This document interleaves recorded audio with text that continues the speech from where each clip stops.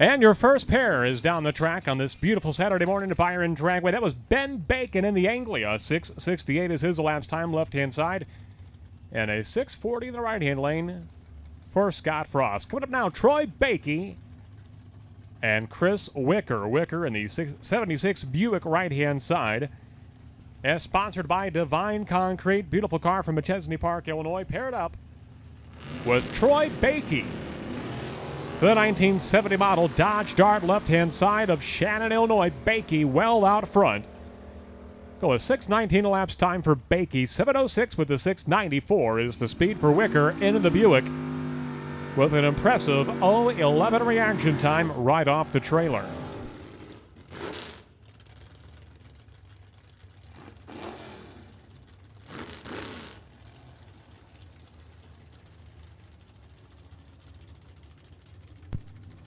Roger Morris, another Divine Concrete sponsored entry. In fact, he is the owner-operator of Divine Concrete. The 79 Buick Regal, left-hand side, paired up with Jesse Albright. Albright on the right-hand side, a beautiful Ford Mustang out of Montgomery, Illinois.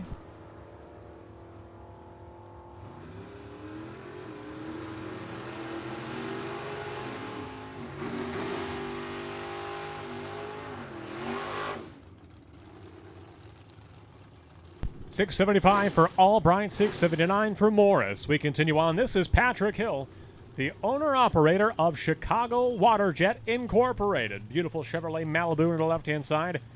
Paired up with Buck Davenport, 67 model Chevrolet Camaro. From Roscoe, Illinois, Davenport in the right-hand lane.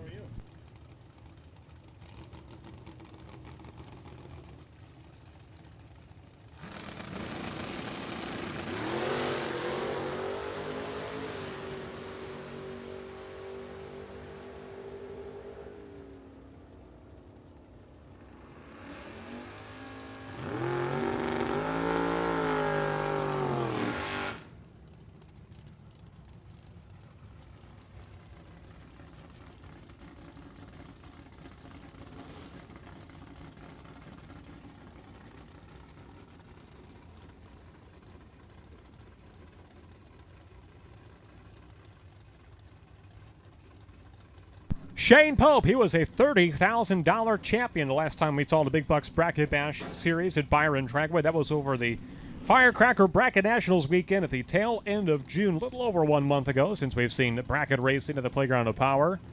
Pope was the Friday night $30,000 champion in that Pinto you see left-hand side. Paired up with Aaron Johnson of Polo, Illinois. Mark it down. There it is. Trip Zip green for Pope. He's going to be your potential buy come round number 1 in Super Pro No Box. What a performance for Pope in the left-hand side, picking right up where he left off 1 month ago. Coming up now, this is Mark White, left-hand side.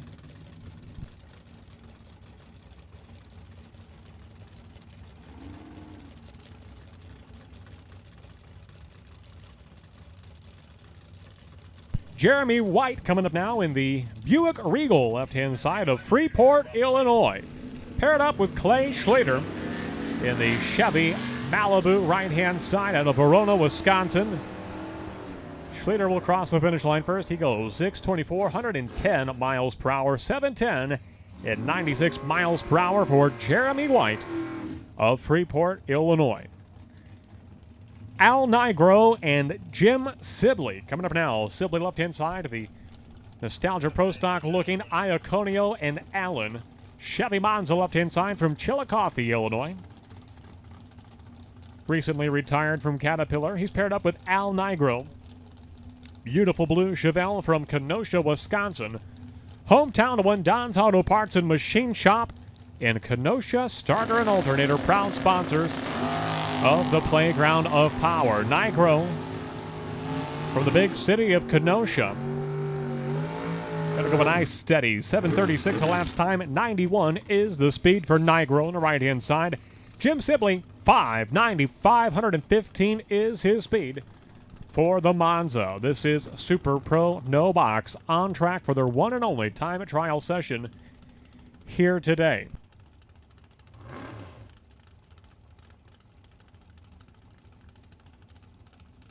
Brando Carlson and Mike Etchison are on track at this time. Carlson, 007 green to the left-hand side. Great run for Carlson. He's going to go 5:71 elapsed time. 120 miles per hour for Brando Carlson. Etchison goes a 5:59 on the right-hand lane. Kevin Lancaster, he was a winner out here the last time we saw him in the Big Bucks Bracket Bash Series in early June.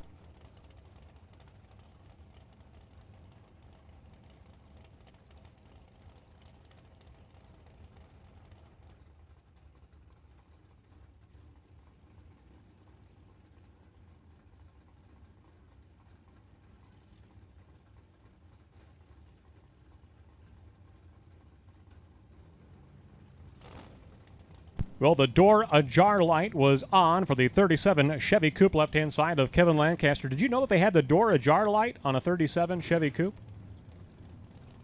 Was the first year they had the door open light on the dashboard.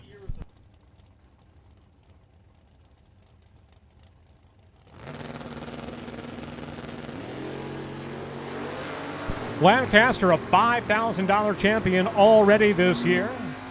He's going to go with 5.94 left-hand side for Lancaster. He'll get the door shut, make a nice clean run down to the left-hand side. Bob Dish, meanwhile, 6.59, 103 for the Vega wagon on the right-hand side.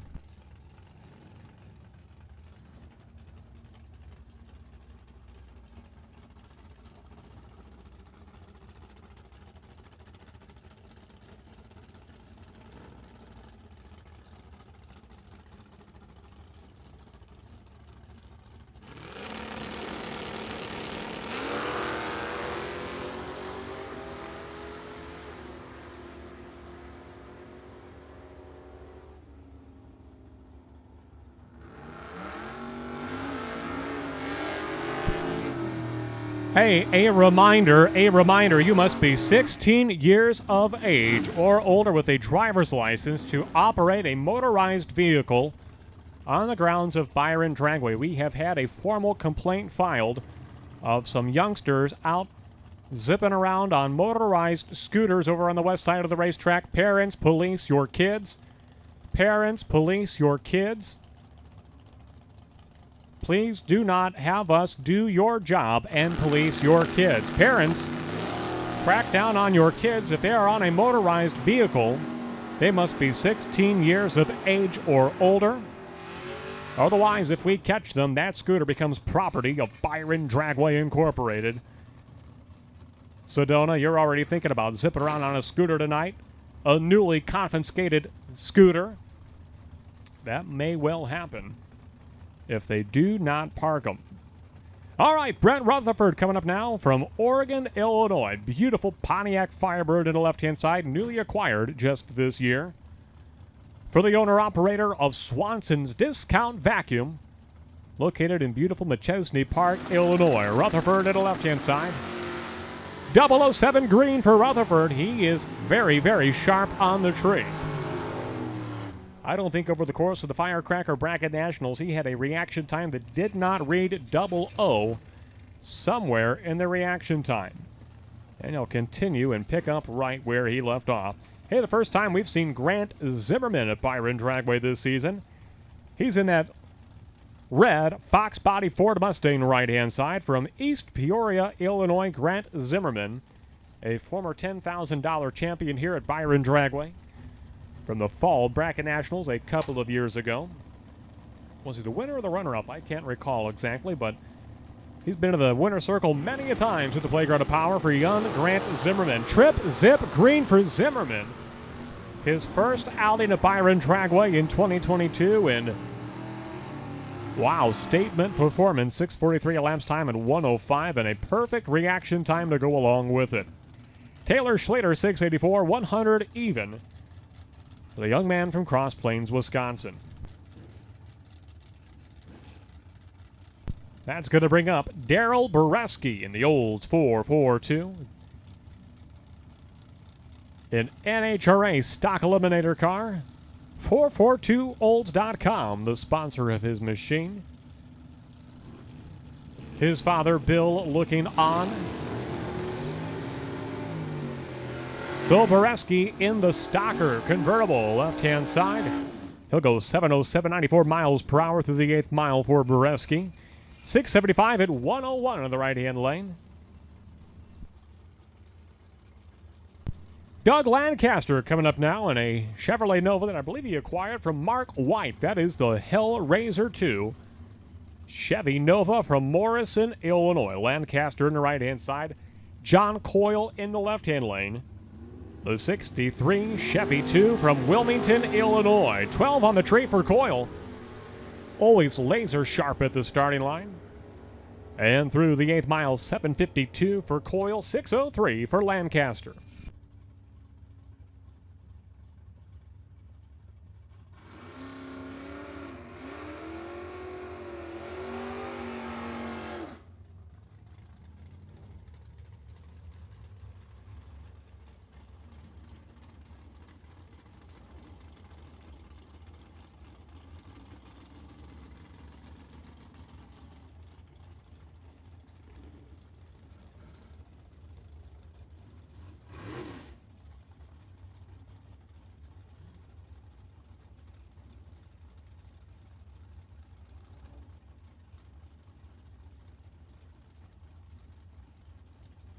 Mark Langfoss and Fred Berardi Jr., your next pair. Pair of red line stars right here. Langfoss 001 red.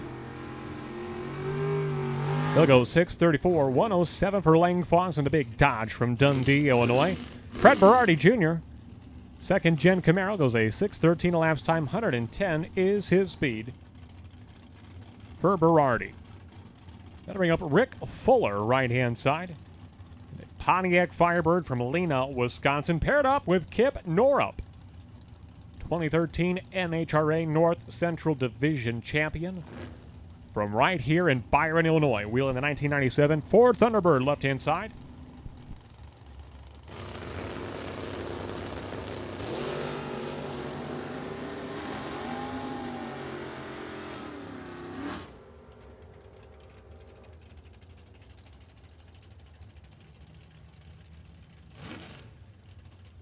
.641 for Norup at the left-hand side. 107 is his speed. Fuller, 13 green at the tree. 625 at 109. Well, another driver hailing from the big city of Byron, Illinois, just across the river. That is Jeff Billiter. The 71 Bagel Wagon right-hand lane is sponsored by Hanlon Automotive. Paired up with John Hickson, an engineer from Plainfield, Illinois, in the 1970 Buick GSX. Great reaction times for both drivers. 11 green for Hickson at the left-hand side. 004 green for Billiter in the Bagel Wagon. 665 for Billiter. John Hickson 623 with an 113 miles per hour for the Buick GSX. Double entered, that is Roger Morris once more in the Red Dragon Buick Regal right-hand side. Paired up with Chad Cannon. 2000 model Chevrolet Camaro from Winnebago, Illinois, a community that is always well represented at Byron Dragway. A last and final call for Super Pro, no box. Last and final call, Super Pro, no box. So we've already got a couple of double entries already back up for their second run here in no box. So a last and final call, Super Pro, no box. To the staging lanes at this time. 005 reaction time for Morris at the right-hand side. 678 is his elapsed time for run number 2. For Roger Morris, Chad Cannon, 642 at 107 in the left-hand lane. Cameron Mason and Nathan Schroeder are your next pair. Schroeder on the right-hand side, the 1988 Chevrolet S10 pickup truck. As sponsored by B. Wrenchen Automotive Repair from Fulton, Illinois. Small community, but with a great drag racing following. A lot of racers right there, probably per capita, one of the most populous drag racing communities in western Illinois. 009 reaction time for Schroeder. 594, 114 miles per hour in the right-hand lane. Cameron Mason, 678, 100 even is her speed in the left-hand lane.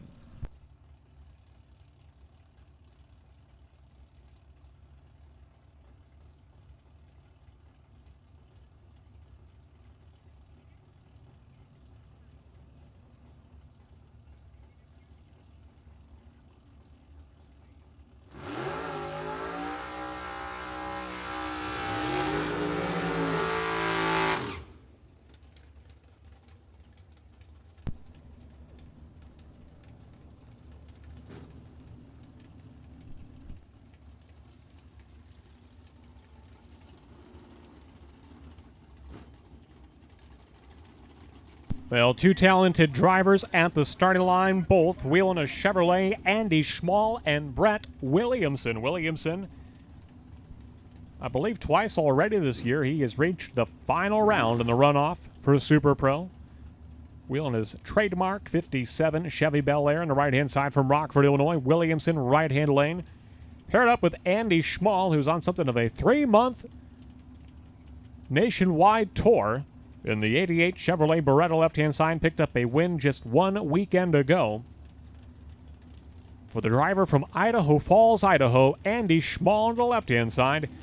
Paired up with Brett Williamson in the right-hand lane. Williamson, 001 red on the right-hand side, 6 flat. 112 miles per hour for Williamson. 594, 115 is the speed for the Beretta of Andy Schmall in the left-hand lane.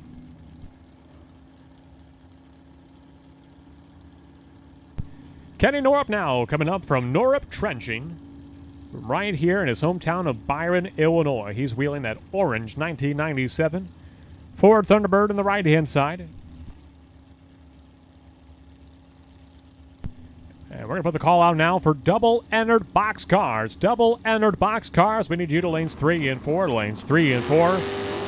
Double-entered Super Pro boxcars to lanes 3 and 4 at this time. Double-entered Super Pro boxcars to lanes 3 and 4. 5:83 elapsed time. 117 miles per hour for Kenny Norup in the Thunderbird.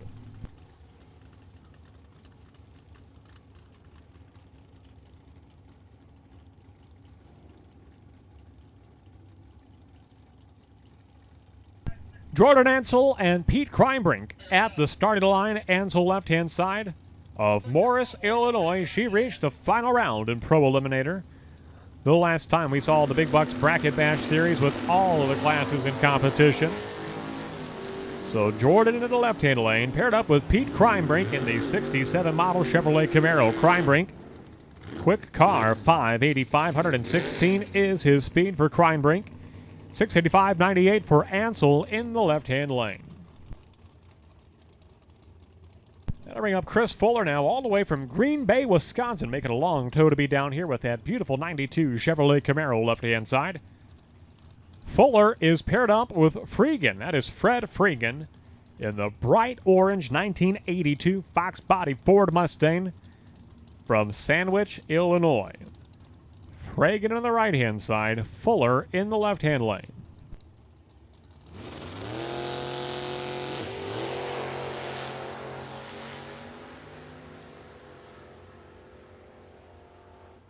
.592 for Freegan in the right-hand lane. 117 is his speed. 674 at 104 for Chris Fuller in the Camaro, all the way from Green Bay, Wisconsin.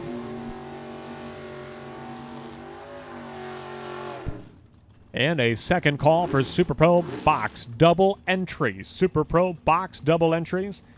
This is your second call to the lanes, please. Already a handful of drivers arriving. Thank you for all the punctuality.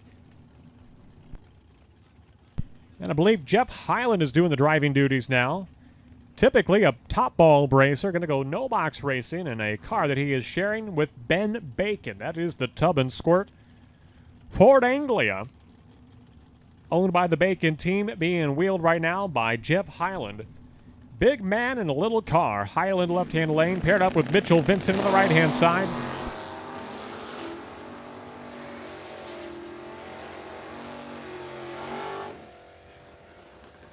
.808 for Hyland in the left-hand side. Mitch Vincent, 008 red, 579 elapsed time, 118. Some big mile per hour from Mitchell Vincent in the Camaro right-hand side. Looks like a handful of solo runs here to wrap up Super Pro No Box. Super Pro Box double entries, they are making their way to the lanes at this time. Final call, double entered Super Pro Box double entries to the lanes, please.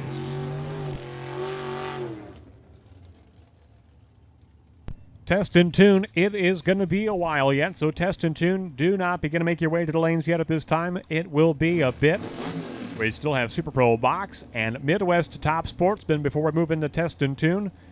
So Test and Tune drivers, we ask you to please hang loose in your pit area. We will call you when it is closer to time for Test and Tune.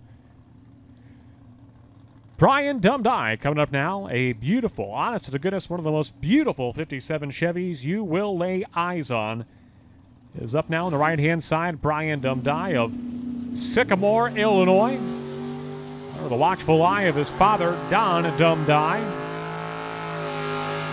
17 green on the tree for Brian. He'll go 598, 115 miles per hour for Brian Dumdye. In what I believe to be the final no-box entry here this morning.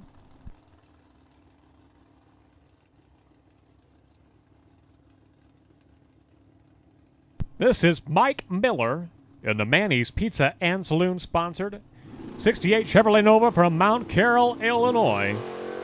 009 red for Miller. And he'll click it off just past the 8th mile. 6:11 elapsed time, 112 miles per hour for Mike Miller. That is a wrap for the one and only time trial session in Super Pro No Box. A couple of perfect lights along the way.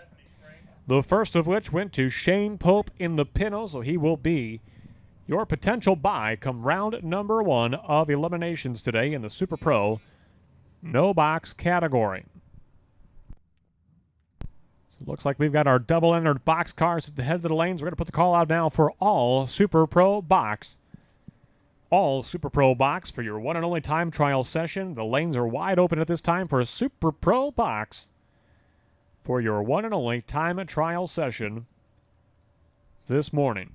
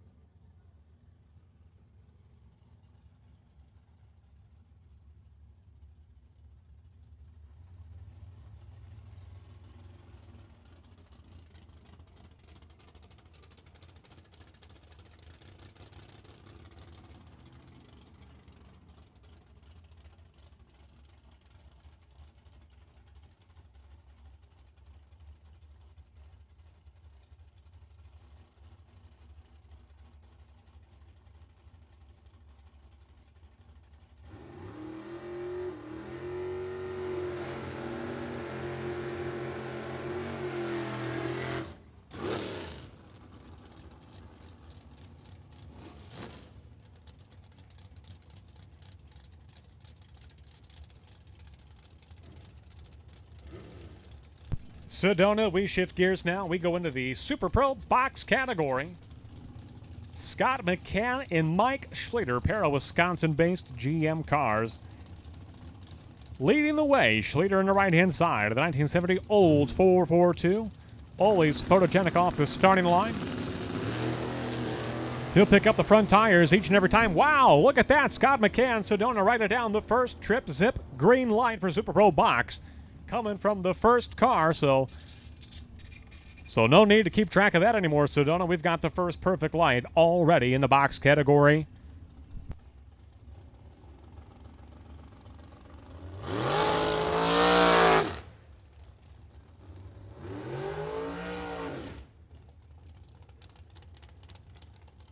Kind of unclimatic, isn't it?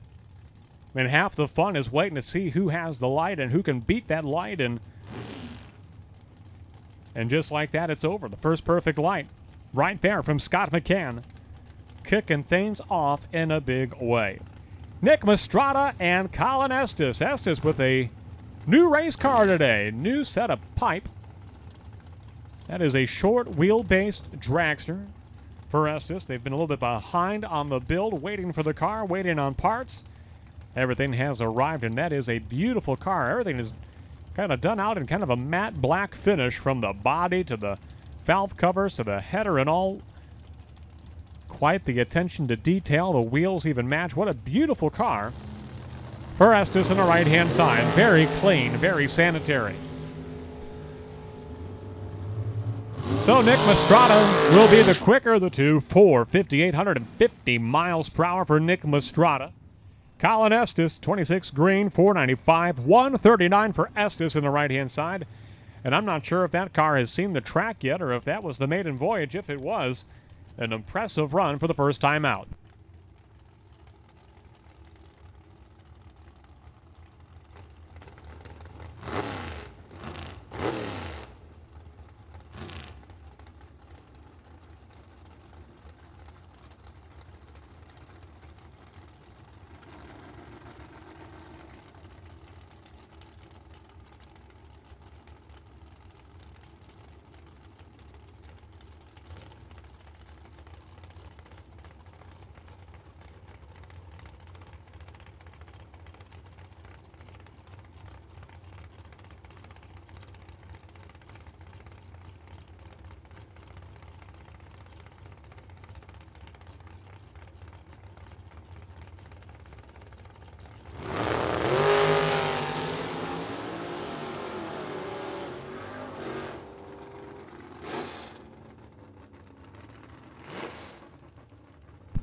Sedona, can you believe it? Another perfect reaction time. That one from the amazing Grace, Eric Grace, in the dragster. You'll see him. He'll be a busy guy today. He's going to be double entered in Super Pro box as well as top sportsman.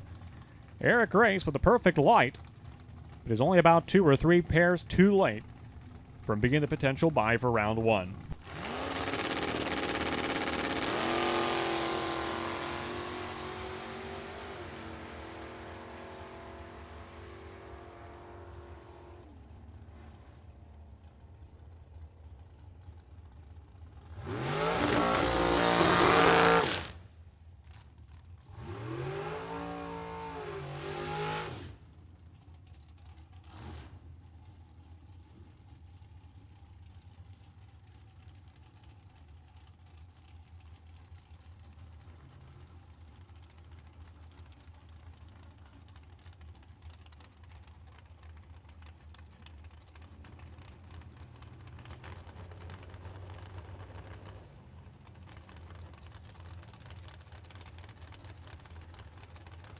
An impressive reaction time, 001 for Kevin Swartz in the previous pair. Coming up now, this is Dominic Bowden and Ed Nemec. Nemec in the Corvette right-hand side. A big tip of the cap to Ed Nemec, Doug Cruz, and Andy Schmall for restriping and renumbering the staging lanes.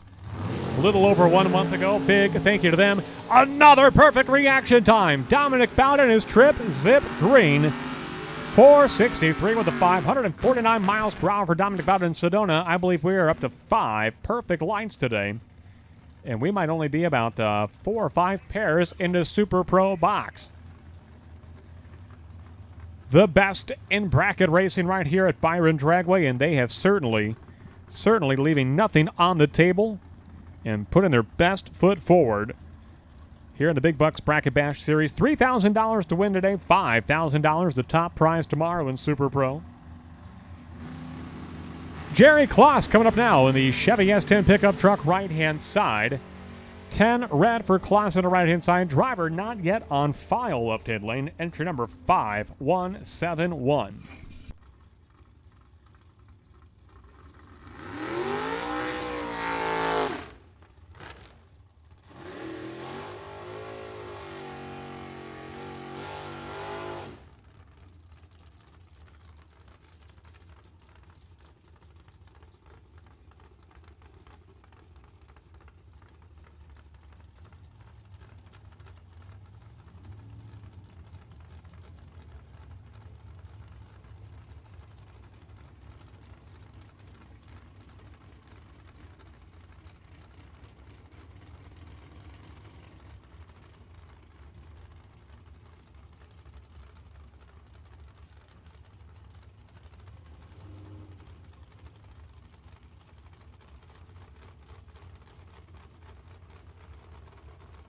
Blake Venksnis and Alan Block coming up now. Block in the 63 Chevy 2 right-hand side from Ottawa, Illinois. Charming community right on the Illinois River. 006 reaction time for Block. 6:13 with a 5. 111 miles per hour for Alan Block in the right-hand side. Blake Venksnis, 491. 137 is the speed for the dragster of Blake Venksnis.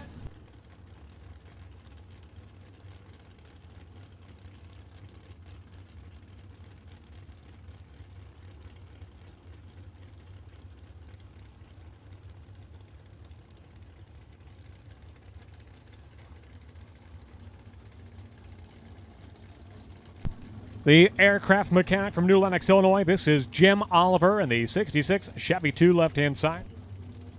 Paired up with a rear-engine dragster right-hand side. Driver not yet on file, but we are sorting through our notes to locate the tech card of this entry. Get them entered into our computer here before the day gets too far along.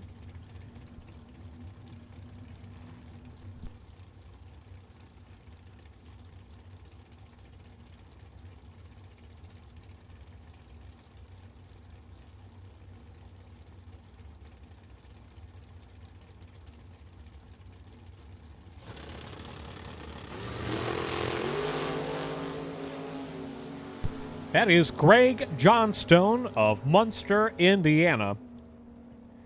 5:16, 130 miles per hour for Johnstone in the right-hand side. Oliver, 5:61 at 124 in the Chevy 2 in the left-hand lane.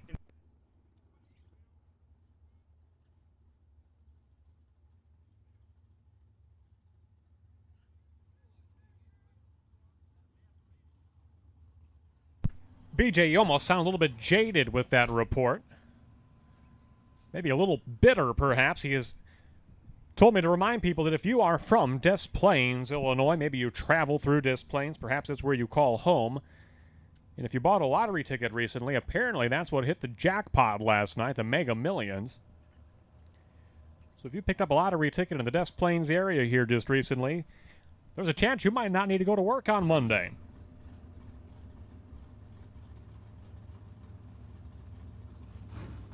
I think he sounds salty about it, don't you, Sedona?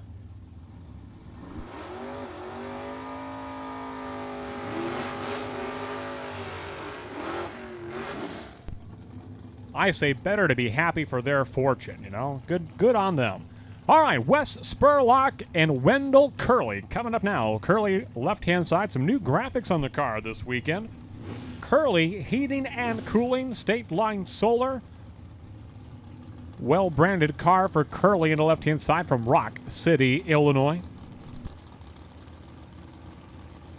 He'll usually lead the starting line with the front end up in the air. Curley left-hand side paired up with the young gun. That is Wes Spurlock of Elgin, Illinois. In the 71 Nova, big wheels-up launch for Wendell Curley. But Spurlock is going to beat him to the finish line. 6:12 is his elapsed time. 110 for Spurlock in the right-hand lane.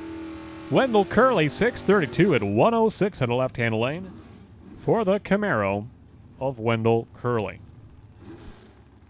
Frank Sulfin, wow, you can't miss that car on the right-hand side. Bright green, 72 Plymouth Duster from Naperville, Illinois. Sulfin on the right-hand lane, paired up with Nate Kelly, the Gone Batty rear-engine dragster from Tinley Park, Illinois.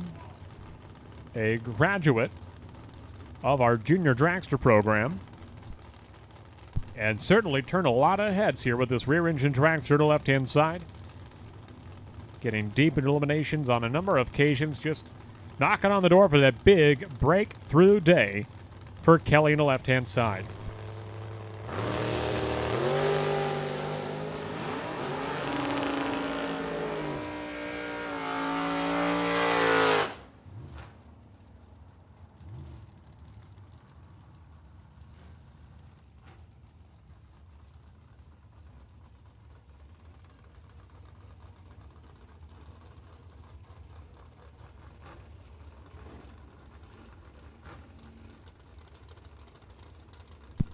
Dave Ringelstetter coming up in the right-hand side from Johnson Creek, Wisconsin.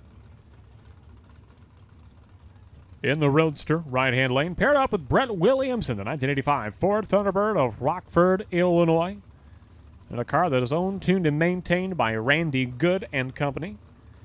So Williamson double-entered 2 cars, 1 in no box, 1 in box. He's at the left-hand side. Ringelstetter in the Roadster. So far, the only Roadster we've seen in competition today. Not to say that there aren't more, but they have certainly become a rarity.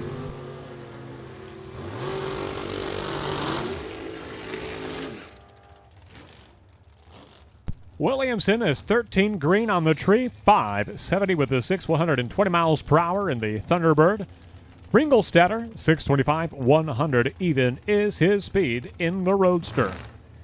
Jim Prevost and Al Kiefler coming up next. Kiefler on the right-hand side, Consolidated Garage Doors. That is the new sponsor on that Spitzer chassis dragster on the right-hand side from Naperville, Illinois. Kiefler, I understand, just racing here today, only this weekend.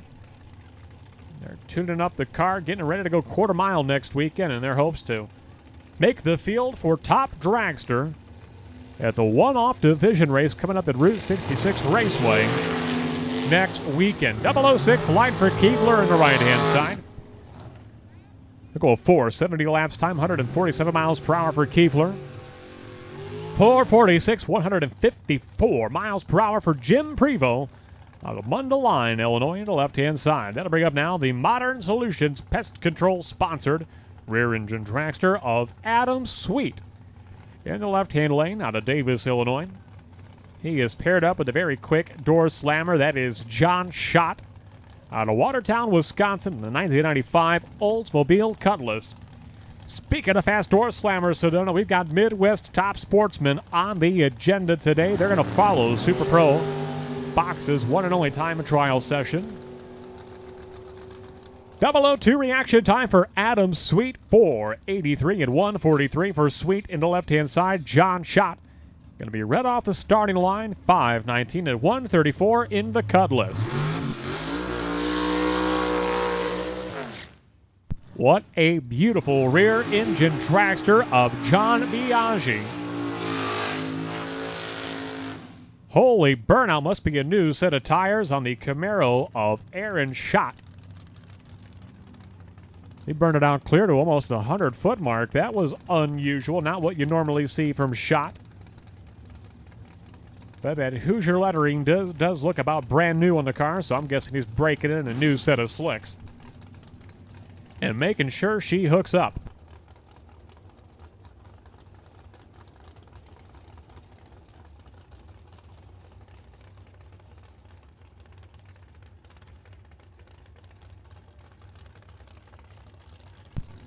So Aaron Schott, known for some outstanding wheel stands. We'll see what he can do right now in that Z28 Camaro on the right-hand side. John Biaggi, one of the quickest dragsters on the property normally.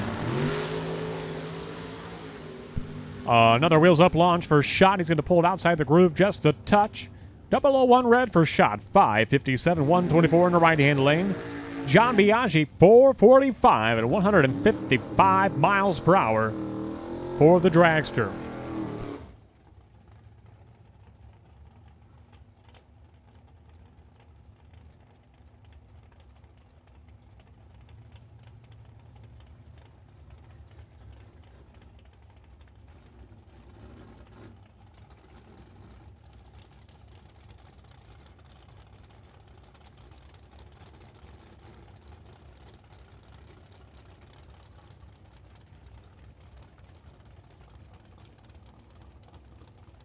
Well, she is celebrating 50 years of drag race at Byron Dragway. That is Bonnie Fisher on the right-hand side.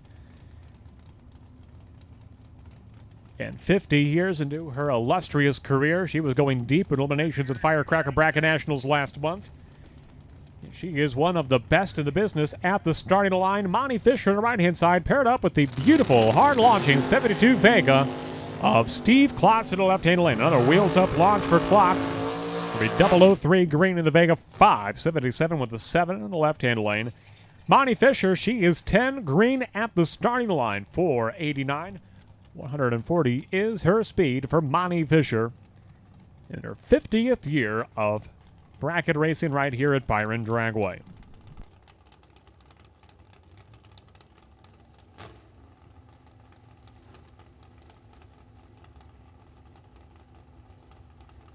So, Machine Gun Kelly Spears coming up on the right-hand side. The rear-engine Dragster from New Milford, Illinois. Paired up with Jamie Schmall. Schmall in the 72 Chevrolet Nova left-hand side out of Idaho Falls, Idaho. She and Andy on something of a 3-month tour across the United States, hitting up all the big money bracket races they can find primarily here in the Midwest at this time. So Schmall on the left-hand side, a native of the Rockford, Illinois area. Something of a homecoming for the Schmalls. And Machine Gun Kelly Spears of nearby New Milford.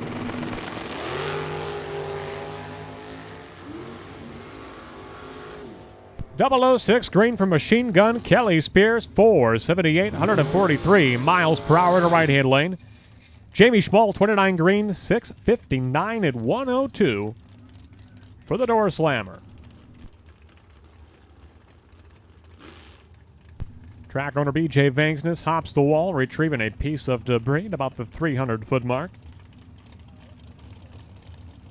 That'll bring up Bruce Call and Dion Dignitz. Dion Dignitz, one of the hottest dragsters in competition at Byron Dragway this year.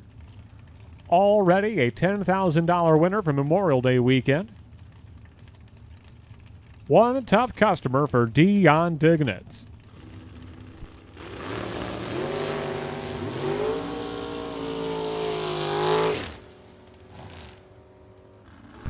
.002 reaction time, 5:33 for Dion Dignitz on the right-hand side. Keep your eye on that car today. Like I say, he has been one of, if not the best, rear-engine dragster all year long. Charlie Hama and Joe Hansen coming up now.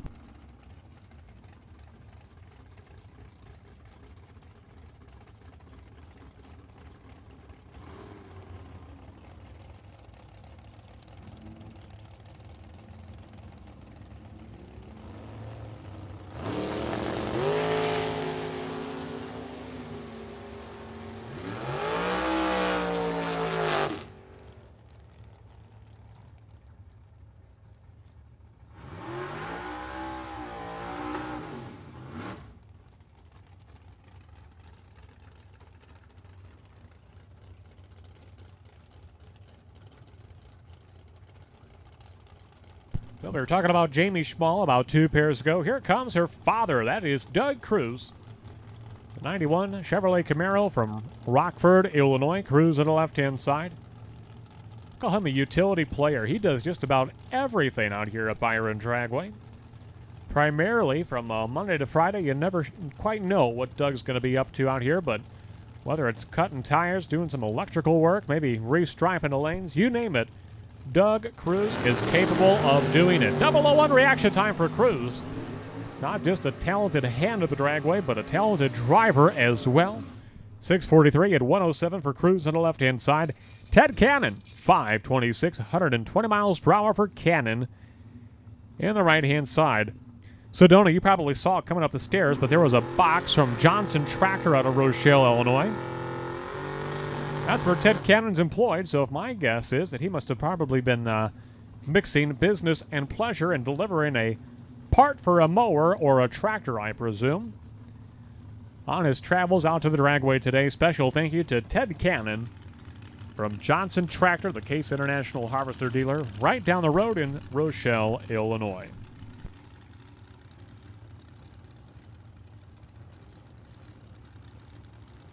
Pair of cars that are not in the system yet. A Chevy S10 pickup truck on the left-hand side and the Ford Fairmont in the right-hand lane. We'll dig up their entry information and have that ready as the day goes on.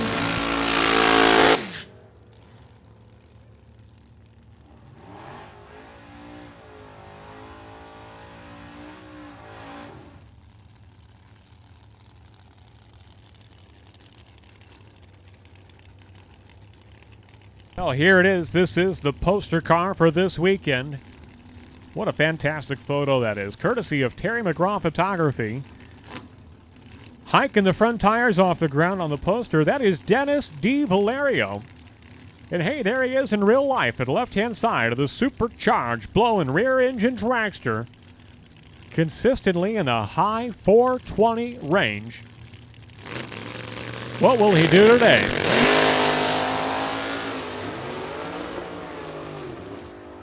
.427, 164 miles per hour for Dennis D. Valerio. That is both your low ET and top speed of the day, bar none, from Dennis D. Valerio. Forrest Lipke, 003 reaction time, 6:17 and 1:10 on the right-hand side for the Camaro of Forrest Lipke. Dave Ansel and Jeff Jones coming up now. Jones on the right-hand side of the dragster from Beloit, Wisconsin. Ansel in the Camaro left-hand side. Ansel doing something a little unusual last week, and he was out here testing and tuning with a throttle stop in the car, getting ready to run that car actually in the 1090 Super Street category next weekend at the division race at Route 66 Raceway. So Ansel with a versatile Camaro left-hand side. And Jeff Jones, talented driver in the rear-engine dragster from Beloit, Wisconsin.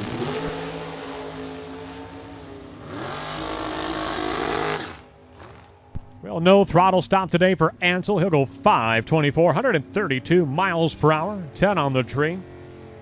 To slow that car down to run 1090s in the quarter mile, Ansel was on the throttle stop, I kid you not, to almost a 330-foot cube out there. So big motor, fast car, and wowing it down to a 1090 elapsed time is no small chore for Ansel. Coming up now, Bruce Van Straten and Bob Dish. Dish, double enter today, racing in the no-box category as well as box with the bagel wagon right-hand side. Paired up with Bruce Van Straten. Bruce, 009 reaction time, 5:15, 1:34 in the dragster left-hand side.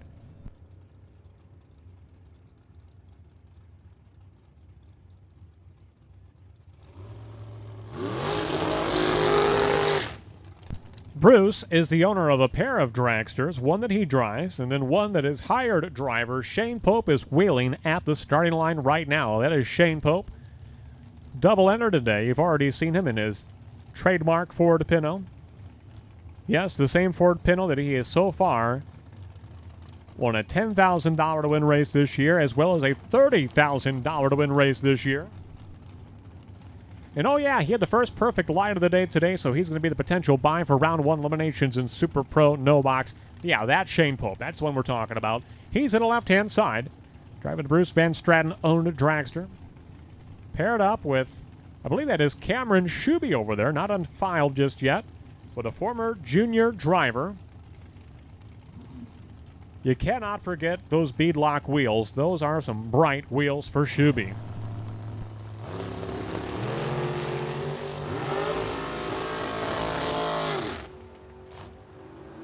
Shane Pope, 007 red, 4:74 is his elapsed time at 1:45. Shuby 023 green, 481 the elapsed time, 143 the speed for young Cameron Shuby, a recent graduate of the junior Dragster program. Out here testing and tuning last weekend and looking to go rounds here this weekend. Coming up now, this is Dan Kike and Buck Davenport. Davenport, another double-entered car. Racing a no box as well as box. He is in the right-hand side. Paired up with Dan Kike, the welder from Brandon, Wisconsin. And an 05 Mullis chassis rear engine dragster with a Chevy power plant between the frame rails.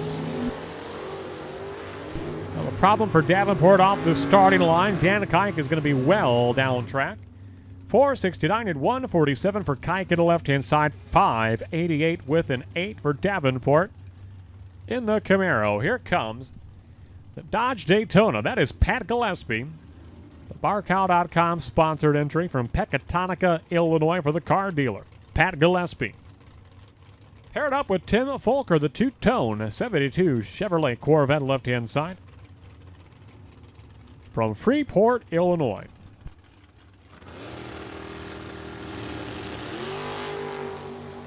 So a final call, Super Pro Box. Final call, Super Pro Box to the lanes, please. Final call, Super Pro Box. 535 for Pat Gillespie, 129 is his speed. Tim Folker, 644 at 106 at the left-hand lane.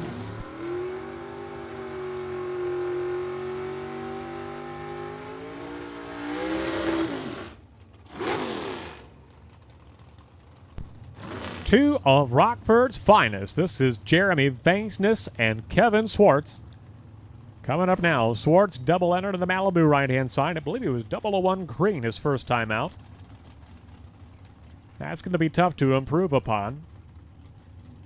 He's in the right-hand side, left-hand lane. That is Jeremy Venksnis in the 74 Chevrolet Nova from the Forest City of Rockford, Illinois.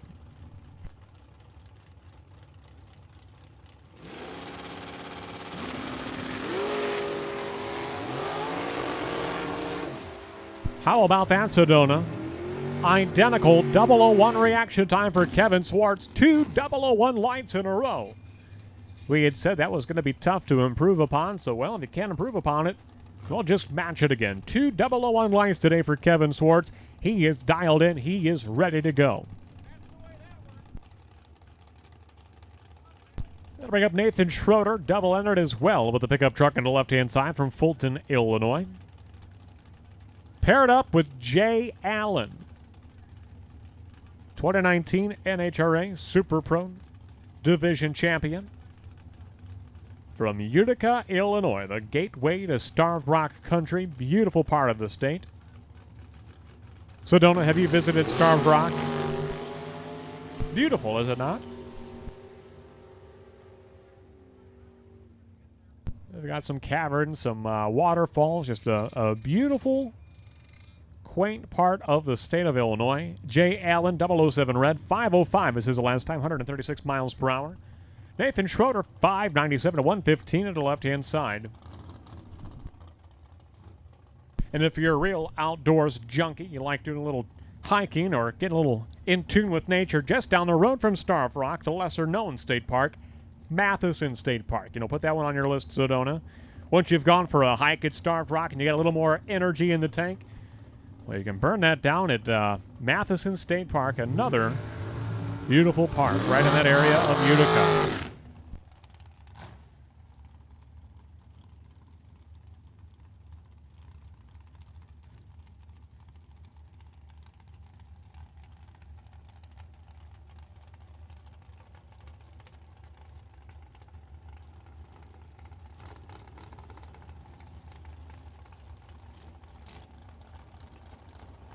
This is Michelle Bacon coming up on the right-hand side. Her first time in competition with that rear-engine dragster.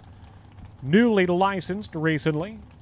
She is in the right-hand side. Michelle Bacon, right lane. Paired up with Brad Antonioni of West Bend, Wisconsin, here in the tower lane.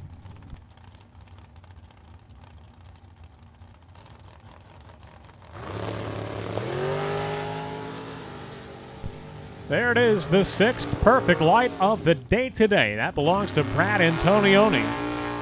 He is trip, zip, green. He'll go 7,644 miles per hour for Brad Antonioni in the left-hand lane.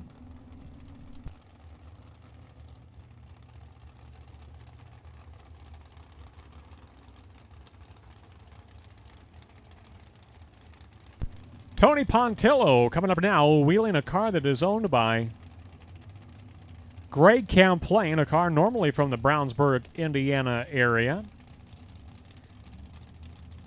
Pontillo, Camplain kind of been sharing driving duties in the comp eliminator category this year, so something of a partnership between the Camplains and the Pontillos. Beautiful Spitzer chassis car on the right-hand side for Tony Pontillo, paired up with Blake Venksnis. Double entered with the Nova in the left-hand side.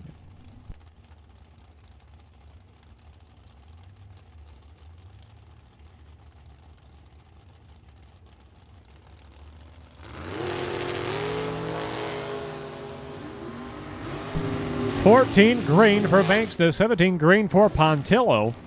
468, 148 for Tony Pontillo on the right-hand side from Don's Auto Parts and Machine Shop in Kenosha. Starter and alternator. Pontillo taking out some hitters a month ago up north at another drag race. Great run for him. Going to bring up Jeff Larson Sr. and Carla Pontillo. Carla coming up on the right-hand side. The second entry from Don's Auto Parts and Machine Shop in Kenosha. Starter and alternator. Talented engine builders, talented machinists. They got a speed shop as well. All the go-fast parts you might need for your car, they've got them. Pontillo coming up on the right-hand side. Jeff Larson Sr. in the left-hand lane.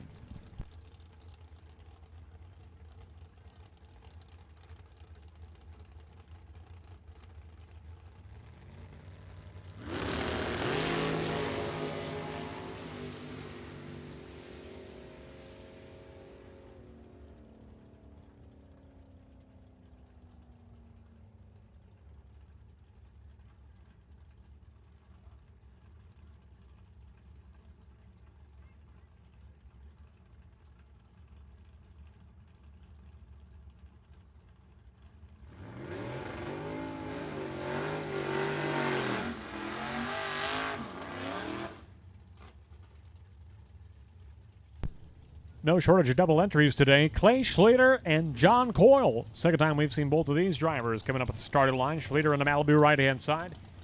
Coyle in the Chevy 2 left-hand lane. From Wilmington, Illinois.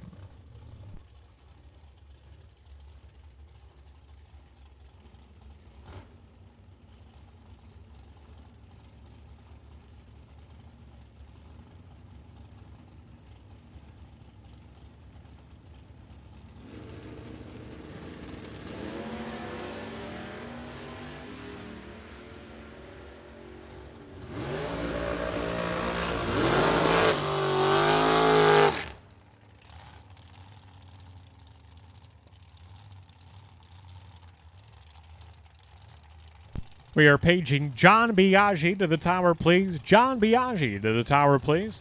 We are looking for John Biaggi to the tower, please.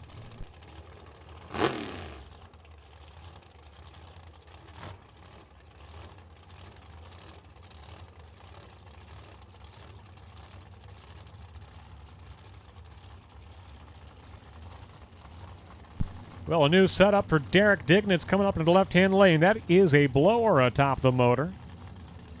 Supercharged setup for Derek Dignitz. And Mike Murray in the right-hand side of Crestwood, Illinois.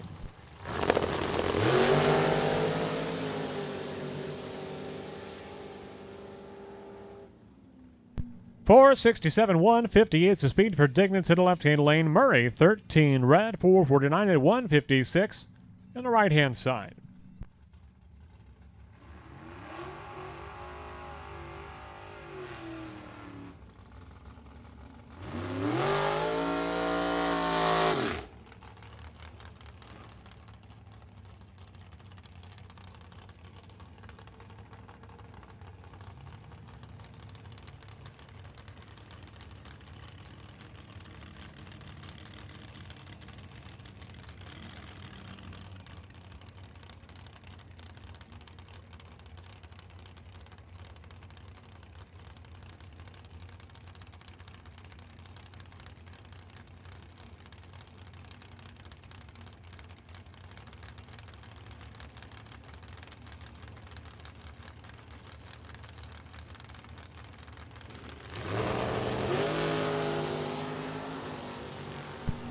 Tim Vincent and Taylor Schlitter on track. 003 reaction time for Schlitter. 675, 400 for the S10 pickup. Tim Vincent, 481, 142 to left-hand side. That's arguably been one of the best dragsters at Byron Dragway in the last couple of years. 2 wins in just the last calendar year. That'll bring up Josh Goyke. Got a new motor put together for this entry. I believe he spun some bearings over Memorial Day weekend. They got it tuned up and back out. Goyke is on the right-hand side from just down the road in nearby Stillman Valley, Illinois. Paired up with the Pro-Charged rear-engine dragster of Kevin Robertson. Robertson, I believe in 2020, what is he? Super Pro box class. Top of class. 435, 160 miles per hour for Kevin Robertson. 10 green on the tree as well. 484, 141 for Josh Goyke on the right-hand side with the new motor.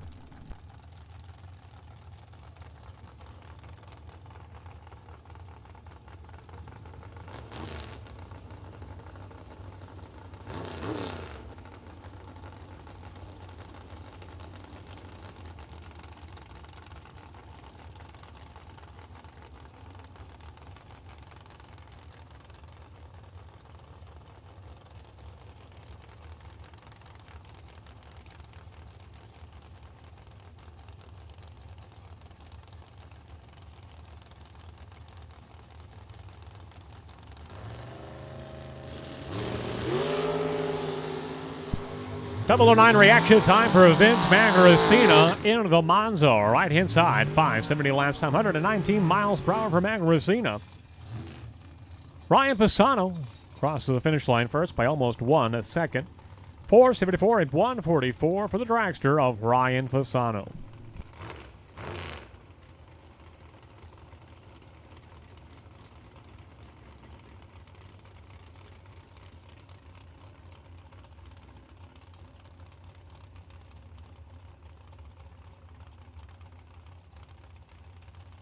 We are still looking for John Biaggi. John Biaggi to the tower, please. John Biaggi to the tower, please. Hey, the first call is going to go out for Midwest Top Sportsman. Midwest Top Sportsman. The lanes 5 and 6. Top Sportsman to the lanes, please. For your first of 2 qualifying sessions, we need Midwest Top Sportsman. Lanes 5 and 6, lanes 5 and 6. Once you fill lanes 5 and 6, then move on over to lanes 7 and 8. Midwest Top Sportsman, we are ready for you. Lanes 5, 6, 7, and 8. Lanes 5, 6, 7, and 8. Paging Midwest Top Sportsman to the lanes, please. Melissa Heldman and Scott LaBuddy. Coming up now, LaBuddy had a bow out of the Firecracker Bracket Nationals about a month ago. Problems with the car. Fortunately, looks like he's been able to repair. Get the car back out in short order. Less than 1 month later, LaBuddy is back in the right-hand side. It's good news for him. It's bad news for his competitors because he is one tough customer. In fact, he's the champion, points champion from 1 year ago. So LaBuddy in the dragster, Heldman in the truck.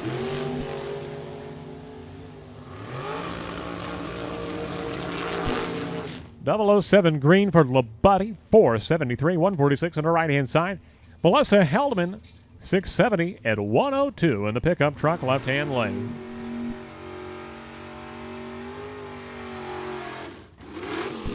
And a second call will go out. Second call. Midwest Top Sportsman. We need you to the lanes, please. Midwest Top Sportsman to the lanes, please. Lanes 5, 6, 7, and 8. Lanes 5, 6, 7, and 8. Midwest Top Sportsman. We are looking for you to the lanes, please.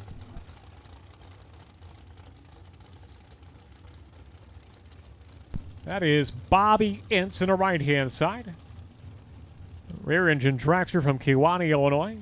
Paired up with Brent Vincent from right here in Byron, Illinois. Hometown driver Brent Vincent in the Camaro.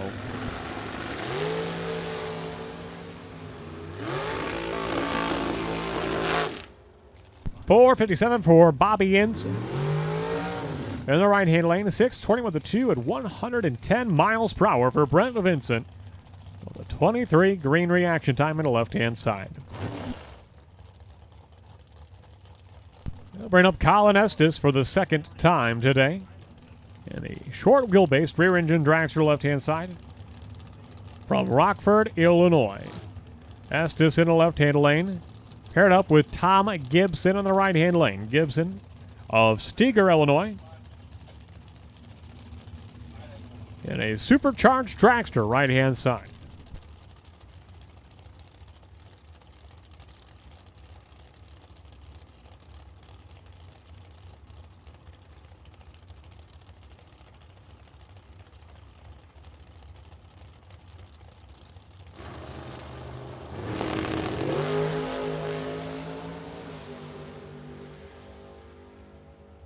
Double 07 green for Colin Estes, left-hand side. Tom Gibson, 4:63 at 1:51. The supercharged dragster in the right-hand lane. And right on time, top sportsmen beginning to make their way to the lanes for their first of 2 qualifying sessions. Third call, Midwest top sportsmen. To the lanes, please, for your first of 2 qualifying sessions.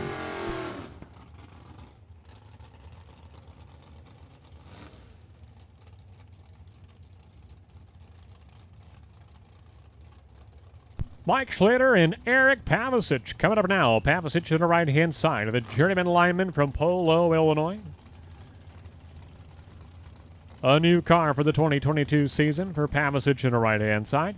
Schlitter double entered the Olds 442 left-hand lane from Cross Plains, Wisconsin.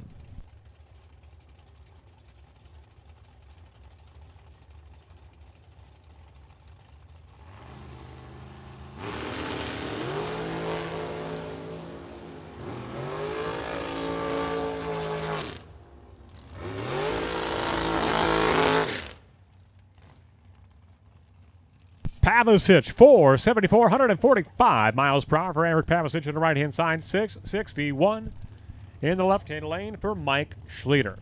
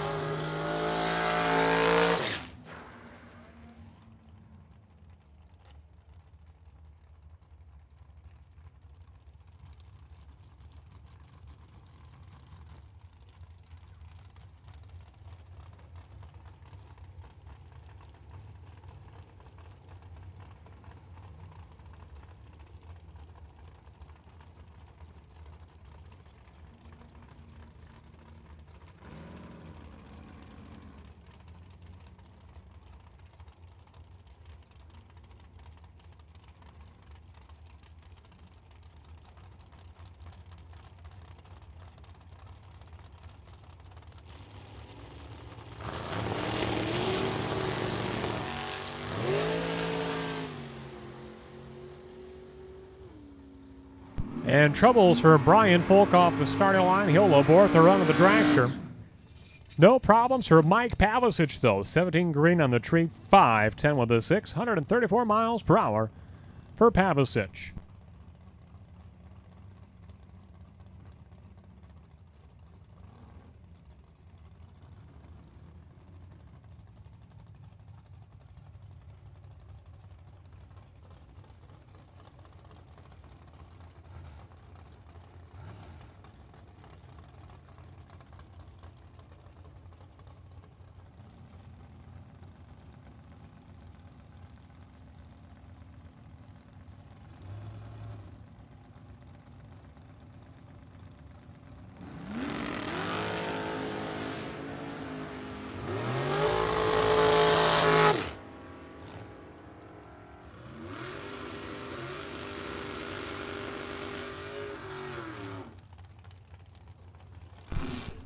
There it is, the 7th perfect light of the day for Tori Williams.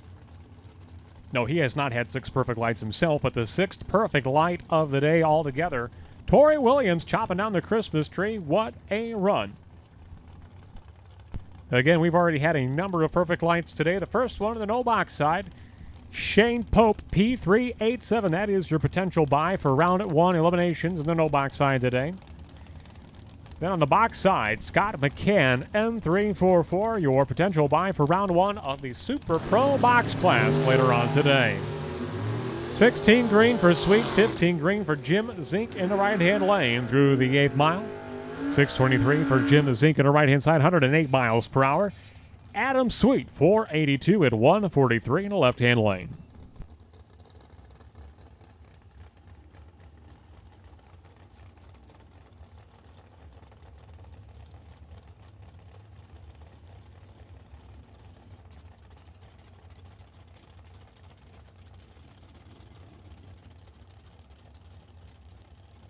Paging John Biaggi, paging John Biaggi to the tower, please.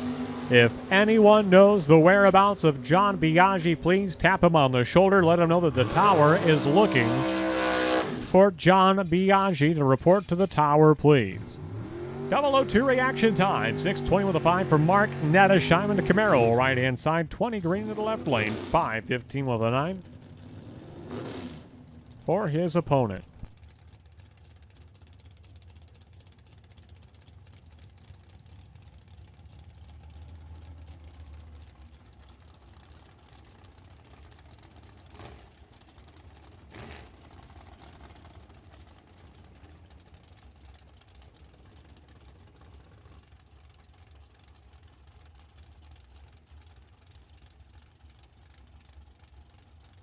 Well, here comes the car that had a perfect light earlier, the potential buy car in the box category.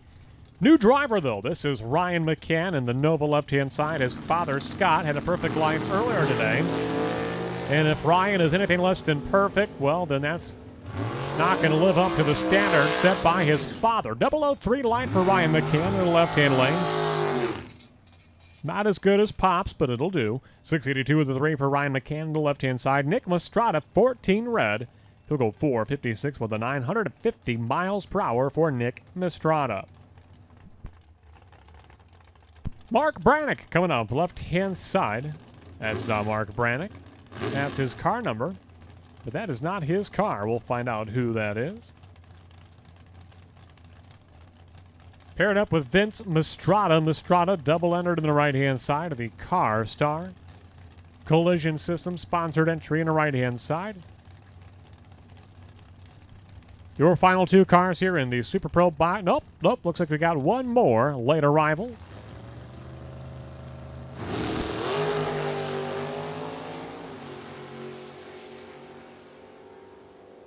$458 at 150 for Vince Mastrada in the right-hand lane. $478 at 143 for entry number 387 in the left-hand lane. Looks like we've got one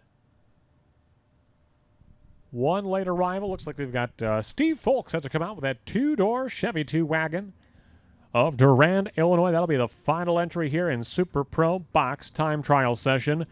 One and only time trial today for Super Pro Box and No Box.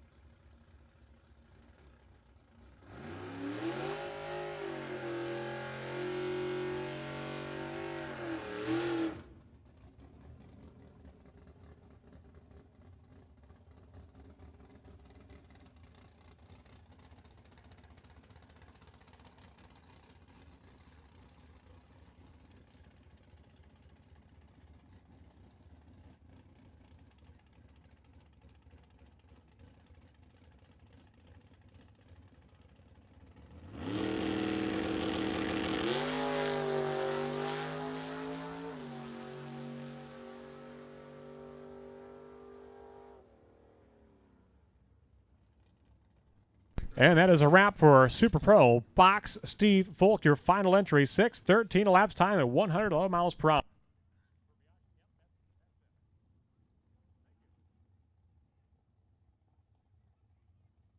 And the cap has been retrieved for John Biaggi's crew. Thank you, sir, for reporting to the tower. That's a wrap for Super Pro. Coming out next, Midwest Top Sportsman, one of 2 qualifying sessions. Thank you, Top Sportsman, for reporting to the lanes promptly and on time. Thank you so much. A reminder, we've got a lot of cars on the property today, and we need all the staging lanes we can get. So we admire the enthusiasm and the punctuality for Test and Tune. But Test and Tune cars, when you make your run, please stay in the pits until we call you back up to the lanes, as we do need to use all these lanes today for all of the cars we have in competition as well. So Test and Tune, once you've made your run, do not come to the lanes yet until we call you, Test and Tune. So make sure you stay back in the pits until we do call you to the staging lane. So Test and Tune. You can stay where you are right now, but for the second session here later on today, please make sure you stay in the pits until we do call your class.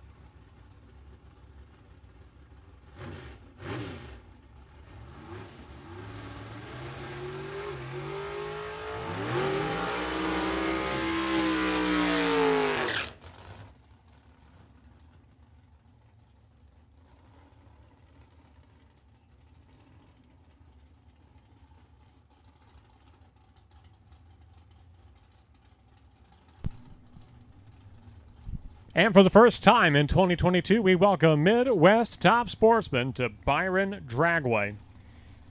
Some of the fastest door slammers in bracket competition that you are going to see taking place right now at Byron Dragway. First, cars out.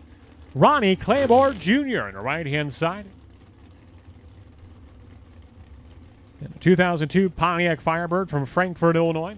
Paired up with the amazing Grace, that is Eric Grace in the beautiful 63 split-window Chevrolet Corvette from Brooklyn, Wisconsin.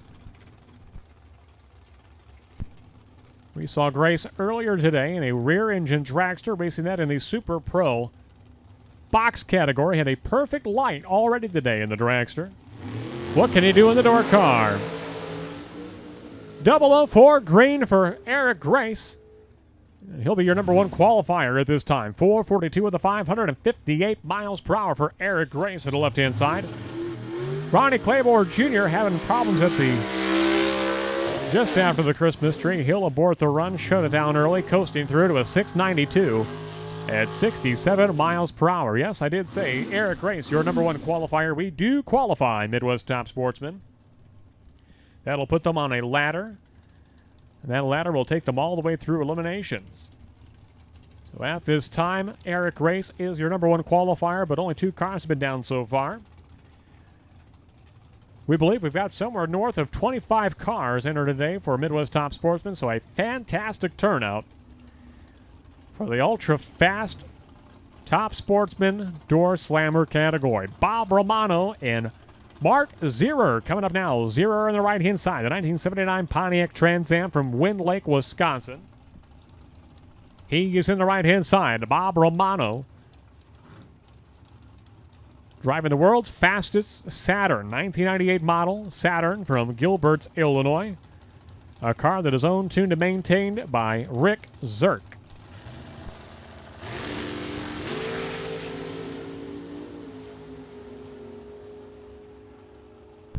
And Bob Romano with a 4:71 elapsed time, 148 miles per hour in the Saturn. Good enough for the number 2 spot at this point. Mark Zero is going to follow him through 5:35 at 130 miles per hour for the Pontiac Trans Am of Mark Zero. And hometown racer coming up, that is Sean Woodworth in the right-hand side, the Vetzilla 2002 model Chevrolet Corvette. In the right-hand lane, paired up with Ryan Wersema, a 1968 Pontiac Firebird from Morrison, Illinois. Hometown to one, Arnie the Farmer Beswick. Arnie, we're going to see him out at the Glory Days, Vintage Drag Race Car Show and Swap Meet coming up next month, August 19th, 20th, and 21st. Wersema, a 5:32 elapsed time. Woodworth at a 5:62 in the Corvette.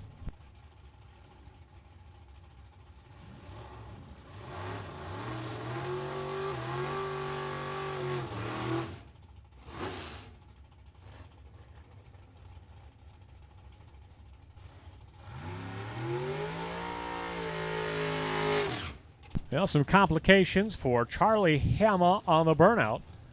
With the Cutlass at the left-hand side, he is being assisted on the starting line by Eric Pavisic. Looks like they got it figured out. They'll do the burnout. They'll be successful. So Hama in the left-hand side, paired up with Jim Banky, the lead singer of the Smokin' Guns. When he's not seen in a tune on stage somewhere, Banky is seen in a tune with that V8 on the right-hand side.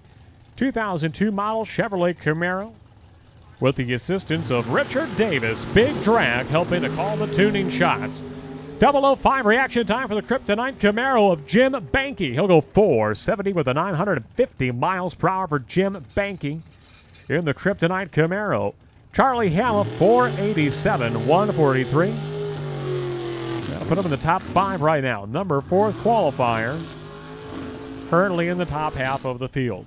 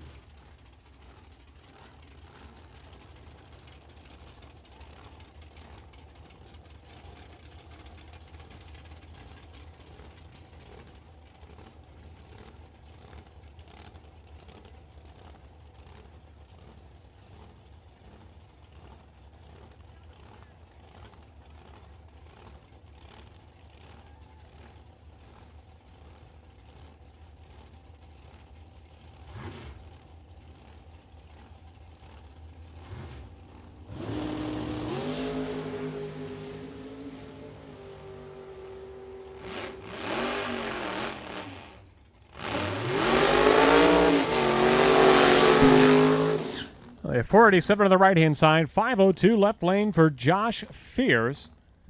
With the number 6 spot. Coming up now, Rick Soika Jr., the 1997 Pontiac Firebird. And the left-hand side, some new graphics. Almost didn't recognize the car for Soika in the left-hand side. Again, this is the first time we've seen these cars in 2022. At Byron Dragway, Soika left-hand side. Long-time runner with Midwest Top Sportsman, one tough customer. Paired up with the Old Glory 72 Mercury in the right-hand side, supercharged entry of Rich Kent. I believe he bought this car new back in 1972. And little by little over time, the car has evolved into what you see here today. Actually had a catastrophic engine failure with that car out here last year during the World Power Wheel Standing Championships with the Mercury in the right-hand side. But they've got it all put back together. They are here for 2022. Keep your eye on one of the loudest and most radical entries of the weekend. That is Rich Kent in the Old Glory Mercury Comet, right-hand side.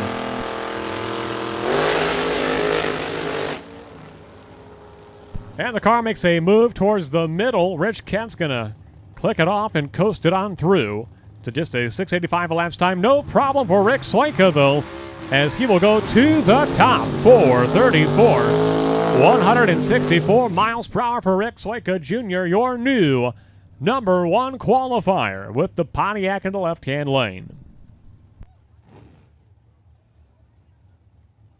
So that is the new mark, 4:34, your low ET at this time for Midwest Top Sportsman.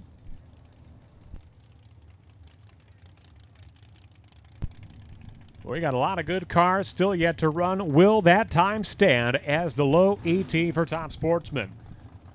A couple cars here to keep your eye on. One, Troy Finner, left-hand side of nearby Rockford, Illinois. The beautiful 1968 Chevrolet Camaro left-hand side for the truck driver by trade.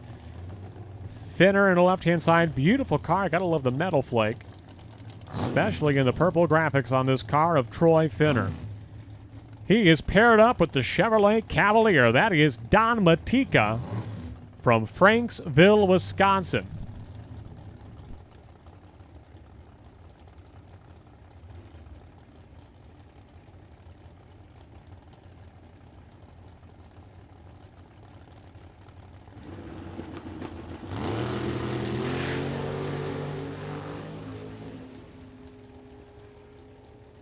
And problems for Finner. He's going to shut it down just past the 330-foot mark.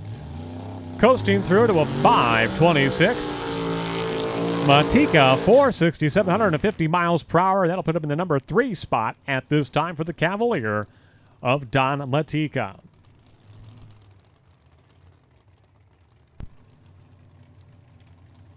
And a pair of Camaros coming up now for your next pair. Eddie Banderowicz Jr. and Bill Rotz. Rotz on the right-hand side. The bright yellow 68 Camaro from East Moline, Illinois. He is the owner of Krabby's Bar and Grill in East Moline. He is in the right-hand side. Eddie Banderowicz Jr., one half of the Banderowicz racing team. You'll see his father in a Chevelle coming up here later on in the session. Banderowicz, newly married this year. His wife helping to the starting line, so Banderowicz in the left lane and Bill Rotz in the right-hand side. 4:34 is the low ET at this time. Will we see anything quicker than that?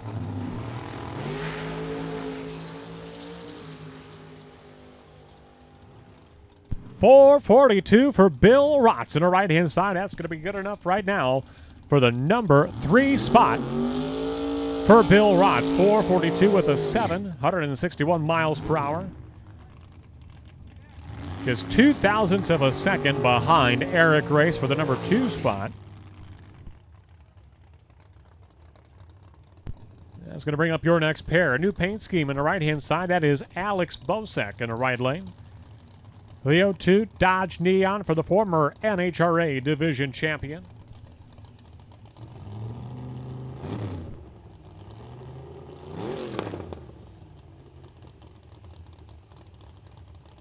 And a long purge of the nitrous system for the Ford Mustang left-hand side of the Boss Mustang. Entry number 9688.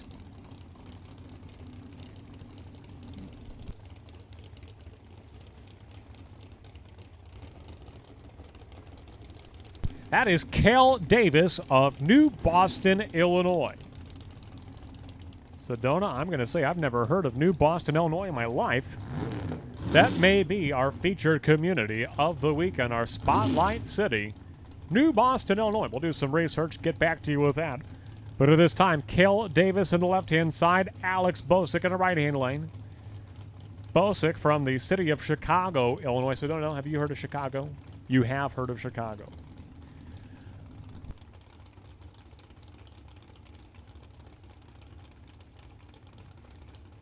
Test and tune to the lanes, please, at this time. We're looking for test and tune to the staging lanes. Motorcycle test and tune to lane at number 11. Slick tire test and tune to lanes 12 and 13. Street legal street tire test and tune to lanes 14 and 15. License run in Pro Tree to lane at number 16. Bosack with a 463 performance. 152 miles per hour for Alex Bosek. Good enough for the number 4 spot at this time. Cale Davis, 1,237 miles per hour for Davis in the Mustang, left-hand lane.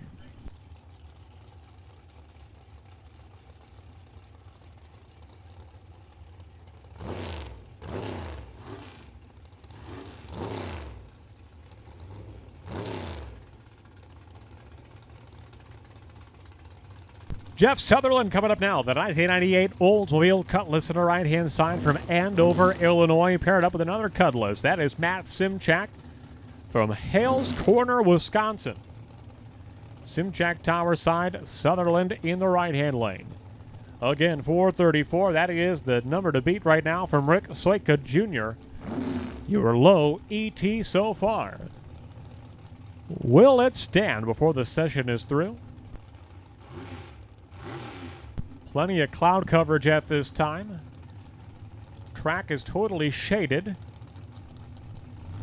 A gentle breeze out of the south, making for a gentle headwind for these cars. And through the 8th mile. 455 for Matt Simchak in the left-hand lane. And 483 in the right-hand side for Jeff Sutherland.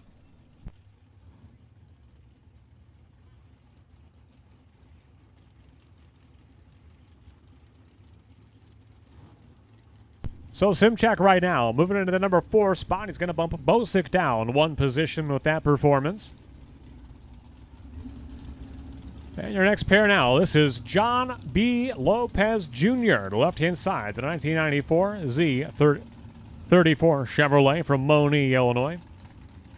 Paired up with Ed Banderowicz Sr., another purge of the nitrous system from the Chevelle of Banderowicz in the right-hand lane. 5 cars remaining in this session of Midwest Top Sportsman. Does anybody have anything for Rick Soika Jr.?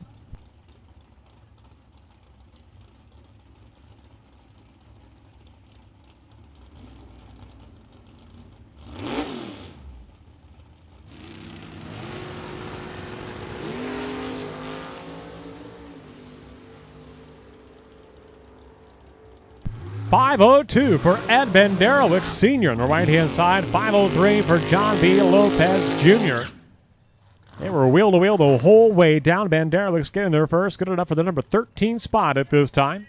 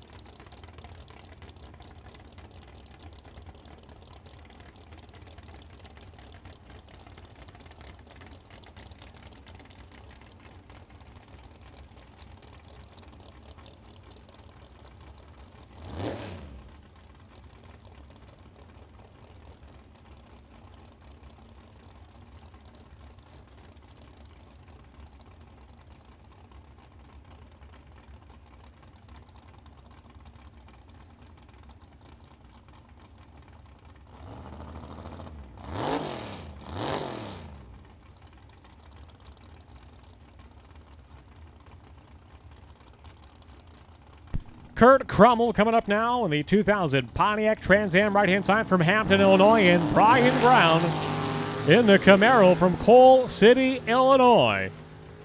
449 for Brown in the left-hand side, 556 for Crummell in the right-hand lane. And Brian Brown's going to take the number 4 spot at this time with a 449 performance.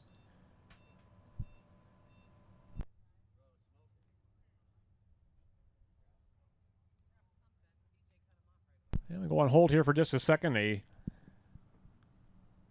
little debris to retrieve from the shutdown area. And once the top end is clear, it'll be time for Anthony Pluti in what will be the final Midwest Top Sportsman entry of the session.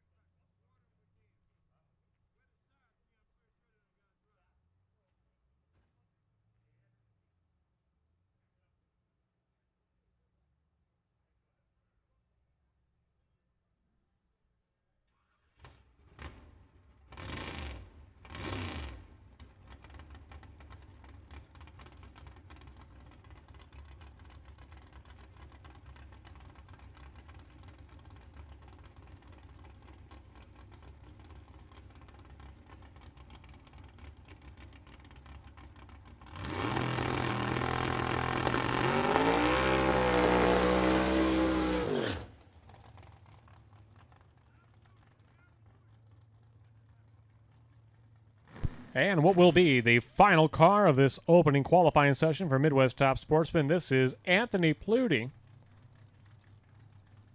The blue 92 Chevrolet Camaro from Homer Glen, Illinois.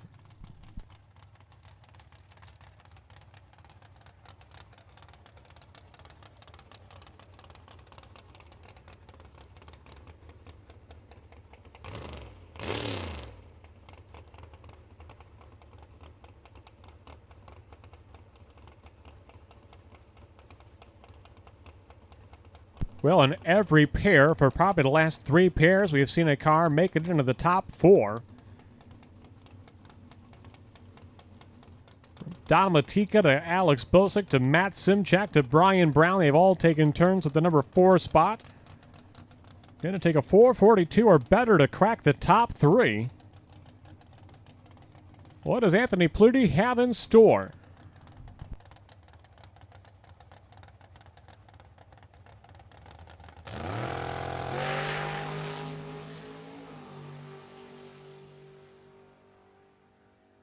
.490, 141 miles per hour for Anthony Pluty, and that is a wrap for qualifying session number 1 today for Midwest Top Sportsman. Pluty going to sit solidly there in the number 14 spot. And Test and Tune is coming out next. Motorcycle Test and Tune leading the way from lane number 11. Slick Tire Race Car Test and Tune will follow suit, lanes 12 and 13. Street Legal Street Tire Test and Tune will be lanes 14 and 15. License Runs and Pro Tree in lane number 16.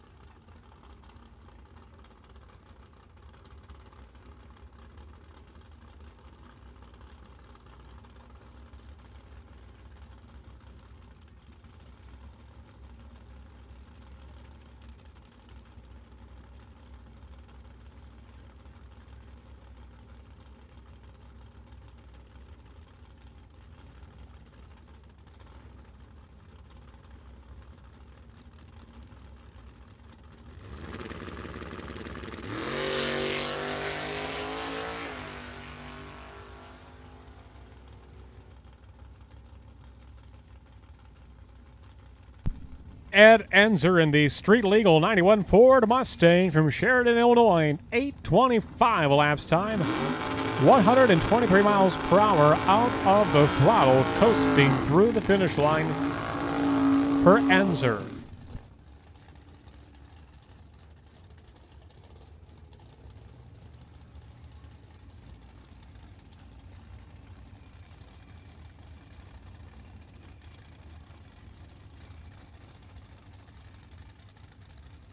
Ed Ioder coming up now from Streator, Illinois, in the Dodge Dart right-hand side. Paired up with Buzz Hansberry in the 73 Chevy Vega from Beloit, Wisconsin. And Ioder looks like he's going to shut it down early, going just a 10-10 through the traps in the quarter mile. 9:38 in the left-hand side for Hansberry in the Vega. 142 is his speed.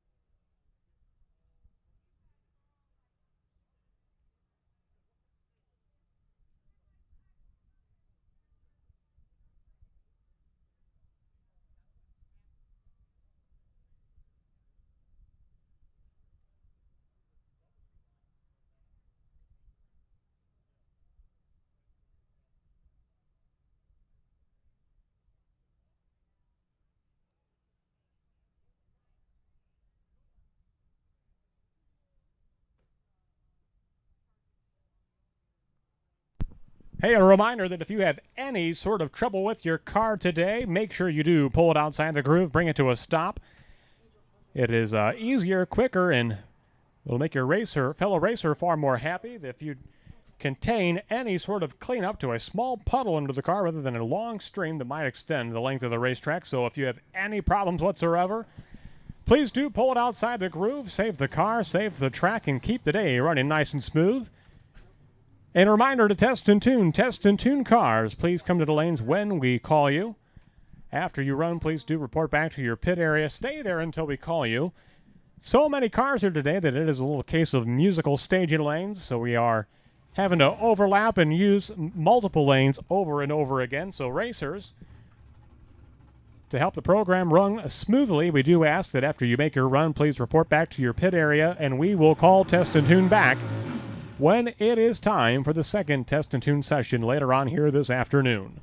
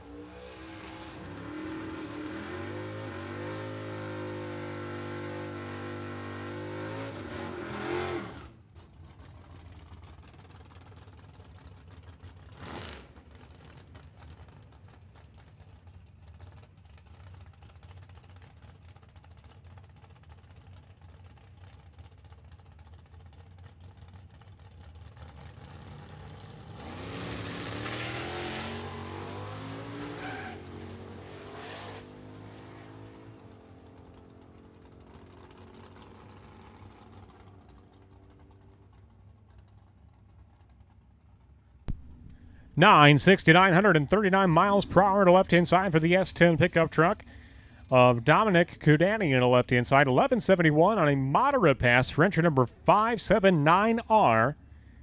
No shortage of horsepower for Bill Rollo of Cross Lake, Minnesota in that 1989 Ford Mustang to the right-hand side.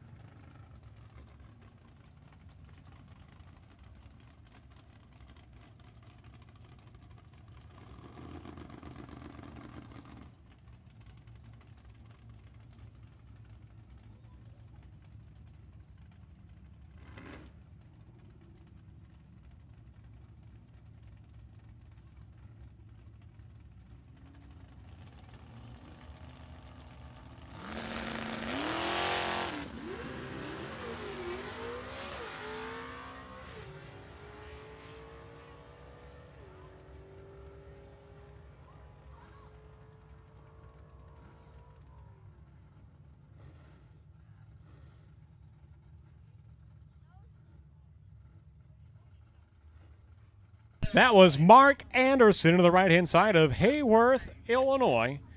86 Ford Mustang on the right-hand side. Only 281 cubic inches for that Mustang, but leaving up with the wheels up in the air. It's a manual trans car as well, so a very cool, very unique entry of Mark Anderson of Hayworth, Illinois, the Mustang on the right-hand side. What a performance.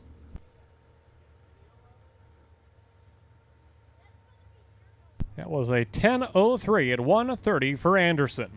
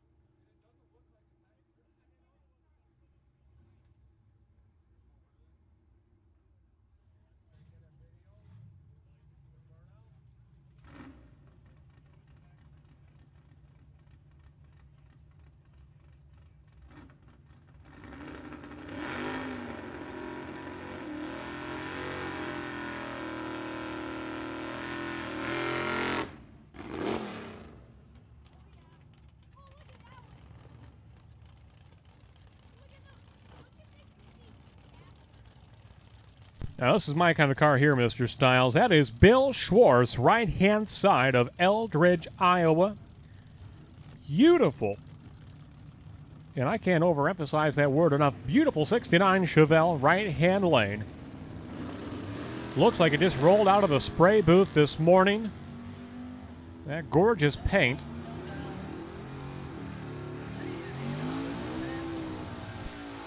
$984 on the right-hand side for Bill Schwartz.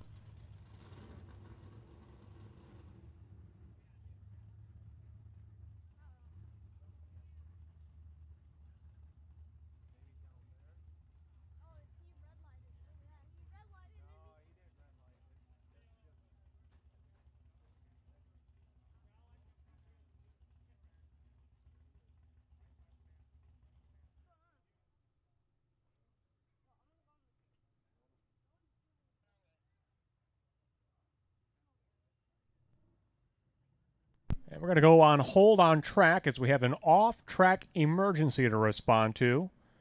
So we've dispatched our ambulance to an off-track emergency at this time. So racing action will be halted temporarily as we report to an off-track emergency.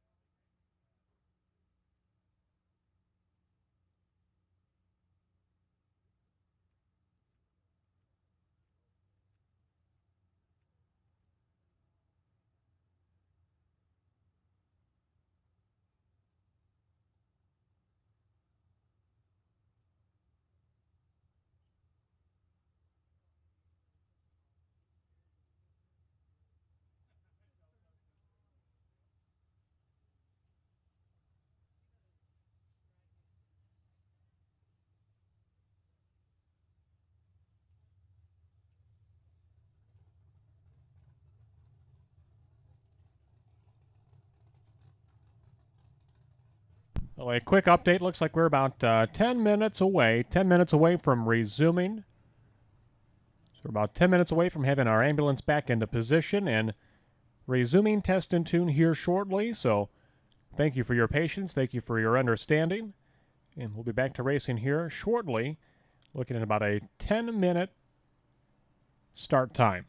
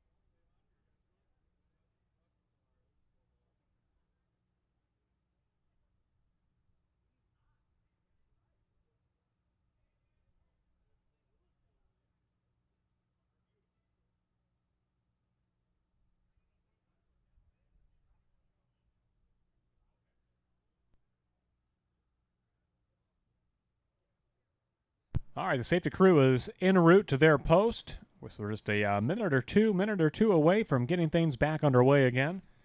Again, thank you for your patience, understanding as we respond to an off-track emergency. But our crew will be reporting back to their duty station, and once the safety crew is back in place, we will be back underway with Test and Tune here in just a minute or so.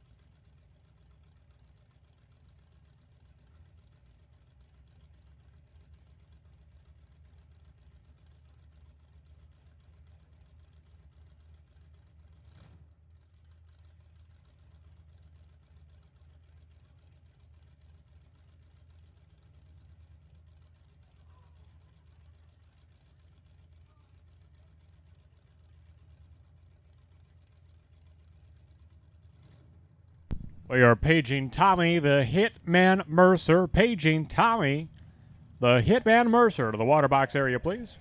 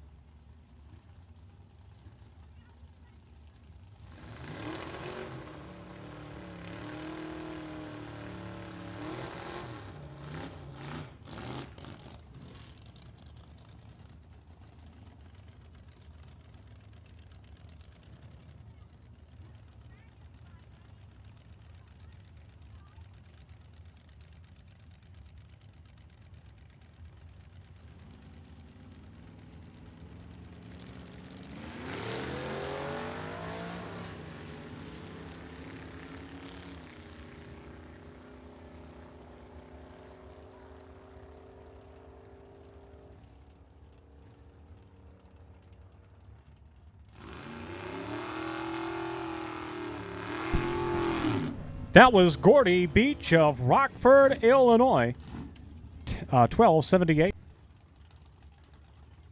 For the 55, Nash Metropolitan doing some test and tuning before the big Glory Days Vintage Drag Race Car Show and Swap Meet, presented by Jim Casales Mobile Truck Repair, 815-751-6042.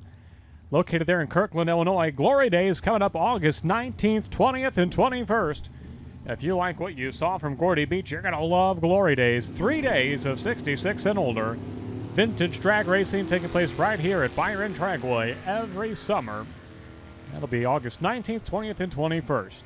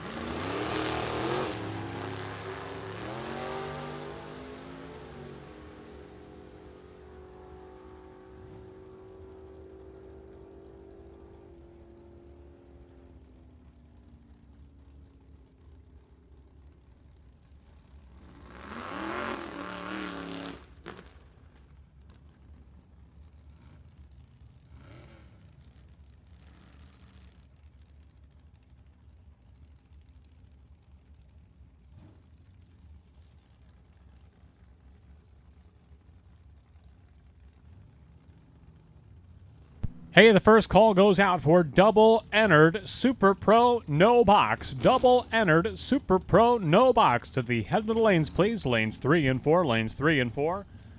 Double entered Super Pro no box. We'll take you to lanes 3 and 4. Lanes 3 and 4. Double entered Super Pro no box. To lanes 3 and 4 for round number 1 of eliminations at this time. 12:42, 106 miles per hour for entry number 40. That is Bill Gilson of Shanahan, Illinois. 25 Ford Model T. Doing some test and tune runs in anticipation for, you guessed it, the Glory Days Vintage Drag Race Car Show and Swap Meet.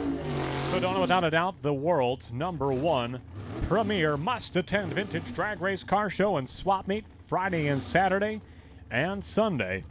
Night racing Friday night, Saturday night, all kinds of cool cars. We've got gassers, hot rods, super stocks, stock cars, AFX, factory experimental, front engine dragsters, altereds, motorcycles, and more. That's all coming up right here at Byron Dragway, August 19th, 20th, and 21st. The Glory Days Vintage Drag Race Car Show and Swap Meet presented by Jim Casales Mobile Truck Repair. It'll be good to see our good friend Phil Morris of Gasser Wars Magazine, always out here covering the action. He's got a surprise in store for us this year, Sedona. You know, he always parks his rig right beside the tower. In the last couple of years, he has had the $1 million display at Byron Dragway, a collection of gassers, total value in excess of $1 million for all the cars that he has on display. At the Glory Days Vintage Drag Race Car Show and Swap Meet. We're looking forward to that one. Coming up in about 3 weeks from now, August 19th, 20th, and 21st.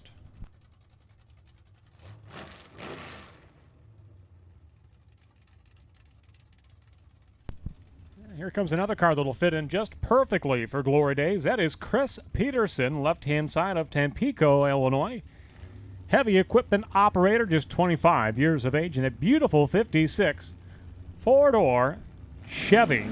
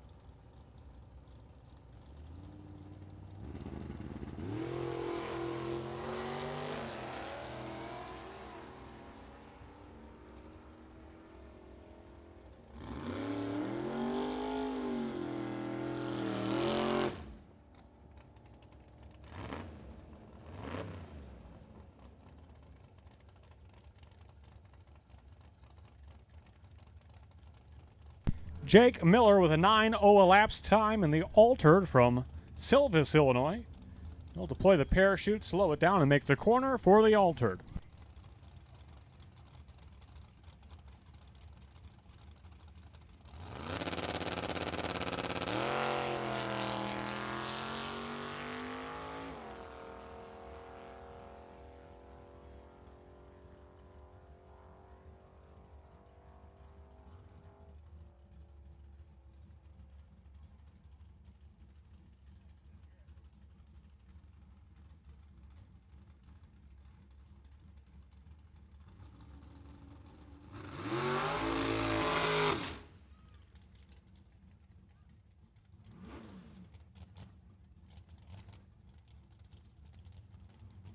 This is Dustin Dignitz of Adel, Wisconsin, doing some test and tune in a car that is owned by Dion Dignitz.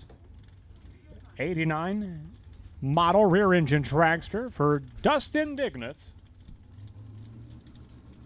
on a test and tune lap right here.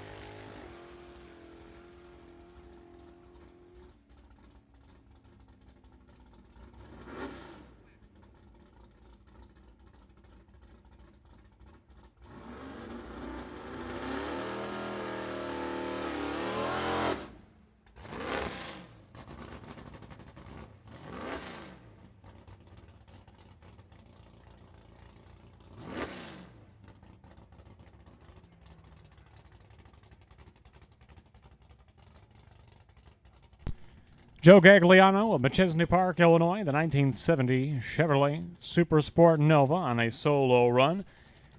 Normally leaves with the front tires high up in the sky. And we'll do a nice modest wheel stand this time for Joe Gagliano. A new motor for this year. And they're still working out some gremlins. He'll shut it off just at about the 8th mile point for Joe Gagliano.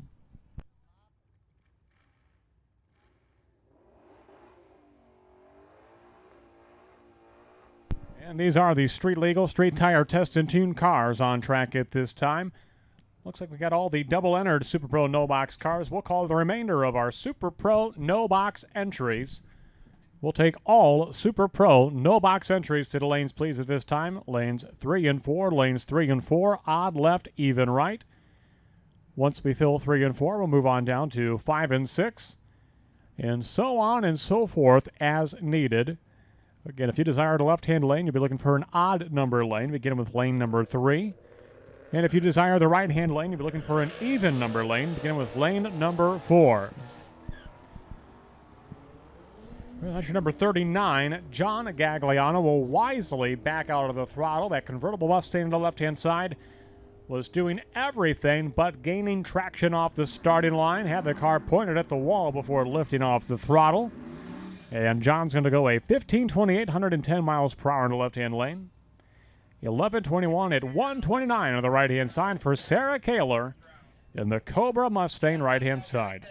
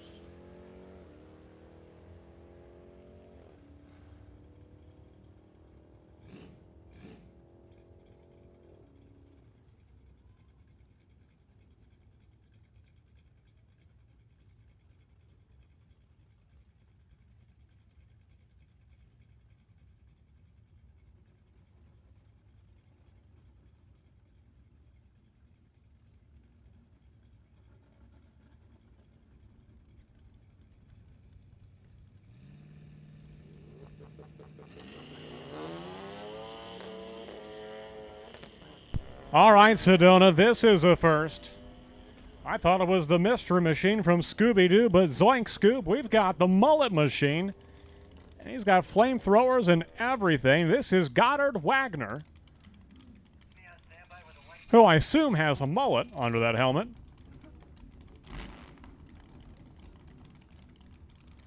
Sounds like a jet car with a little backfire there. A little burner pop from Goddard Wagner from Aurora, Illinois. He is a 39-year-old shop foreman in the 67 Chevy G10 super short wheelbase. List here as sponsor is RK Racing, Rich Kent Racing, as well as he is a street legal wheel stander, it says, and that is a short wheelbase. Get your camera ready for this one. The Mullet Machine will carry the front tires to about the 85-foot mark, give or take. In Goddard Wagner with arguably the most unique entry of the day today. The big block Ford under the hood of the Mullet Machine.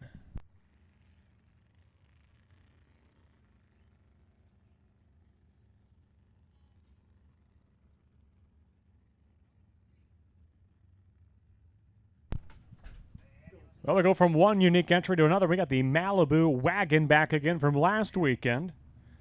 A wagon who I think the top of the throttle body actually extends beyond the roof line of this Malibu wagon. That is John Dunn coming up in the the right-hand side from Delland, Illinois. 82 Malibu wagon.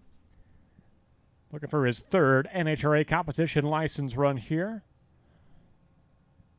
We'll probably take it out just past the 8th mile, give or take, and roll out of the throttle in license run number 3 for Josh Dunn.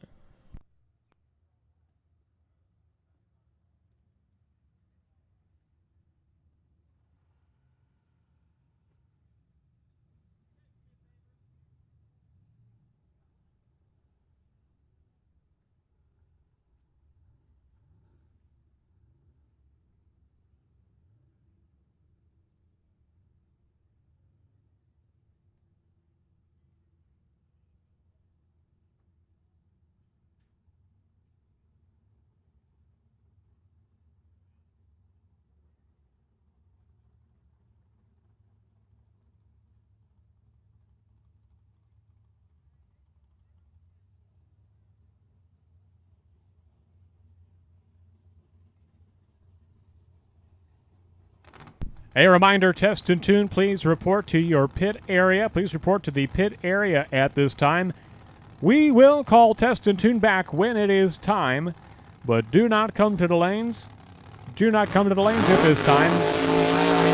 We will call test and tune when it is your turn, so test and tune cars, please stay in your pits at this time. We will call you up when the time is appropriate.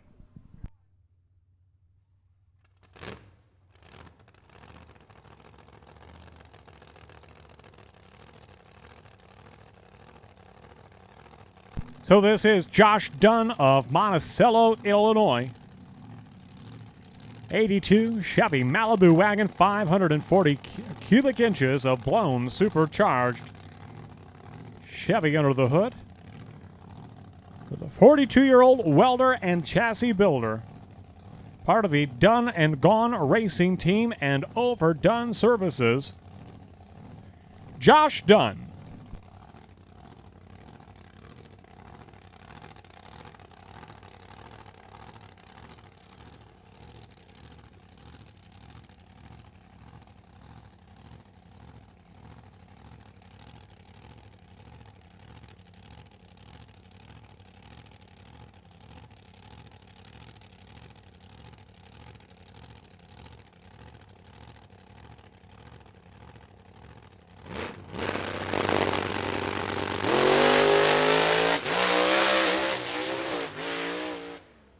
Backpedaled it twice before finally giving up the ghost at about the 450-foot mark for Josh Dunn. 5:33, 108 miles per hour before the 8th mile marker. Lifting prematurely.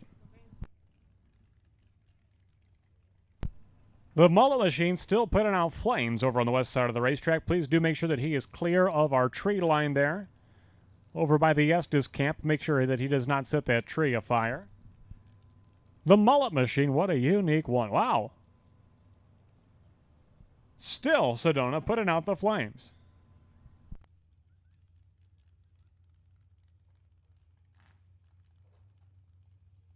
Not that we have a mosquito problem at this time, but if we ever did, we know who to call.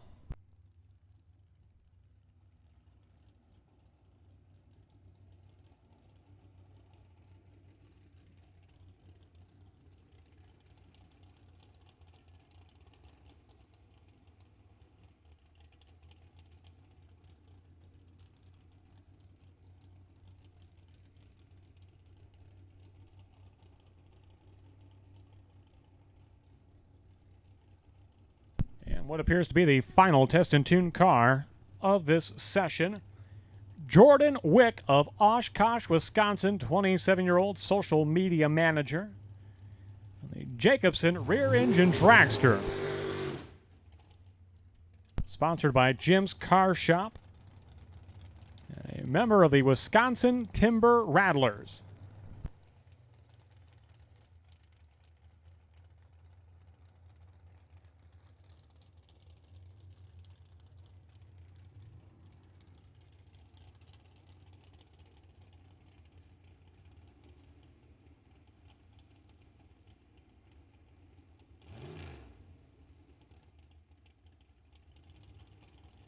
An attendant is en route to the Sunoco Race Fuel Station, good sir. He'll be there in just a moment.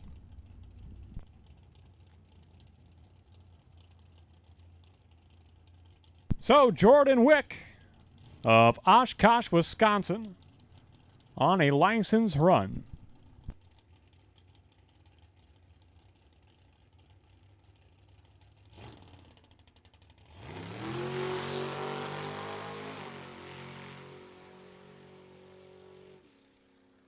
As you take it out to the 8th mile mark, shut it off, coasting through 5:45, 133 in the half-track mark.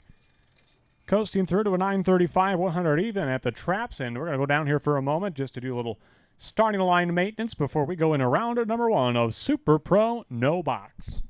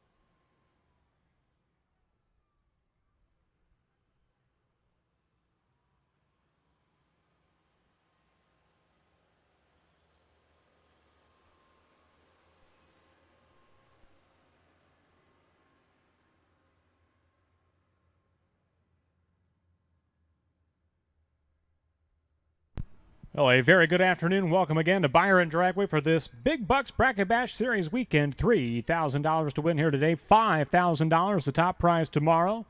Special welcome to Midwest Top Sportsman, their first outing at Byron Dragway here in the 2022 season. And a big thank you to all of our test and tune cars here today. It is a packed house at the Playground of Power, and we thank you so much for being here and being a part of it. It truly is our honor. We say it often, but we can't say it enough. Thank you. Thank you, thank you to each and every one of our racers, their family, their crew, and all the spectators that join us out here each and every weekend. We thank you so much. You make all of this possible. So just as we do every race day before round one of eliminations, we will ask all to please rise. Gentlemen, remove your caps as we will have our invocation followed by the playing of our national anthem. So please join us in prayer. Heavenly Father, we pray that you continue to look over, bless, protect, keep safe and healthy all of our racers and competitors here today. Pray for a safe day of racing. And we thank you, Lord, for all the blessings that we have, the fortune that we have to be here amongst friends and family and help us to enjoy one another's company and to do so safely. In your name we pray. Amen.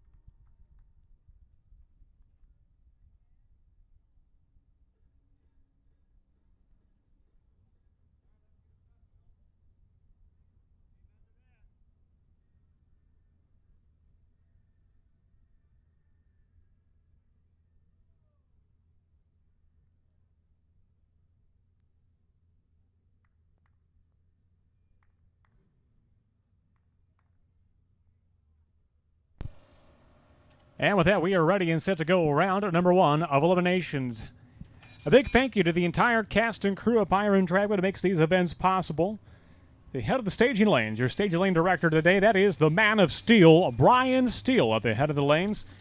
In the water box area at this time, that is the man who starred in a Super Bowl halftime commercial, Mr. Bill. Joining Bill in the water box area today, Tommy the Hitman Mercer. Floating around the starting line area, I think he's pumping some gas right now at the Sunoco Race Fuel Station. Jacob Stetter, your starter of this prestigious event today. That is Jeff Spearling. A big thank you to the entire fire safety crew down track. Ian Knapp at times. So it's a big tip of the cap to Ian Knapp, who's really stepped up the plate and assisted Brett Michael with all the facilities maintenance out here week in and week out. A special thank you to Ian Knapp down at Time Slips. Big thank you to the entire crew from Sam's Driving at the award-winning Dragway Diner. Dave Lauscher, Mark Stiles at the tech department today. Our ladies working the souvenir stand today, thank you so much.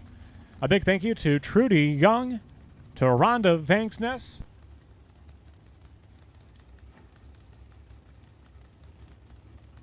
And Sedona Griffey out at the gate today. Jonathan Young out here helping to prep the track early this morning. Big thank you to track owner B.J. Venksnis and our clock operator extraordinaire, Sedona Griffey. Your first pair is off and running, and a pair of red lights. One light's going to go to Buck Davenport in the right-hand lane, as Ben Bacon will leave prematurely. Both drivers go red, technically, but Bacon the worse of the two red lights. Davenport is your winner. Hey, a special shout-out as well to Terry Simpson, racetrack consultant. He is tuned in, watching live on Byron Dragway TV today. Could not be here today. He is attending a wedding today for my cousin, so congratulations to Alexis and Kyle on their wedding here today. We'll see Terry tomorrow. Daryl Pereski in the Olds 442 left-hand side, the convertible. He will go red. Win light's going to go to Roger Morris in the right-hand side. 003 green for Morris in the right-hand lane. And Baraski will be red to open the round. Here comes your next pair, Brent Rutherford and Nathan Schroeder. Schroeder in the right-hand side. Double entered with that pickup truck from Fulton, Illinois. Brent Rutherford, who in the last month and a half has been nothing but 00 on the starting line each and every time with that new Pontiac Firebird in the left-hand side from just down the road in Oregon, Illinois.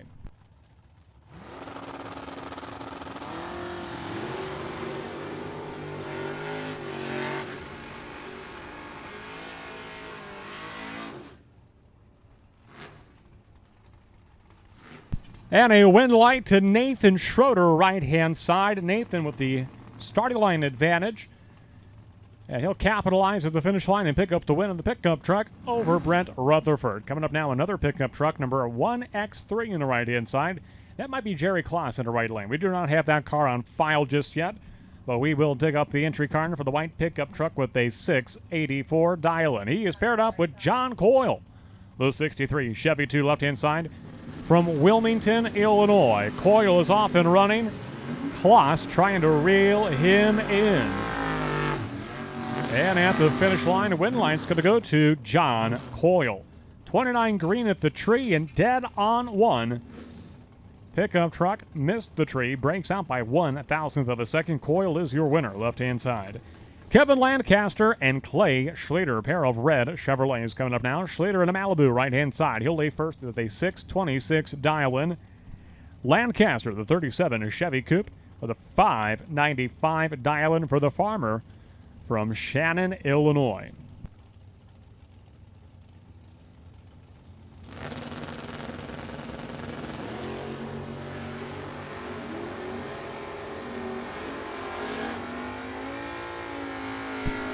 The 005 red for Clay Schlitter, 006 green, and the win light to Kevin Lancaster in a 37 Chevy Coupe left-hand side. So Kevin got a win light. Can his wife, Maureen, can she do the same? She's coming up now in the 69 model Chevrolet Camaro left-hand side from Shannon, Illinois as well. 647 dial-in for Lancaster. And paired up with Kevin's cousin, Doug Lancaster. What are the odds of drawing a relative in the first round of eliminations? Well, apparently those odds are pretty good. And Doug Lancaster in the Nova, he will go red. A 009 red on the right-hand side. Maureen Lancaster will be the winner of the all-Lancaster pair here in opening round number 1.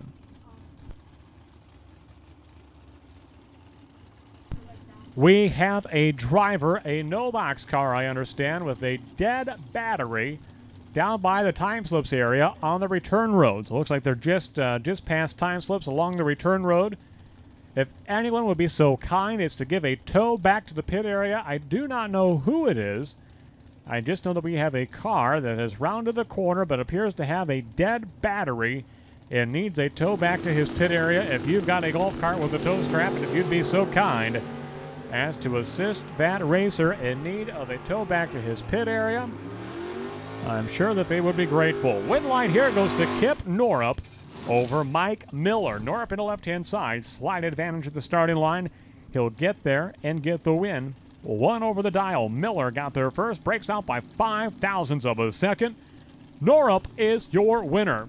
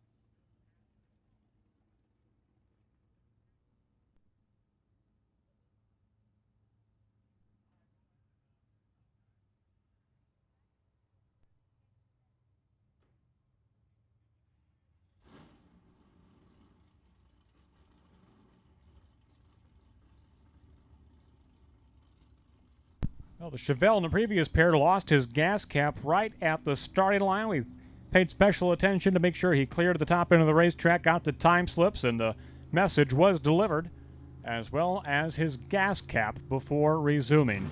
Patrick Hill and Jeff Billiter coming up now. Hill in the Malibu left-hand side, a 640 dial-in. For the satin black vinyl top Malibu from Arlington Heights, Illinois, the owner of Chicago Waterjet, Patrick Hill. He is paired up with Jeff Billiter, right-hand side. The Vega wagon from Byron, Illinois, with a 666 dial-in for Billiter in the right-hand lane.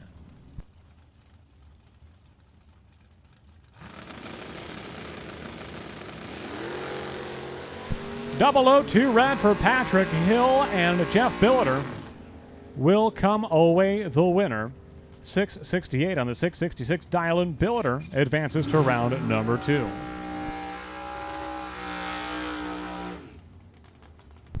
Now bringing up Troy Bakey and Brett Williamson. Williamson on the right-hand lane of the 57 Chevy Bel Air from Rockford, Illinois. Twice he has been in the money round. Earlier this year, the final round runoff between No Box and Box. Once against Dion Dignitz, another time against Nick Folk. So Williamson is on the right-hand side. Been one tough customer. Comes into today 4th place in points overall for Super Pro. Paired up with Troy Bakey, left-hand lane.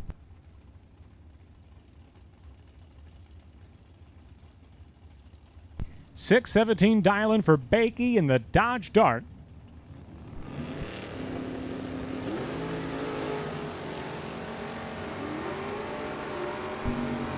And a close race off the starting line. At the finish line, it's all Brett Williamson. 608 on the 605 dial-in. Bakey runs out of steam, going 628 on the 617 dial-in. Bakey, starting line advantage, 16 to Williamson's 20.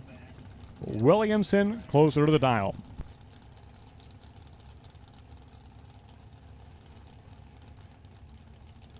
All right, I understand we've got a dragster in the return road area in need of a tow back to his pit area. Looking for somebody with a golf cart or a four-wheeler with a tow strap that could assist that driver in a tow back to his pit area. Chris Wicker will get the win right here over Jim Sibley. Wicker, 2 over the dial, 708 on the 706 dial. He was 15 on the tree to Sibley's 32. Sibley got there first. Wicker cuts him loose. Wicker is your winner as Sibley breaks out. Wicker, I understand, has a pillow with his father, Rick's image printed on the pillow. Of course, Rick passed away over the off-season, but he's taking Dad for a ride today in memory of Rick Wicker. Coming up now, Scott Frost and Brando Carlson. Frost leaves first in the Chevelle, but he will go red. 17 red for Scott Frost and Brando Carlson. 002 reaction time. He'll get the win. 567.9 on the 568 dial-in. Scott Frost was dead on 9, but 17 red at the start. Here comes your next pair, John Hickson and Aaron Johnson. Johnson in the Camaro, right-hand side of Polo, Illinois. 628 dial-in for Johnson. 625 for John Hickson. Almost heads up between these two. Hickson, the engineer from Plainfield, Illinois. Beautiful 1970 Buick GSX in the left-hand lane.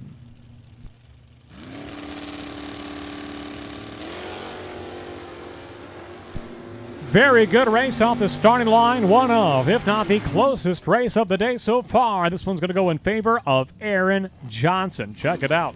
006 reaction time for John Hickson. 009 reaction time for Aaron Johnson. Johnson's 3 over. Hickson is 4 over. That's your margin of victory, about 100th of a second in favor of Aaron Johnson in the right-hand lane. Jordan Ansel and Jesse Albright coming up now. Albright on the right-hand side. In the Ford Mustang from Montgomery, Illinois. Ansel's going to go red by 9 thousandths of a second. And Jesse Albright is your winner.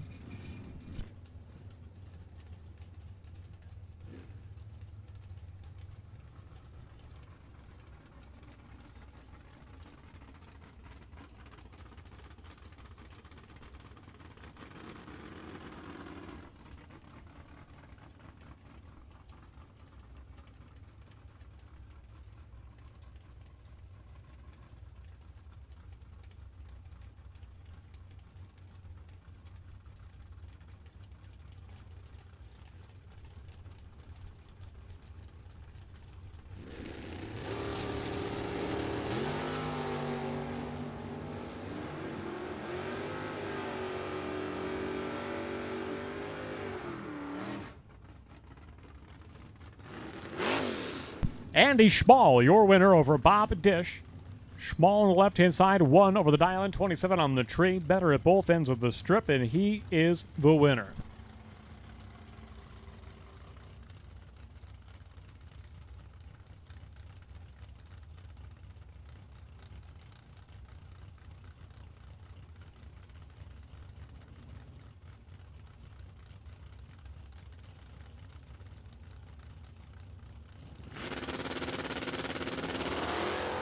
Cameron Mason and Al Nigro on track. Nigro leaves first. Nigro leaves too early. He'll go red.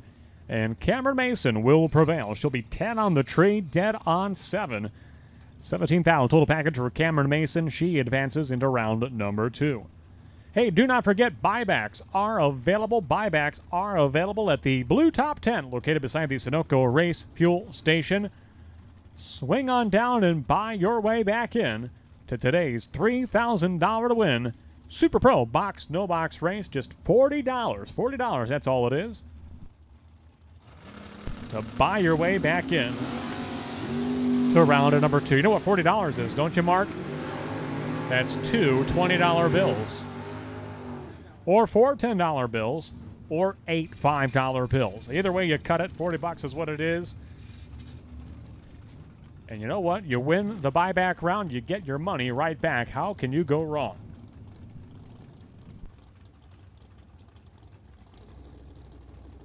A red line start for Mark Langfoss, and the win goes to the right-hand lane. 3x72 is your winner. Chad Cannon and Grant Zimmerman coming up now. Cannon on the left-hand side. Camaro from Winnebago, Illinois.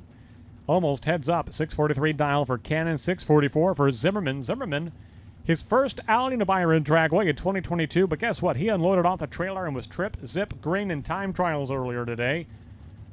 So this should be a good one. Cannon left lane, Zimmerman right lane. Opening round of Super Pro no box. Cannon knows that Zimmerman is good on the tree. Cannon pushes it just a little too far. 10 red at the starting line for Cannon. Grant Zimmerman keeps it green. He is 19 green, dead on 5. The Mustang of Grant Zimmerman advances to round number 2.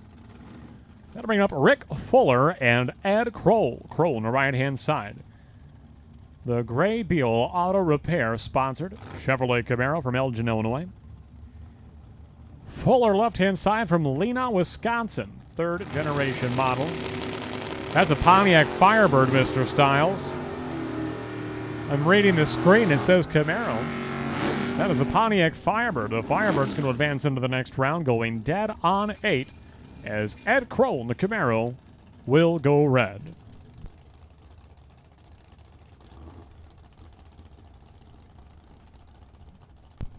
Up next, Garth Morgan and Gentleman Jim Laughlin. The gentleman on the right-hand side, a 651 Dylan for Laughlin in the Malibu. 662 Dylan for Garth Morgan of the 63 Chevy 2 from Rockford, Illinois. Clean green, away they go at the finish line. Stripe win line's going to belong to the gentleman, Jim Laughlin, on a double breakout. Morgan got there first. Laughlin breaks out by 6 thou less, and he is your winner.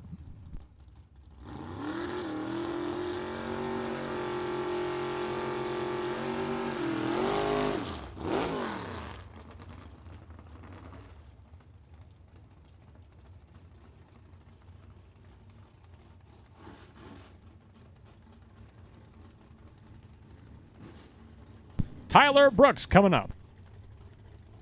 The Chevy Monte Carlo right-hand side, a 676 dial-in for Brooks. I don't know if that car made it down track earlier today, so he may be a new arrival. Paired up with Kenny Norup in the Ford Thunderbird. Hey, we're looking for double-entered box cars. Double-entered Super Pro box cars to lanes 3 and 4. Double-entered Super Pro box cars to lanes 3 and 4 at this time. Double-entered Super Pro box cars. We need you to the lanes, please. Kenny Norup will go red by 4 thousandths of a second. Win line to Tyler Brooks in the right-hand lane. Going 3 over the dial-in, going on to the next round over Kenny Norup. Second call, we're looking for double-entered Super Pro box cars to lanes 3 and 4. Double-entered Super Pro box cars to lanes 3 and 4. Fred Berardi Jr. and Mitchell Vincent, pair of Chevrolet Camaros. 75 model for Berardi in the left-hand side, 67 model for Vincent in the right-hand lane. 584 dial-in for Vincent, 614 dial-in for Berardi.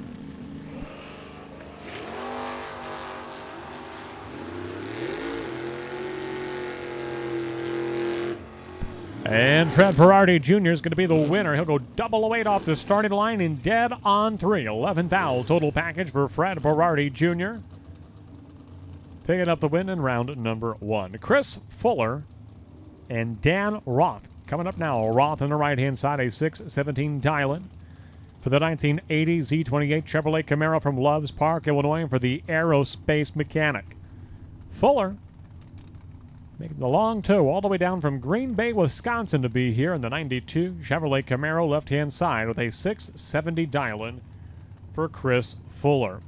Again, we are looking for double-entered Super Pro box cars. Double-entered Super Pro box cars. Double-entered Super Pro box cars to the lanes, please. Red light start for Danny Roth. Win light to Chris Fuller in the left-hand side.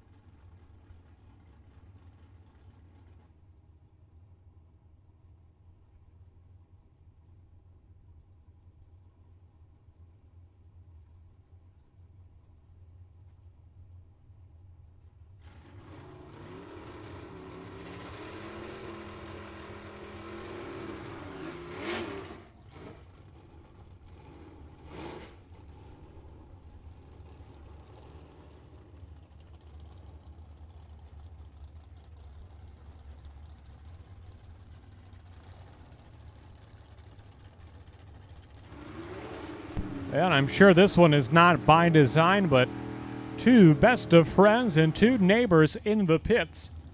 Fred Friggin and Pete Crimebrink. Literally, they're next door neighbors in the pit area. They are paired up side by side in round number 1 of eliminations. Crimebrink in the right-hand side, the Camaro with a 586 dial-in.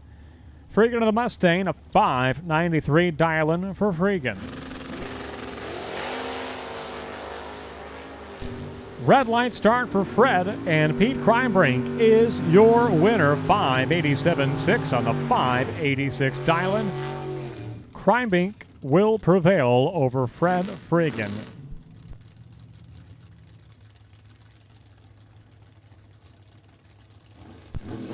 So a final call for double-entered Super Pro box cars. Final call, double-entered Super Pro box cars.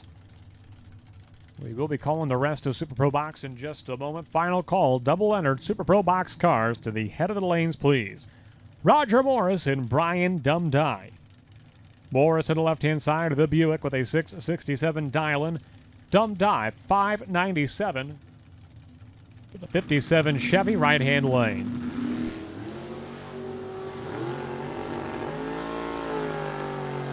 Very good race, and at the stripe, win light's going to go to Roger Morris. Dead on 9. He is your winner. It was 12 on the tree. Dumdye was 006 at the starting line. Dumdye got there first. He wanted the stripe. He took it. He breaks out. Win light to Roger Morris. And so Shane Pope, who had a perfect light to open the day today, will collect his bye to conclude this opening round of eliminations in Super Pro No Box. We're going to find our way moving into Super Pro Box here in just a moment's time. So Shane Pope already a $10,000 winner and a $30,000 winner this year. Looking to add to that total yet again this weekend. 009 reaction time for Pope. And he'll go dead on 6. Wow, what a tough competitor, Shane Pope. Even on a Byron, a 15,000 total package.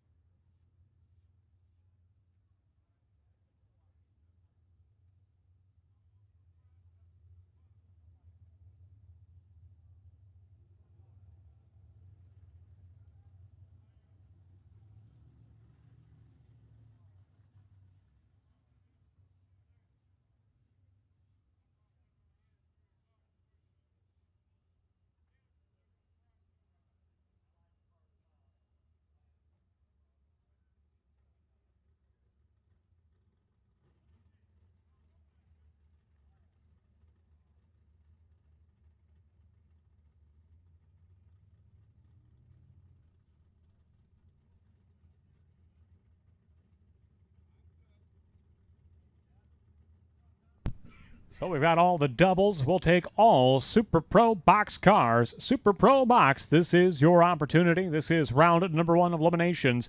Super Pro Box, we are looking for you. Round 1 of eliminations. Do not forget Scott Mccann, M344. You are potential buy in the box category. When it comes time later in the round, you'll be in lane number 2. Scott Mccann, you will report to lane number 2.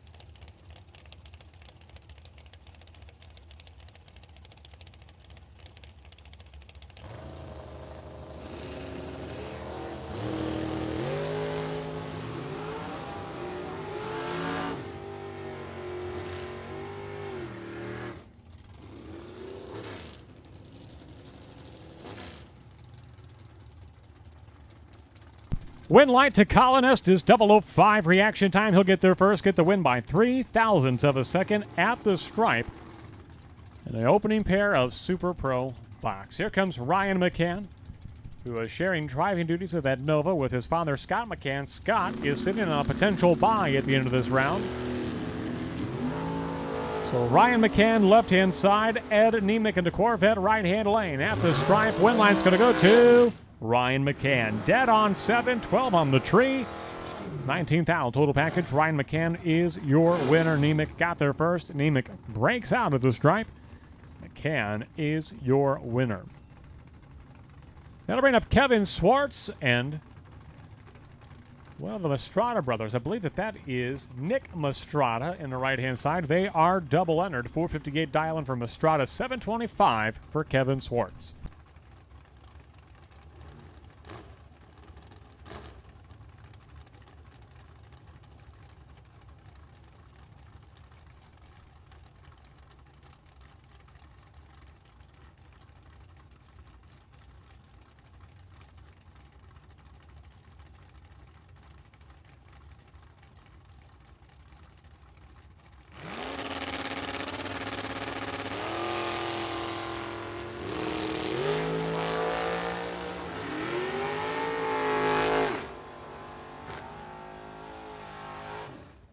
.004 light for Swartz. He'll get there first, but break out by 0.02 of a second. Jeff Larson. No, that was Nick Mastrada. Nick Mastrada goes dead on 7, gets the win on the right-hand side.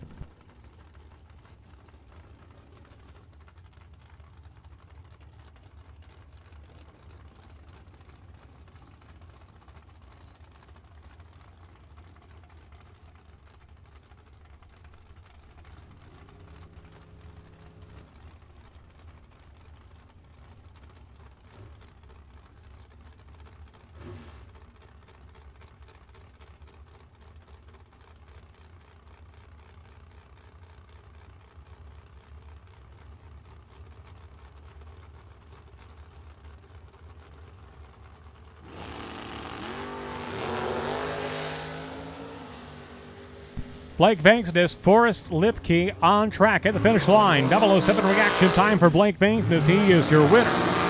Going 3 over the dial and picking up the win. Lipke was 2 over the dial, left a little bit too much at the starting line. He was 42 green to Venksnis is 007. Blake Venksnis picks up the win over Forrest Lipke. Bringing up Dominic Bowden and Vince Mastrada. Mastrada of New Lenox, Illinois. Bowden from Shanahan. Both right there on Interstate 80. 460 dialing for Mastrada. 464 for Dominic Bowden. This one should be a whole lot of fun.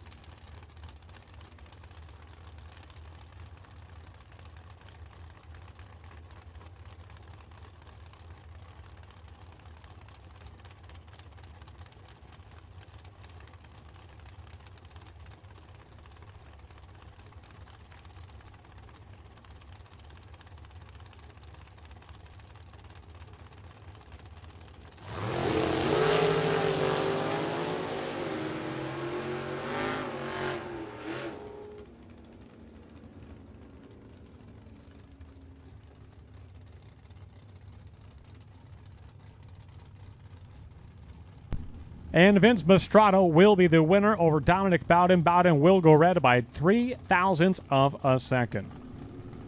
Tim Folker and Steve Folk coming up now. Folk on the right-hand side. The Nova wagon from Durand, Illinois. Folker in the left-hand side of the two-tune Chevrolet Corvette from Freeport, Illinois. Win light to Tim Folker. Gets there first, gets the win by 7 thou at the stripe over Steve Folk.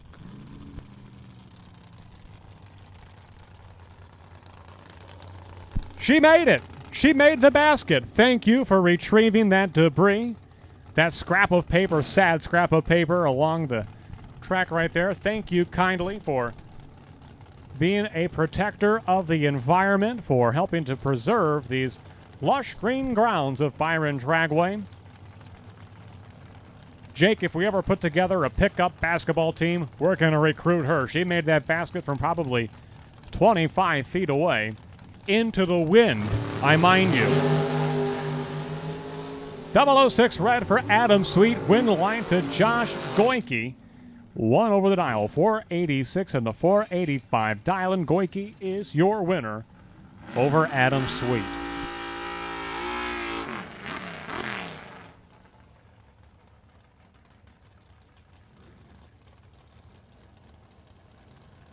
Josh Fair's coming up now. The 71 Vega left-hand side paired up with Greg Johnstone. Johnstone of Munster, Indiana. Fears of Orion, Illinois.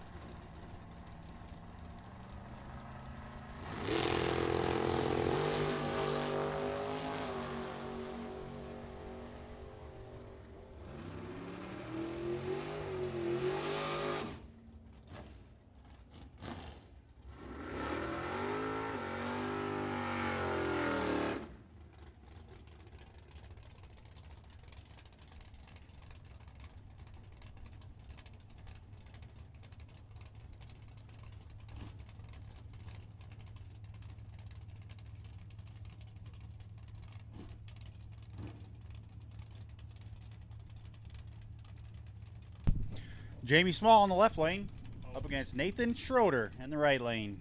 Jamie dialed in at a 660 against Schroeder's 594.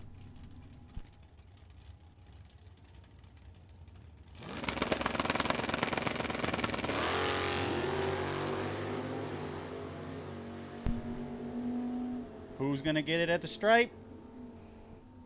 Schroeder gets a 003 on the tree. Dead on with a 3. No.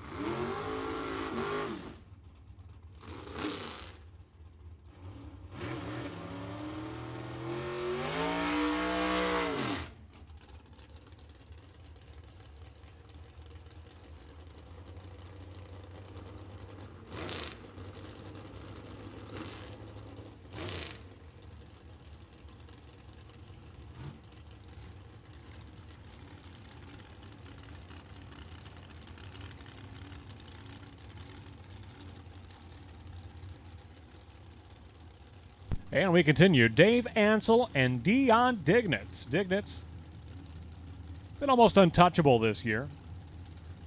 Got a $10,000 win already, and I believe he got way down eliminations in early June. So he has been a force to be reckoned with. 535 dialing for Dignitz, 525 for Dave Ansel. At the finish line, win line to Dave Ansel. Wow, 003 reaction time. He is 1 over the dial-in. Dignitz also 1 over the dial, but he was 20 green at the tree. Ansel by 15 thou. He is your winner at the stripe over Dion Dignitz. That'll bring up the quickest, the fastest car in competition here today, bar none. This is Dennis DiValerio, supercharged rear-engine dragster. He was the original 6-figure winner of the Firecracker Bracket Nationals back in 2018. He is sporting a 429 dial-in on the dragster to the left-hand side. 613 dial-in for Alan Block on the right-hand side.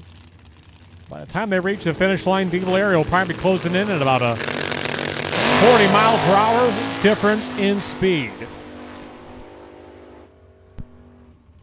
Well, take that back, 52 miles per hour. That's the difference in speed at the finish line. De Valerio with a 002 reaction time. He is your winner. 1 over the dial-in for Dennis De Valerio, 4:30 on the 4:29 dial-in, 002 reaction time. Alan Block was 20 on the tree and a couple over the numbered. De Valerio is your winner. And a 52-mile-per-hour difference in speed. Just stand along, the highway there between Stillman Valley and Byron and watch cars zip by you at 55, and that's about what it's like to be in Alan Block's seat with De Valerio screaming by you at the finish line. Jim Oliver and Jerry Klotz coming up now. Klotz double-entered in the right-hand side. S10 pickup truck with a 683 dial-in. Oliver in the 66 Chevy 2.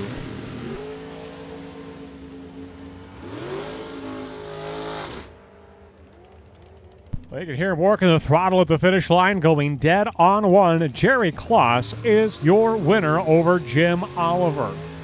Great race off the starting line. 17 green in the tree left-hand side for Oliver, 26 green on the right-hand side for Klotz.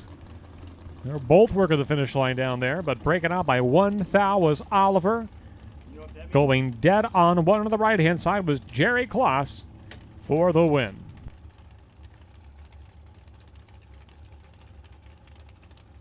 Bruce Call, all the way from Okeechobee, Florida, 476 dial-in for the rear-engine dragster to the left-hand side. 536 dial-in for Pat Gillespie. Now the 85 Dodge Daytona right-hand lane. Red light start for Gillespie. This one is over at the start. Bruce Call, 1 over the dial-in. 477 on the 476 dial-in. And we'll be seeing more of Bruce Call later on this afternoon. Here comes the Gone Batty rear-engine dragster of Nate Kelly. Young gun from Tinley Park, Illinois, a 496 dial-in for Kelly. Paired up with the Amazing Grace, that is Eric Grace of Brooklyn, Wisconsin, 447 dial-in for Grace on the right-hand side. He is a busy man today. He'll also be racing in the Midwest Top Sportsman. I think right now he sits somewhere, I think he's the 3rd place qualifier at this time in Midwest Top Sportsman. One of only 3 drivers to run in the 440 range or quicker. Rick Slaka Jr., your number 1 qualifier right now at a 434. That is the low ET in Top Sportsman thus far today. 13 red for Nate Kelly. And the Amazing Grace will advance in round 2 with the dragster. 14 green on the tree, 1 over the dial-in. Eric Grace moves on to round number 2.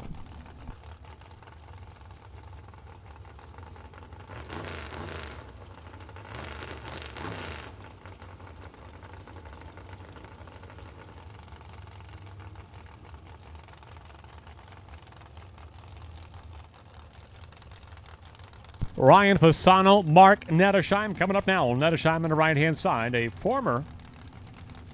Was he running box or no box that year? Must have been running no box. I think he was the track champion of the no box side a few years ago. Got a box in the car here today. He's in the Camaro, and he's moving on to the next round. Fasano, a former track champion also, goes 003 red, dead on 8, but that one's over at the start. Nettesheim is your winner by virtue of the red line start from Ryan Fasano. Charlie Hama and Jeff Jones coming up now. Jones on the right-hand side, 481 dial-in, the driver from Beloit, Wisconsin. Charlie Hama, 460 dial-in for the dragster of Davenport, Iowa. Hama, double-entered, racing in Super Pro box as well as Top Sportsman with his Cutlass today.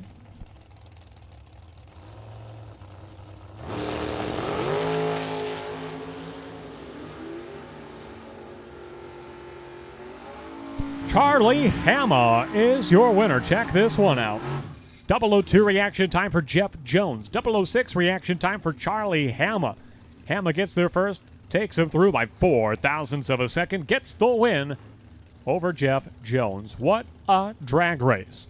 Doug Cruz and Frank Sulfin coming up now. Sulfin on the right-hand side from Naperville, Illinois. 72 Plymouth Duster, beautiful car with a 609 dial-in. Paired up with Doug Cruz with a 6:44 dial-in for Cruz, left-hand side. Wife Robin is looking on, cheering on her driver. And Cruz will go red. Frank Sulfan is going to go on to round number 2. Cruz was dead on 9. Sulfan 1 over with a 4. But the red light determines the winner. Frank Sulfan comes away victorious. Dave Ringelstetter, and what I do believe Sedona, is officially the only roadster in competition today. 6:25 dial-in for Ringelstetter in the right-hand side. And John Coyle double entered with a Chevy 2 left-hand side, a 7:52 dial-in for Coyle. And that may well be the highest dialed box car today. Red light start for Ringelstetter, and a win is going to go to John Coyle in the left-hand lane.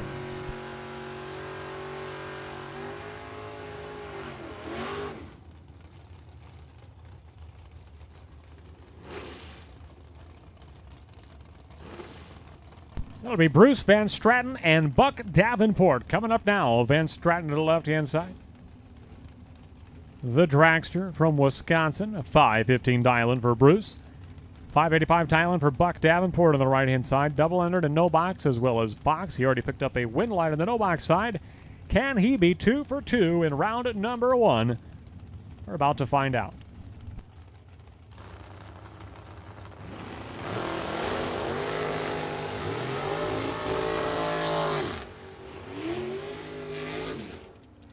Win light to Bruce Van Stratton. 1 over the dial, 22 green on the tree.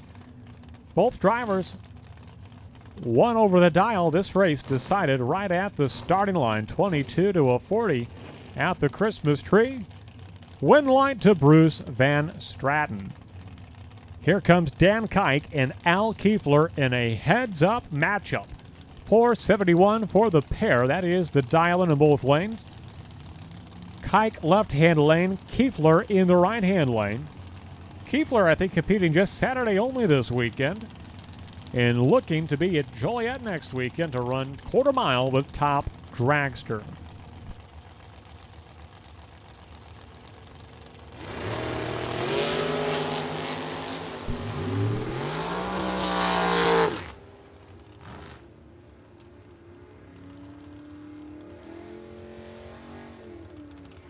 And Kiefler will go red by 0.02 of a second. Dan Kike comes away the winner. That'll bring up Mitchell Vincent and Bob Dish. Dish in the right-hand side of the Vega wagon with a 6:58 dial-in. And Vincent, the rear-engine dragster left-hand side. 4:82 dial-in for the Cal Wright calibration sponsored entry.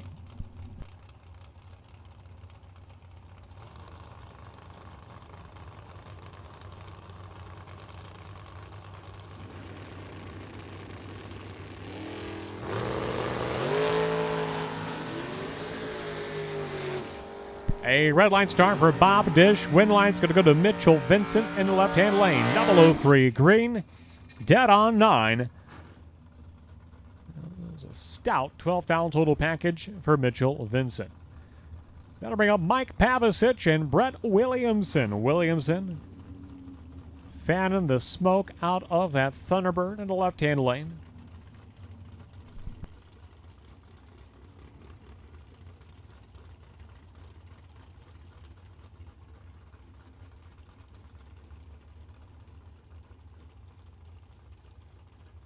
Williamson, the hired driver for Randy Good Motorsports. I believe they're based out of Durand, Illinois.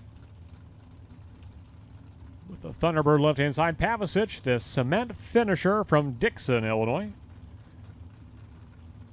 whose son Eric is also racing a competition this weekend in Super Pro Box.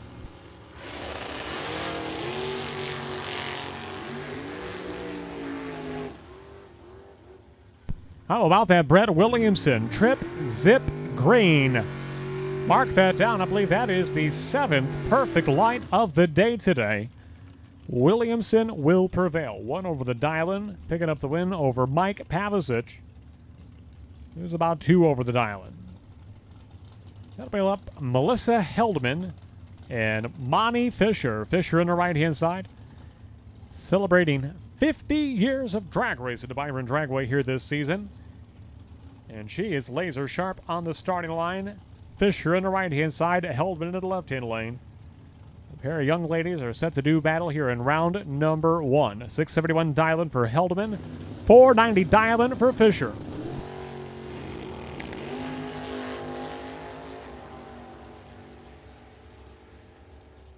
And Fisher's prowess at the starting line will prevail once again. 004 reaction time, dead on 3. That is a 7th down total package from Monty Fisher, who I'm going to say that 50 years into this, she is just now in the prime of her career. Absolutely making a statement in this anniversary season for Monty Fisher.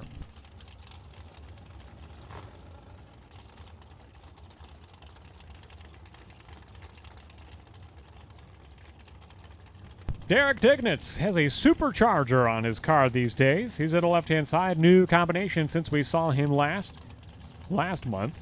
467 dial-in for Dignitz at the left-hand side, paired up with the Ford Fairmont.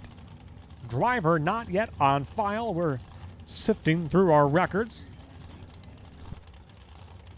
That is Dan Osero from Neenah, Wisconsin on the right-hand side.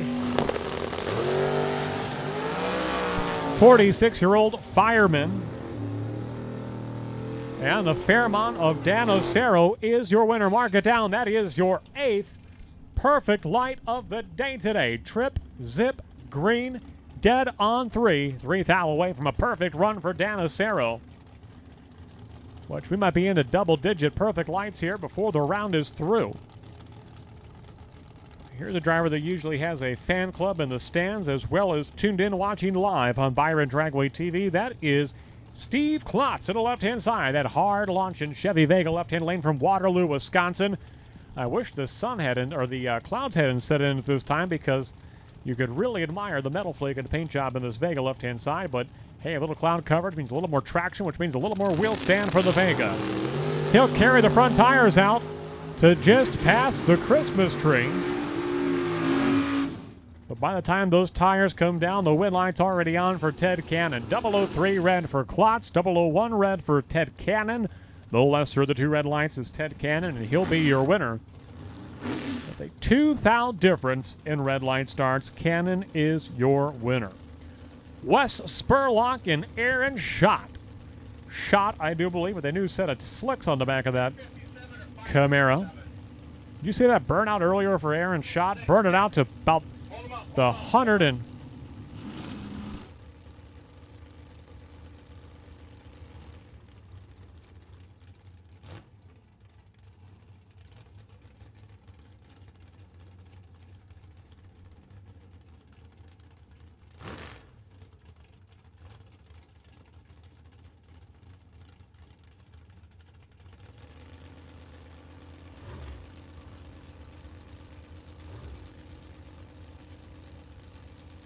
Oh, a 557 dial-in for Aaron Schott, 618 dial-in for Wes Spurlock. Spurlock will leave first. Aaron Schott to try to chase him down.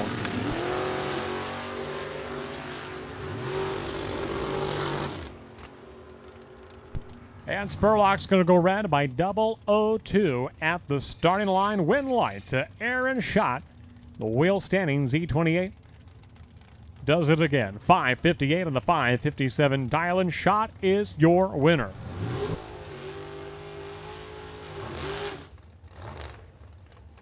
That'll bring up Jim Prevost and John Schott. John Schott on the Cutlass right-hand side of 518 dial-in for the Cutlass from Watertown, Wisconsin. Prevost from Mundelein, Illinois. 447 dial-in for the very quick Dragster left-hand lane.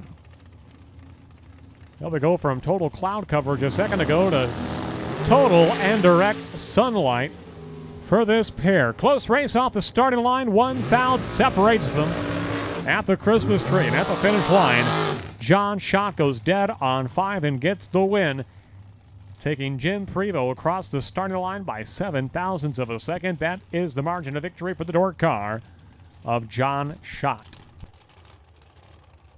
Coming up next, Brad Antonioni and Mike Murray.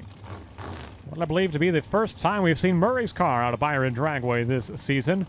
450 dialing for Murray, who's got a blower atop the engine on the right-hand side. For the racer from Crestwood, Illinois, Brad Antonioni, left-hand side, 480 dialing for the Wisconsin-based driver in the left lane.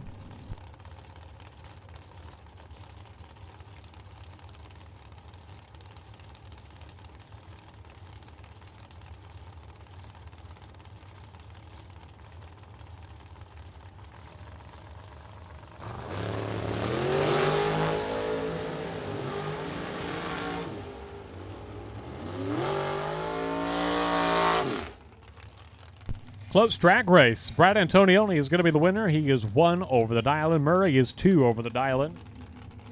Advantage to Antonioni is well off the starting line, and he will come away the winner. Tim, Vincent, and Jay Allen. This will be a fun one. Allen, the veteran racer, in the right-hand side, a 505 dial-in for the driver from Utica, Illinois. 2019 NHRA Super Pro Division Champion. Paired up with Tim Vincent, who has 2 wins to his credit in just the last 10 months right here at Byron Dragway. 487 dialing for Vincent in the left-hand side. 505 dialing for Jay Allen in the right-hand lane.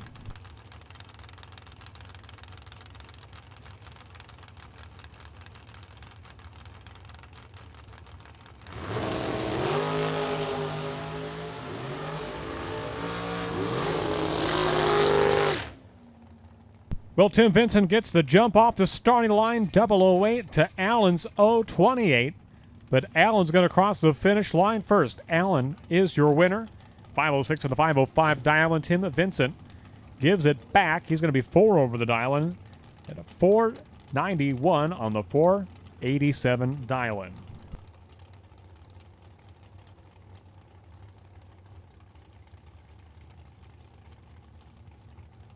So Jay Allen gets there first, gets the win by 0.07 of a second. Shane Pope and Kelly Spears coming up now. Machine Gun Kelly Spears, a 478 dial-in for the Dragster, right-hand side from New Milford, Illinois. Shane Pope, a 475 dial-in in the left-hand lane. Win light's going to go to Shane Pope. 009 reaction time. 480 on the 475 dial-in. And Pope will prevail.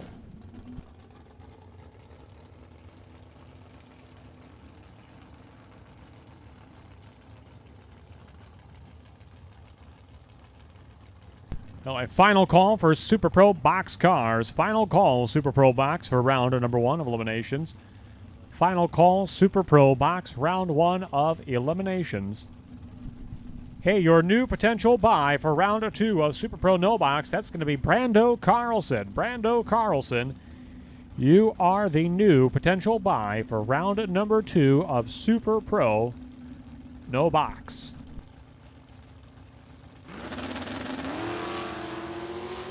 Wow, beautiful wheels have launched for Wendell. Curley on the left-hand side. But will it be enough? No, it will not. Jim Zink will get the win. 627 on the 623 dial-in. Jim Zink in the Chevy 2 right-hand side. Crosses the finish line first and gets the win over Wendell Curley.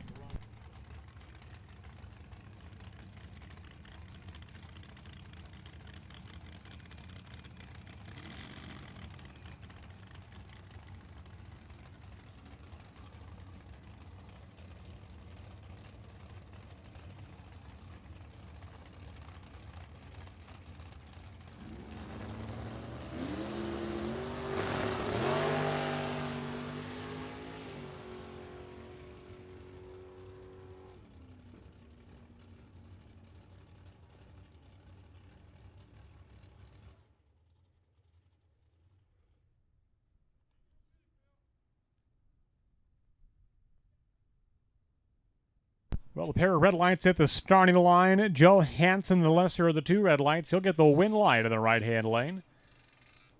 Pulls the Monza outside the groove. A big tip of the cap to Joe Hansen. Veteran move. Notice something wrong with the car. Pulls it outside the groove. He'll check it out. make sure that it is not leaking, dripping, or losing any sort of fluid on the track before he'll hop back in and take it down the top end of the racetrack. So a big thank you to Joe Hansen for the veteran move. Why is that a veteran move, you ask? Well, gosh, in the instance when the car is not running right, there is a good probability, a good chance that he could be in his own fluid, could be leaking, could have some sort of a tumultuous problem with the car. Fortunately, appears to be a minor mishap, but rather than take the car all the way down the track, not knowing what is happening beneath in the undercarriage, well, Joe Hansen does just as every good driver should do. Pulls it outside the groove, takes a peek underneath.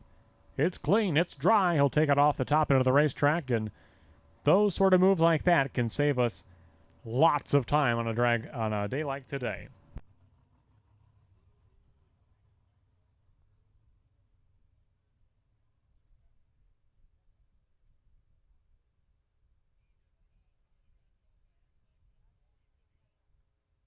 Well, sounds like it was some sort of a switch was hit in the car, killed the motor, and left him perplexed in what happened. And sure enough, it was as simple as a switch, some sort of electrical error, apparently. Car refired, nothing to see, nothing leaking, nothing dripping, and just like that, we are back to racing in Super Pro Box.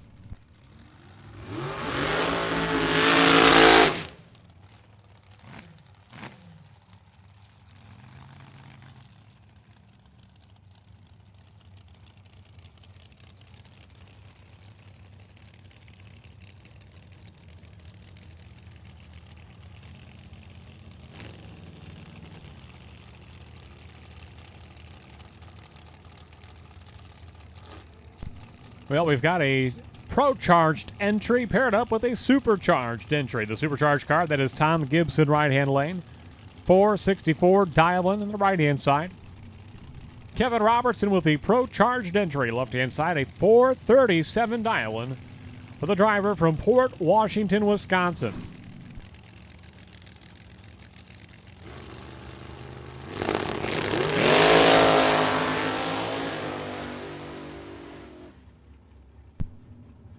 A lot of horsepower on track right there. Both drivers out of the throttle well before the finish line. Win line's going to go to Kevin Robertson to the left-hand side. 447 on the 437 Dialin. At only 137 miles per hour for Robertson. Gibson shut it down early, almost half a second over his Dialin. 009 reaction time for Gibson, but he did not make a full pole. Robertson is your winner.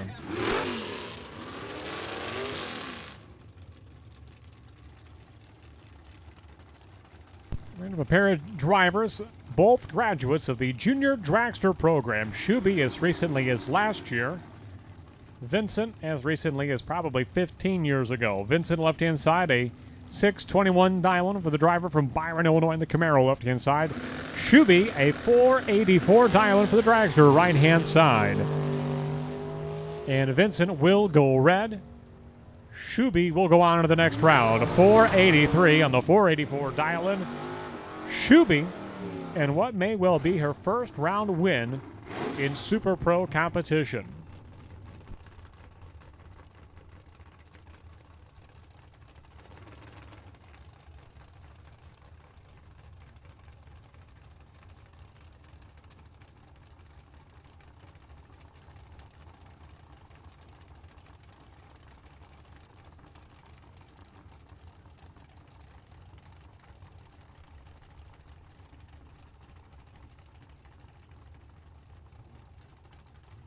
Kevin Swartz and Tony Pontillo coming up now. Pontillo on the right-hand side. That is the Greg Camplain rear-engine dragster. Swartz on the left-hand side of the Malibu from Rockford, Illinois at the finish line. You know what it sounded like? Pontillo's car kind of missed out there at about the 330-foot mark. Could hear it kind of come in and out on him one time right there, and he is off the mark by over a tenth of a second at the finish line. Identical reaction times, 26 for both Swartz and Pontillo. But Swartz was much closer to the Dialin, 726 on the 724 Dialin. Kevin Swartz is your winner. He'll advance into the next round.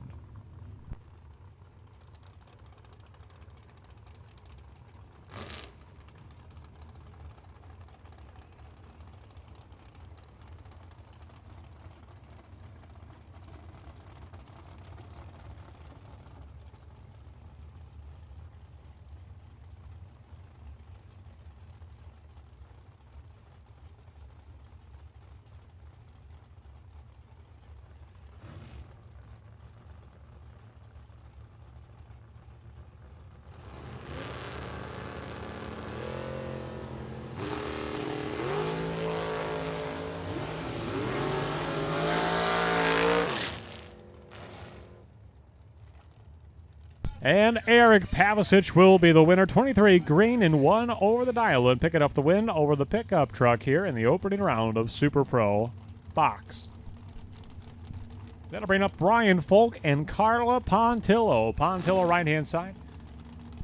Part of the Don's Auto Parts and Machine Shop in Kenosha. Starter and alternator team out of Kenosha, Wisconsin. A 487 dial-in for Pontillo right-hand side.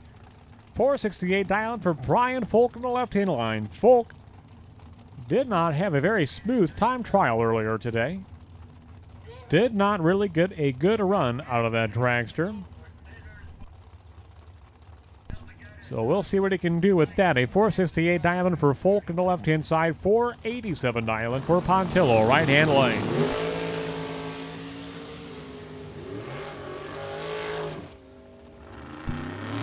And on a double breakout, Brian Folk will be the winner. So Pontillo breaks out. Brian Folk will get the win.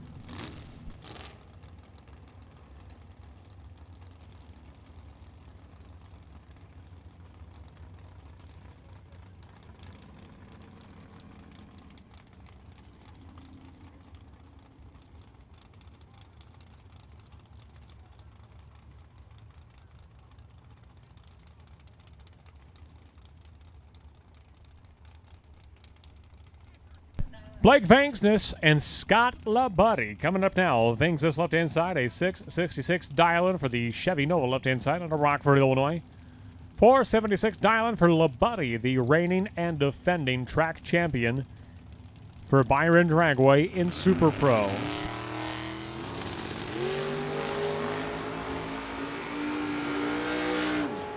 A red light start for Venksnis. Wind light to Scott LaBuddy. 009 green. 475-1 on the 476 dial-in. Scott LaBuddy is your winner. Right up, Tori Williams and Vince Magracina. Williams, one of 8 drivers today to have a perfect light. He's in a Nova left-hand side. 580 dial-in for Williams. 571 for Vince Magracina in the right-hand side. The bulletproof concrete coatings sponsored Chevy Monza from Pecatonica, Illinois.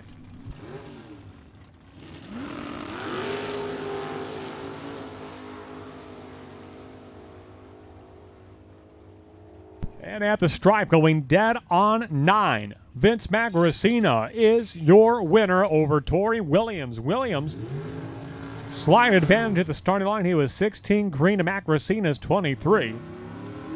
Williams, 2 over the dial-in. Magracina goes dead on 9, gets by him, and gets the win by 7 thousandths of a second. Coming up next, this is the rear-engine dragster of Michelle Bacon, and I believe that this is her first round in competition with that rear-engine dragster right-hand side. 596 dial-in for Bacon on the right-hand side.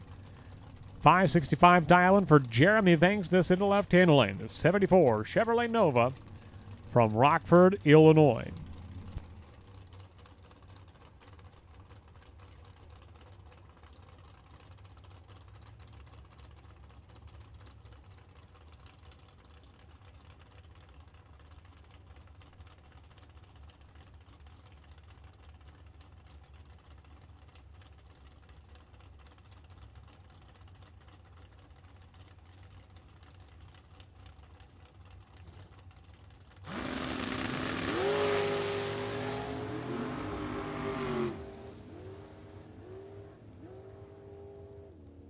And Jeremy Venksnis will be the winner, 573 on the 565 dial, and picking up the win over Michelle Bacon.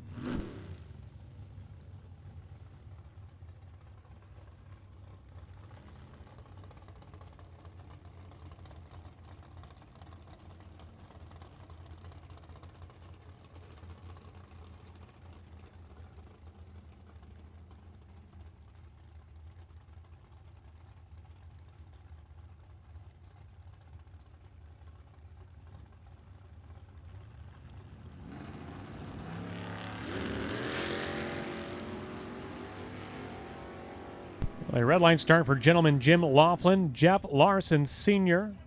will be the benefactor. 727 on the, what am I saying, 527 on the 533 dial-in. Jeff Larson Sr., your winner over gentleman Jim Laughlin.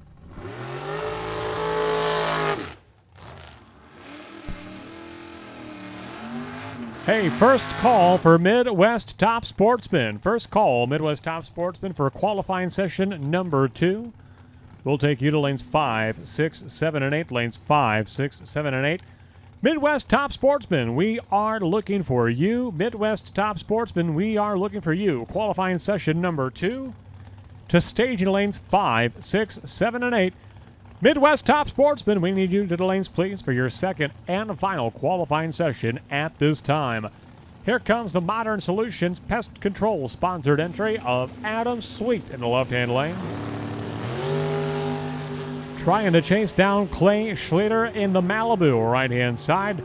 At the finish line, win line's going to belong to Adam Sweet. 487 on the 484 dial-in. Close race off the starting line, but at the finish line, Adam Sweet will be closer to the dial-in and get the win. Dominic Bowden and Taylor Schlitter coming up next. Bowden with a lengthy burnout. Chalk it in reverse. He'll back it up. 443 dial-in for Dominic Bowden. 676 dial-in for Taylor Schlitter in the pickup truck, right-hand side. A second call, Midwest Top Sportsman. Midwest Top Sportsman, we are looking for you. Midwest Top Sportsman, we are looking for you. Lanes 5, 6, 7, and 8. Lanes 5, 6, 7, and 8. Midwest Top Sportsman, we are looking for you.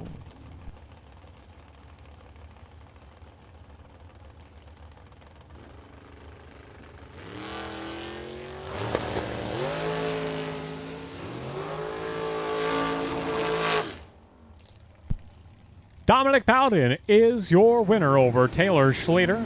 Schlitter's won over the dial-in. Dominic Bowden goes dead on 8. Bowden, better reaction time as well. He is the winner at both ends of the strip. There we go, Mike Schlitter. And a car that is not on file, 3282 coming up on the right-hand side. Very quick supercharged entry. 457 dial-in the right-hand lane.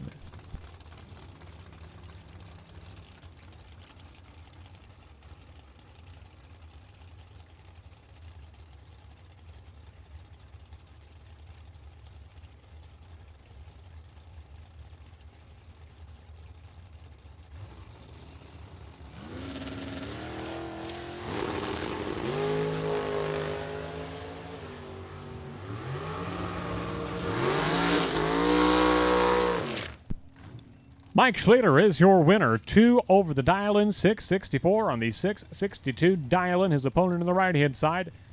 6 numbers off the dial-in. Schlitter, just 2 over the dial. He'll be your winner in the Olds 442 left-hand side.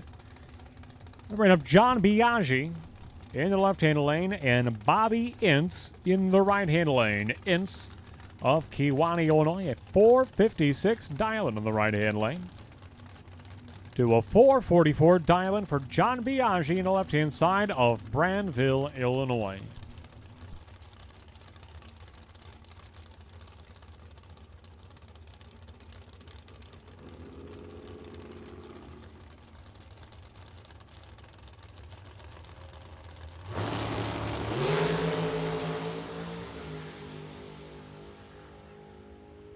001 red for Biaggi. Win light to Bobby Ince.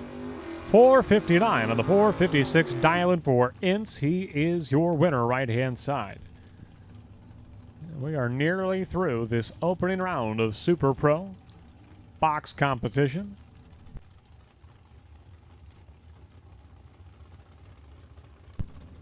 Looks to be 6 pairs and a Byron left at this point, barring any late arrivals. Tim Folker and Ed Nemec, both drivers, double entered, I do believe. Nemec in the Corvette right-hand side, Folker in the Corvette left-hand side. An all-Corvette matchup. Wow, this one is close.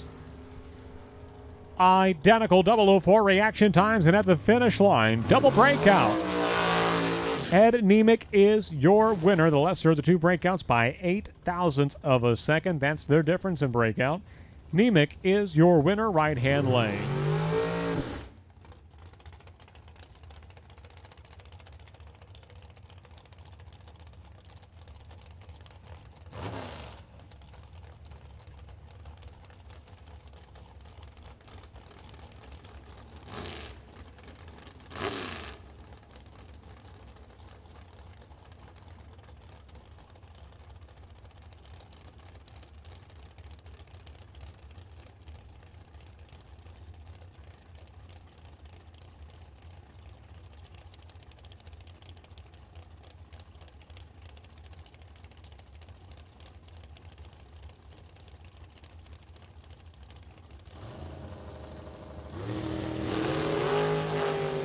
Colin Estes and Vince Mastrata, two young guns, two tough customers at the finish line. Win light is going to go to Vince Mastrata, 006 reaction time. 2 over the dial-in, picking up the win. 10 on the tree for Estes, 3 over the dial-in. A little bit better at both ends. Vince Mastrata is your winner. Greg Johnstone and Nick Mastrata, this will be your final pair of Super Pro box car. Scott Mccann pulls into the water box just behind Johnstone. Scott McCann's going to be your bye to conclude this round. You know what that means. There will be a new bye come round number 2 of Super Pro box.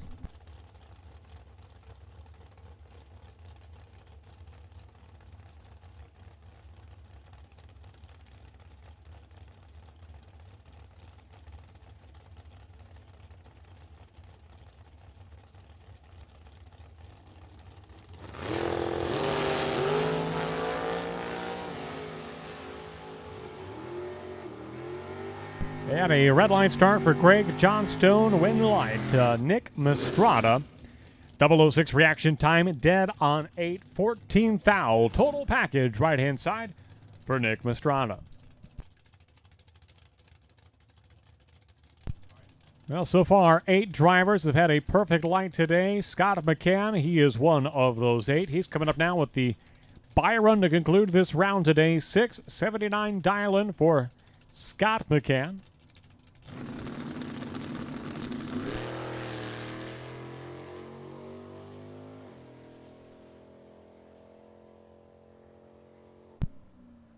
He'll go dead on 8, and that will put a wrap on round number 1, Super Pro competition. Do not forget, if fortune did not go your way in the opening round of Super Pro, then do not forget you can swing on down to the Blue Top 10 right beside the Sunoco Race Fuel Station. $40, just a cool $40 to swing on in and buy back into round number 2. You know what's great about that? If you win round number 2, you get your buyback money right back in your pocket.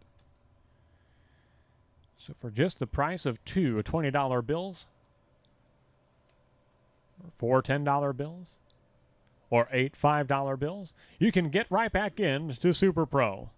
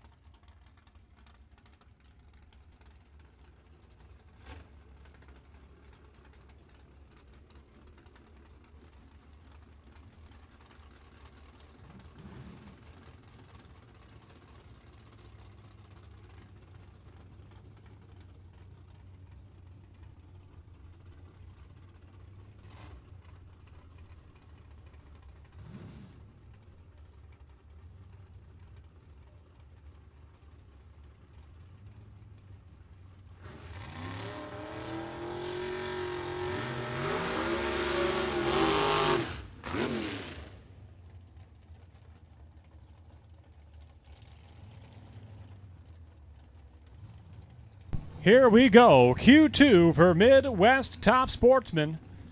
434. That was the low ET from Q number 1 for Rick Soika Jr.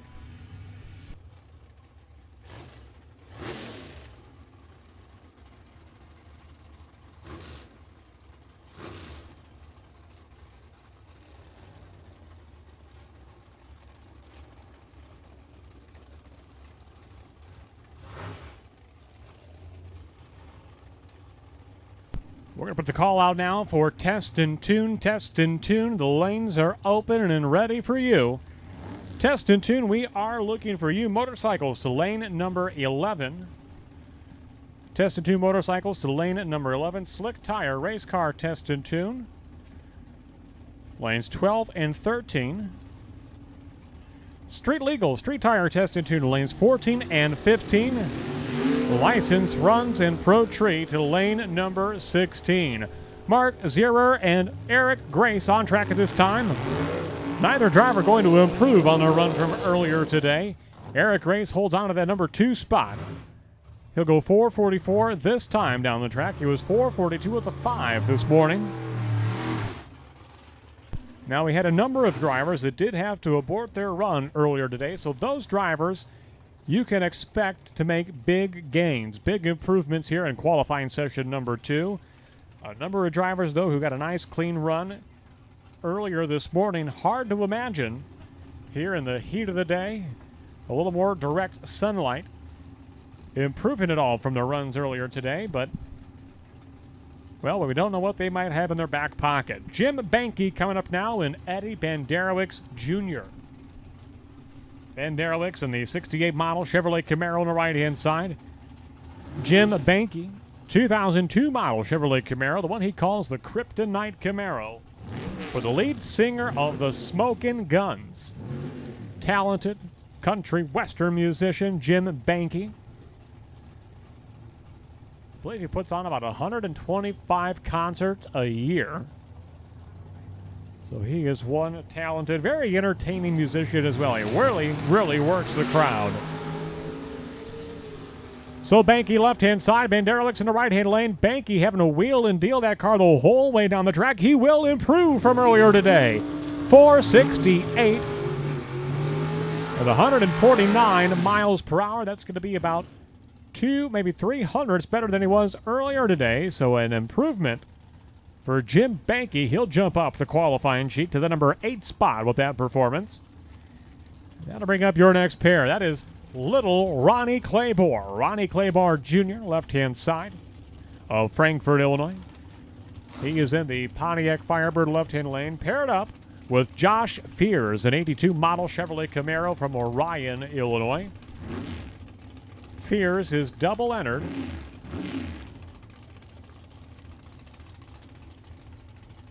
Racing in the box category as well as top sportsman today.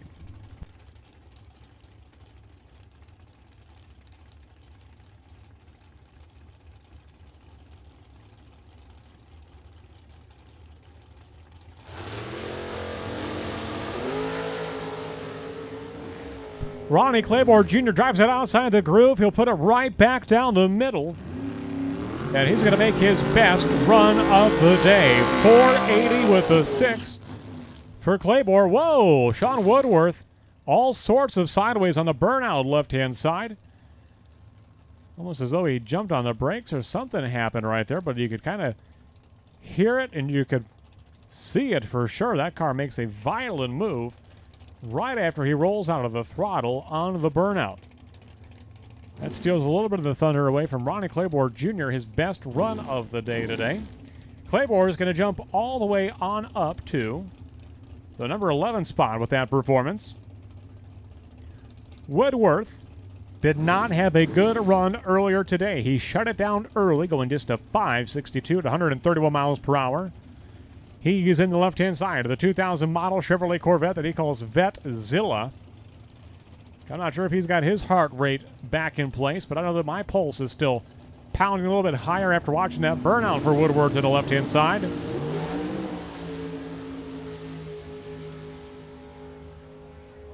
Matt Simchak, another smooth run on the right-hand side. He'll go 4:59, 153 miles per hour. Still holding on to that number 5 spot in qualifying. Woodworth, almost like the car's not leaving in the right gear. I'm sure it is, but just doesn't seem to have that get up and go right out of the gate. He'll go on to a 5:62 for his best run of the day so far. Ed Benderowicz Sr. coming up now, the Chevelle left-hand side. The 5:02 performance earlier today, sitting in the 16th spot at this time. Paired up with Bob Romano in the world's fastest Saturn.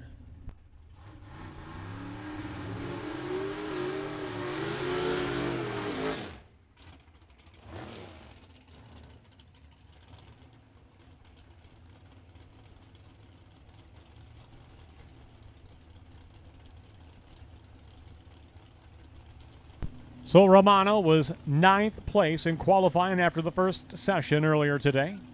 He's in the right-hand side. 98 model Saturn is owned and tuned by Rick Zirk. Zirk opened the driver's door at this time. A lengthy purge of the nitrous system for Ed Benderowicz Sr. in the Chevelle left-hand lane. Drivers complete their pre-run checklist, and they're going to ease on up to the staging beams. Fantastic field of Midwest Top Sportsman entries here today. In excess of 25 registered to race here this morning. And what is their first appearance at Byron Dragway in the 2022 season? A problem for Bob Romano at the starting line. This one's going to be all Ed Benderowicz Sr. 5:08, 138 miles per hour for Ed Benderowicz. Bob Romano had a 4:71 performance earlier today, but the car just does not leave at the starting line. He'll idle it on down, take it off the top end of the racetrack, and that will bring up our next pair.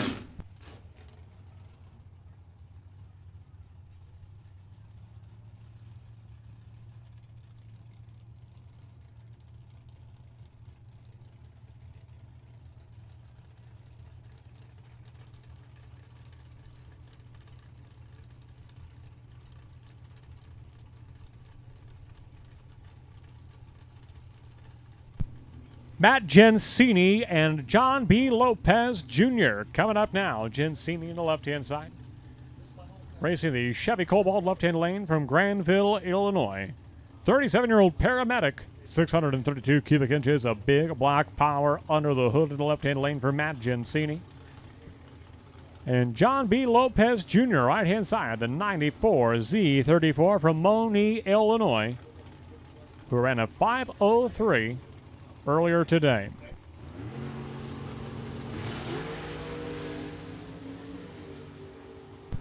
Well, they are side by side and wheel to wheel at the finish line. Matt Gensini is going to get there first. 4:89, 142 miles per hour for Matt Gensini.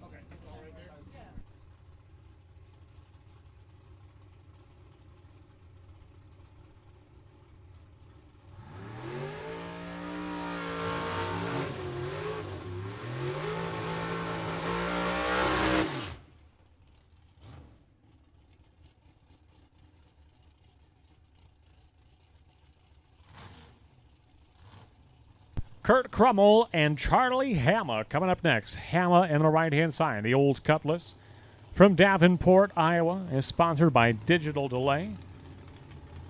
And Kurt Crummell in the 2000 model Pontiac Trans Am, the TA. Advantage Auto Body, the sponsor from Hampton, Illinois. 4:87 the previous time today for Hama in the right-hand lane, 5:56. For Crummell in the left-hand lane.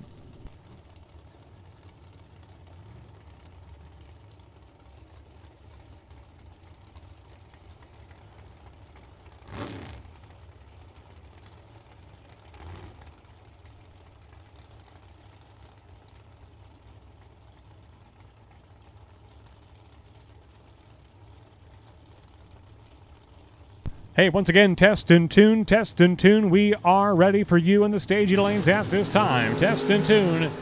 We are looking for you in the staging lanes at this time. Crummel, the wisp of smoke at about the 330-foot mark. His superior run from earlier today, he'll go 5:11. That is his best run of the day. He'll jump on up to the 20th spot overall. Charlie Hamma, no improvement. He'll go 4:88. He was 4:87 earlier today, so very consistent for the Cutlass of Charlie Hamma. Crummel, big improvement elapsed time-wise, but that car had a wisp of smoke at about the 330-foot mark, and he kind of wheeled it around at about the half-track mark. So we'll give a quick check to the track after Matt Crummel goes down to the left-hand lane. Alex Bosek and Troy Finner set to come up next.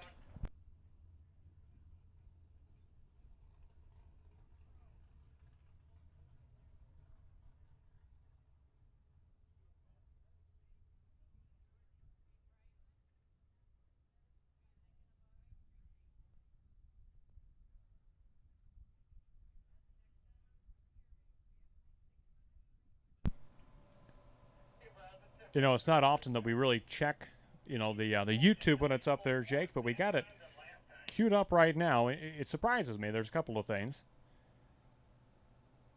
First, big tech. You know, all the data and all the, you know, that they're watching us sort of thing. But why can't they get rid of spam? There are more bots here than there are on Twitter. So that's my first comment. Second comment is here, thanks to everybody that is in the chat that is a real human being. Brandon Phillips tuned in, wishing he was here today instead of at work. My question is, what is he doing at work if he's watching Byron Dragway TV? So hopefully it's not a, hopefully it's not like a crane operator or something where someone else is depending on him.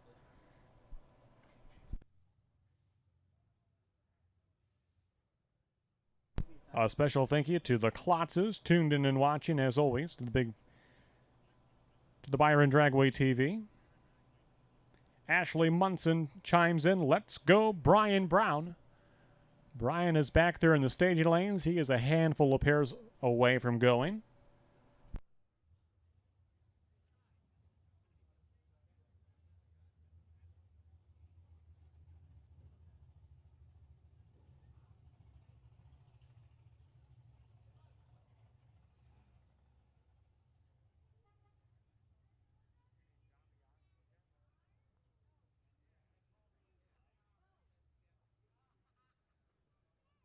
Paging John Biaggi. John Biaggi to the starting line area, please. John Biaggi to the starting line area, please.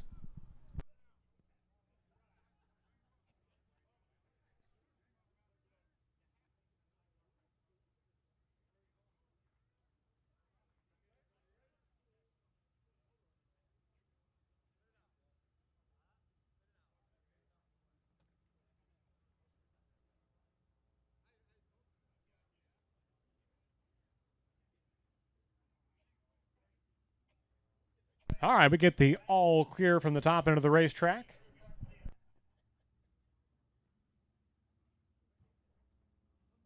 And we'll be ready to go here in just a moment with Alex Bosak and Troy Finner. Finner, we're going to see a big move out of this car. He is the number 22 qualifier after the first qualifying session at only 99 miles per hour, however, so Finner shut it off just about the 100-foot mark earlier today, so a big jump of performance set to come up here for Finner on qualifying session number 2. You can see it on the spoiler on Finner's car, a 425 dialing on the car wherever they raced last. If he can crack into the 420s here today, or even a 430, a low 430, this may be your new number 1 qualifier if Finner can put down that kind of performance with this run.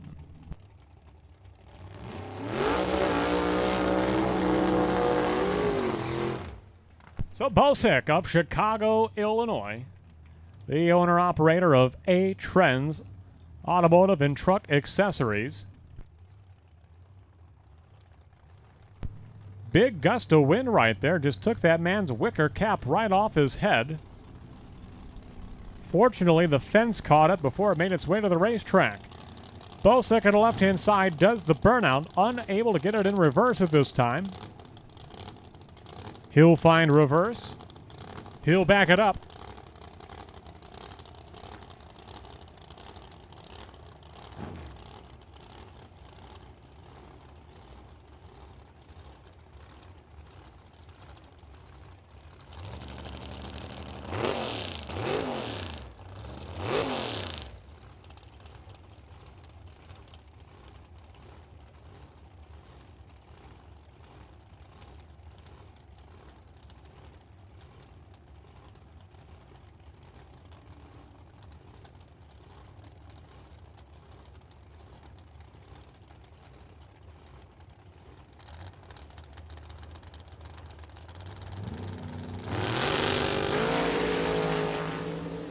Finner is on a run. Will he be the number one qualifier? Yes, he will. To the top of the sheet, Troy Finner. 4:32, elapsed time 164 miles per hour. Troy Finner, your new number one qualifier. Problems, though, for Alex Bosick.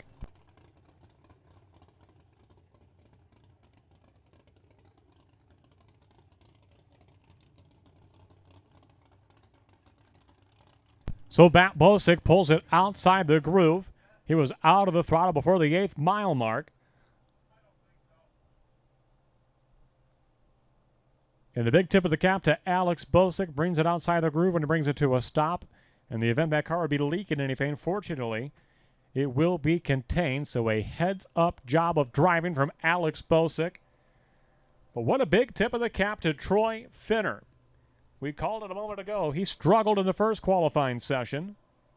Shut it off real early in the run. And he'll jump all the way from the number 22 spot in qualifying all the way to the top, bumping Rick Soika Jr. off the number one qualifying spot. So Soika, 4:34 with a 7 earlier this morning. And now in the heat of the day, Troy Finner records the low ET and top speed of the day. 164.57 miles per hour was the speed for Finner on that number one qualifying performance.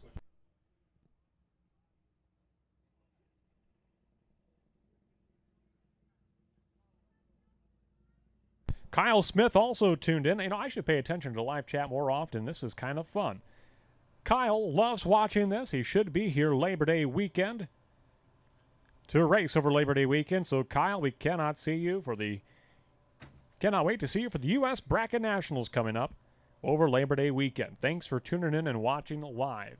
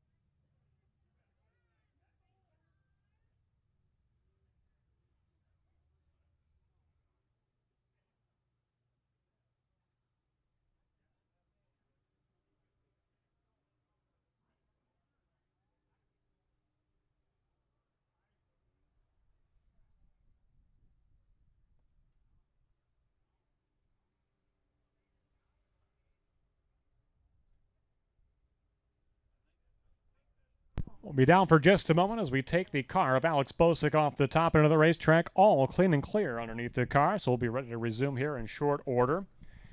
Hey, report from the pit area.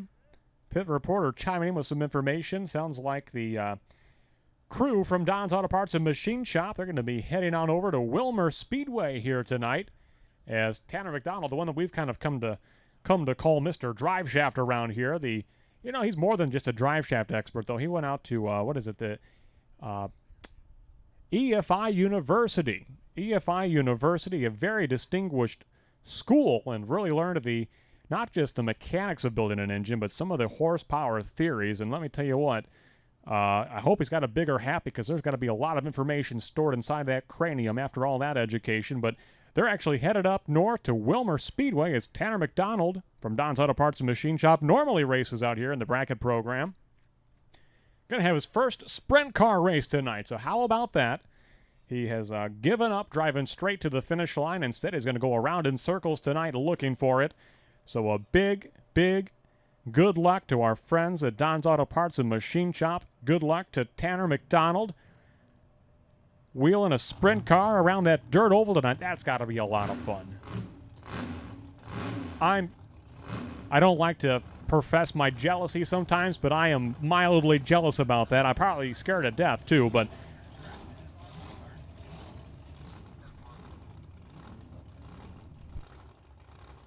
Wilmot Speedway. I stand corrected. Wilmot Speedway, not Wilmer Speedway. So good luck to Tanner McDonald and all the Pontillo crew headed up to Wilmot Speedway tonight to watch some dirt sprint car racing, and Tanner doing the driving duties. Good luck, Tanner. And we'll see the crew from Don's Auto Parts here later on tonight.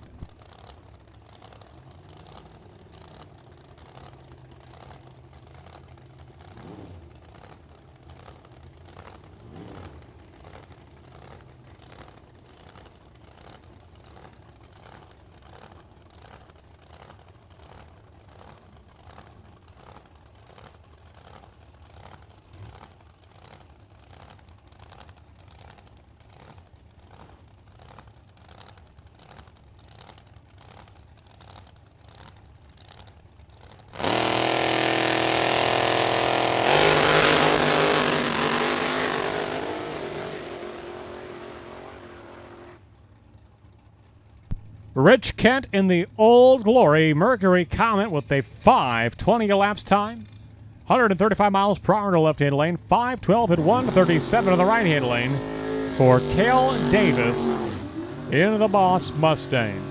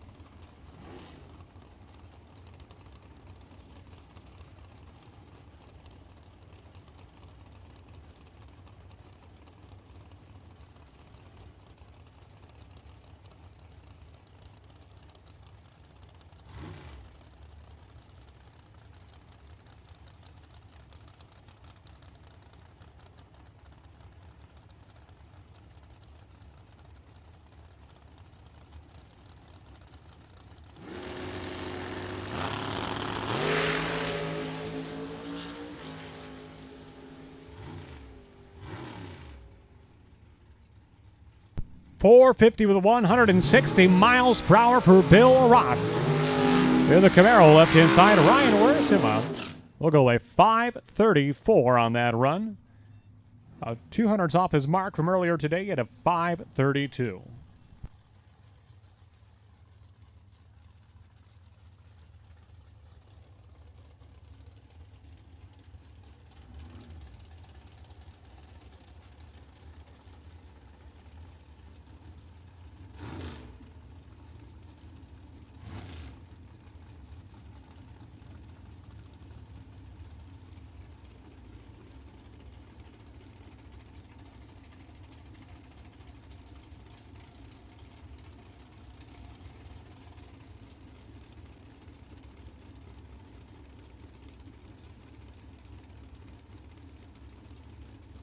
So here is the driver that came into this session as the number 1 qualifier. That is Rick Soika Jr. and the Pontiac Firebird, right-hand side of Batavia, Illinois. He will give up that number 1 spot to Troy Finner by 0.02 of a second.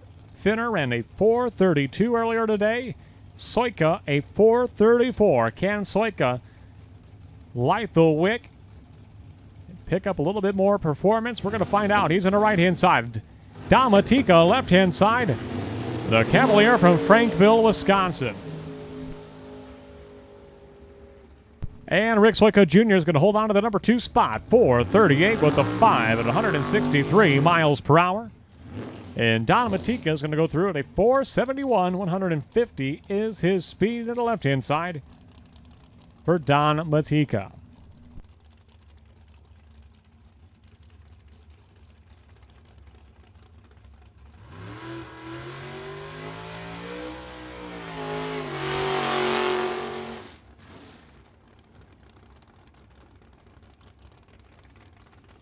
Jeff Sutherland and Brian Brown. Coming up now, Brian Brown in the right-hand lane. The Superior Mechanical Incorporated sponsored 2002 Chevrolet Camaro from Coal City, Illinois. Brown is in the right-hand lane. Jeff Sutherland in a long burnout. The Olds Cutlass left-hand side of Andover, Illinois.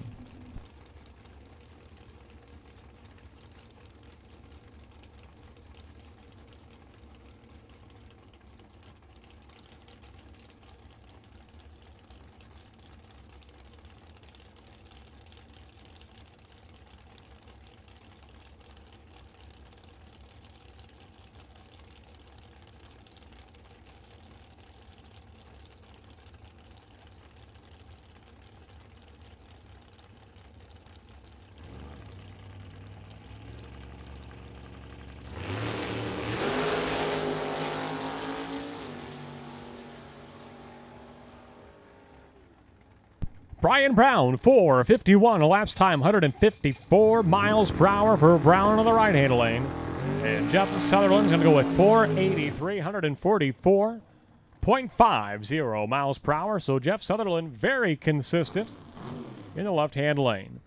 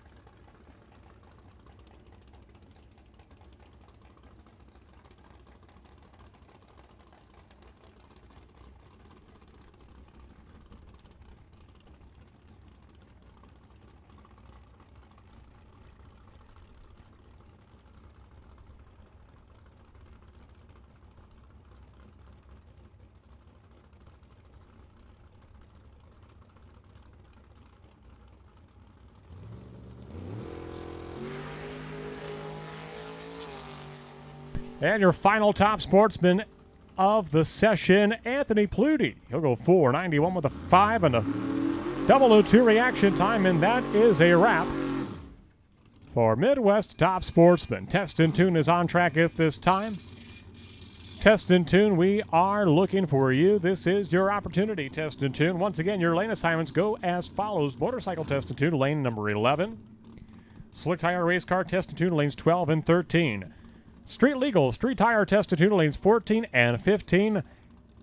License runs in Pro Trade to lane number 16 at this time. Test and Tune, this is your time.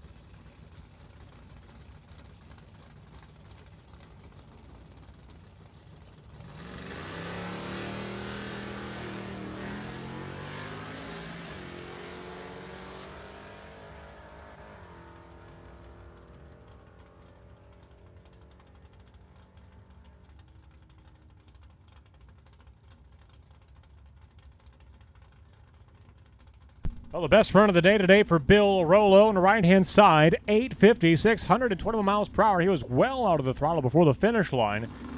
5:19 and 1:43 at the 8th for that small block Ford Mustang of Bill Rollo, who flat overpowered the track earlier today in the morning, but made a nice smooth run that time.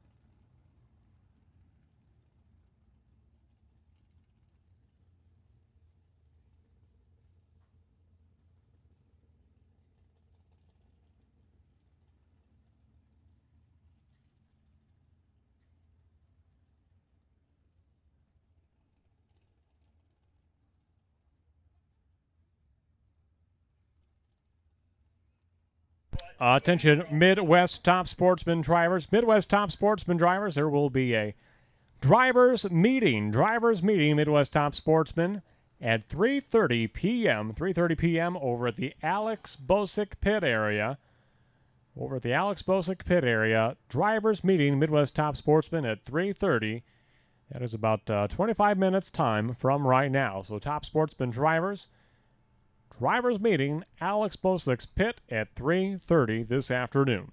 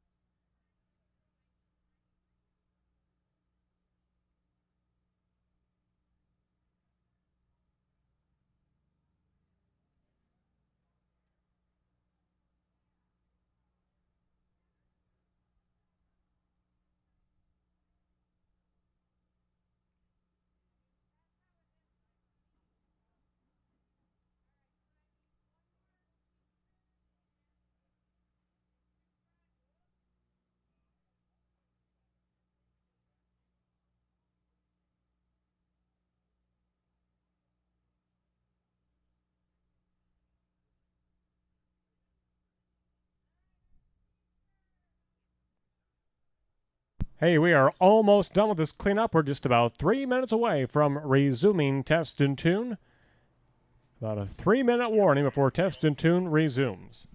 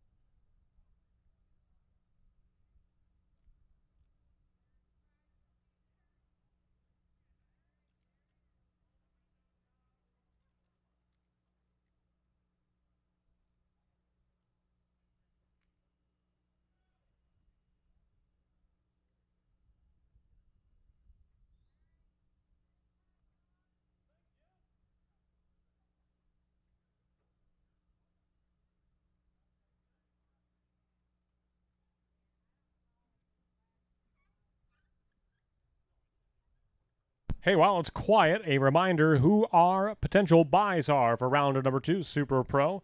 Brando Carlson, B372, potential buy, round 2 in Super Pro, no box. And on the box side, 371X, Brett Williamson. Brett Williamson, potential buy in round number 2 of Super Pro box.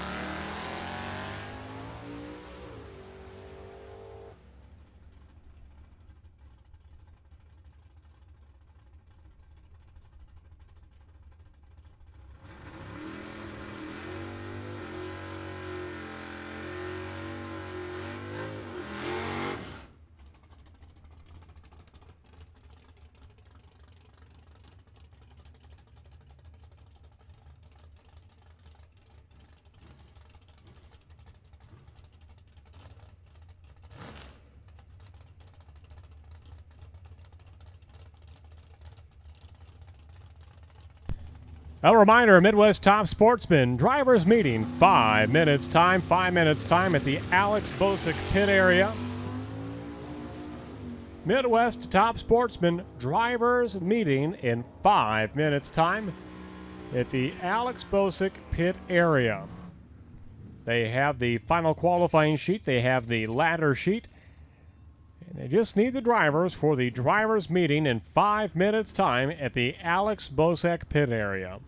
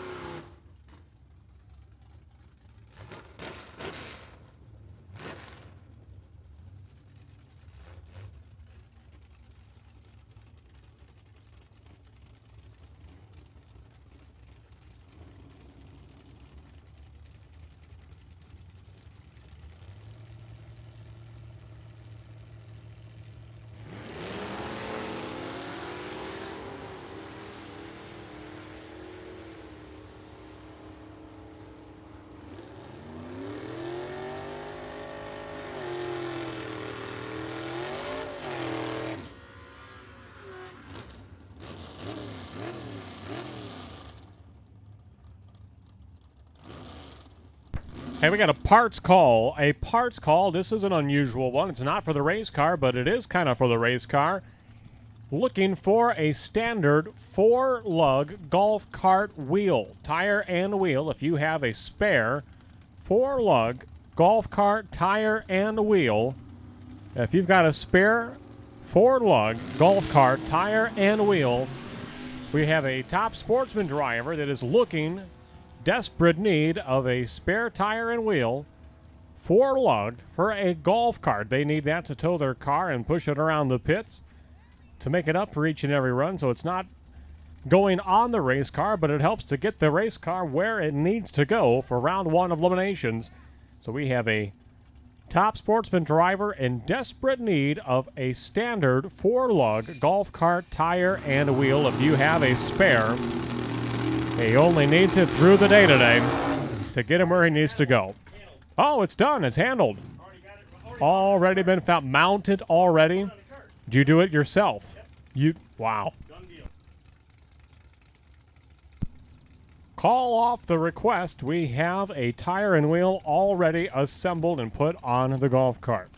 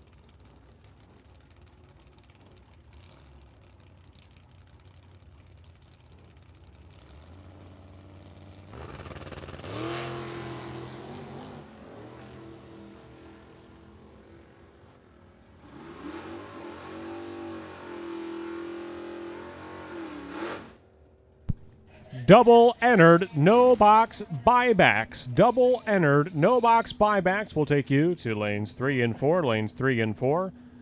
Double entered, no box buybacks will take you to lanes 3 and 4 at this time, please.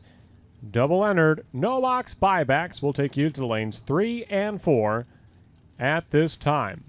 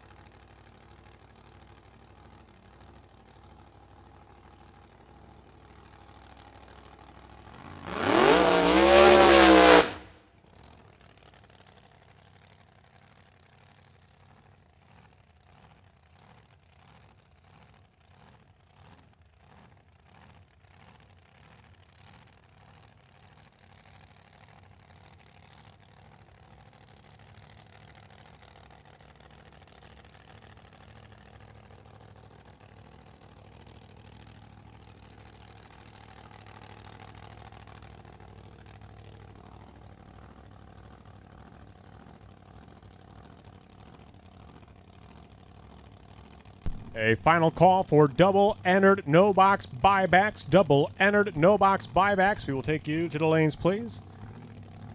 We'll take all of our no box buybacks at this time. All no box buybacks at this time. To lanes 3 and 4, to lanes 3 and 4. All Super Pro no box buybacks will take you odd left, even right. Josh Dunn in the 82 Malibu wagon.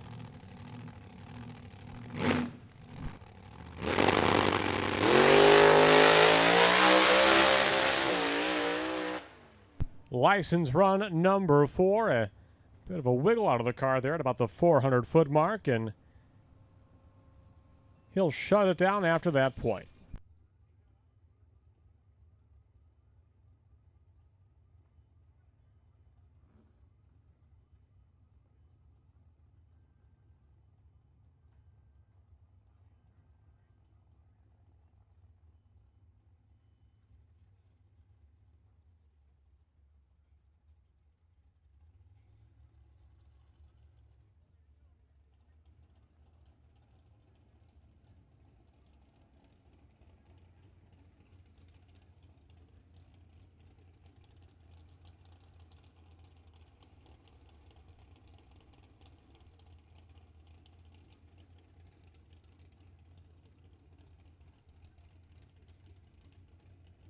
So that was license run number 4 for Josh Dunn. Here comes Jordan Wick, and she'll be making another license run here today.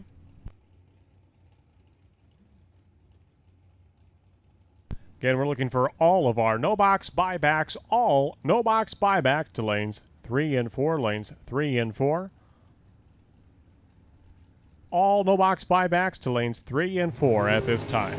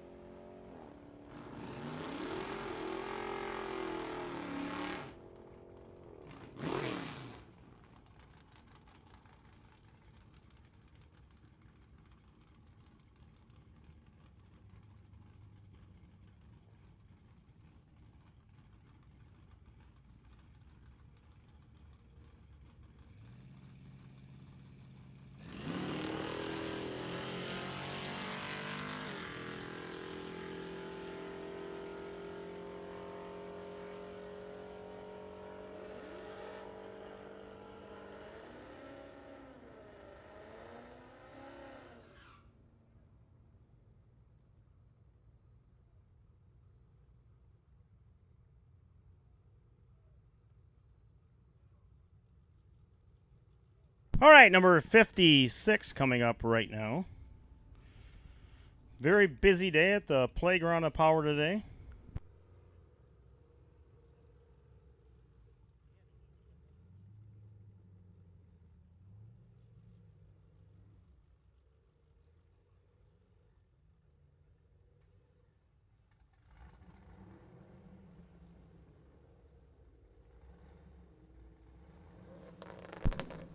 Jackson from Chesney Park in the tower lane is off the right lane Mustang, just way out of the groove, trying to reel it back to the middle of the track. That's number 39. That is John Gagliano.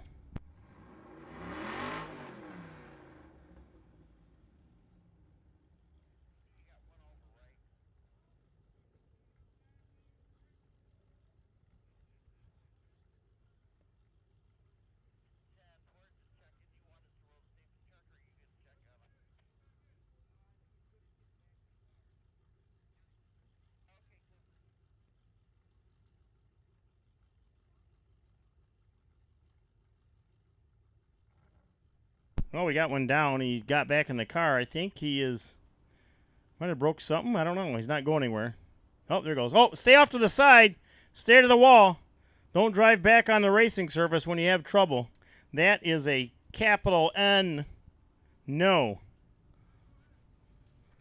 Whenever you have troubles, pull off the side near the wall. Stop your car. If you're going to proceed down alongside the wall. And this guy will be off in just a matter of moments. No box will be coming up shortly. No box coming up shortly. Box will follow. Then top sportsman drivers, we will need your list back in the tower for your ladder. Top sportsman, we need your list back in the tower for your ladder. Oh, they're done? You got it done already? Mr. Simpson, you're on it.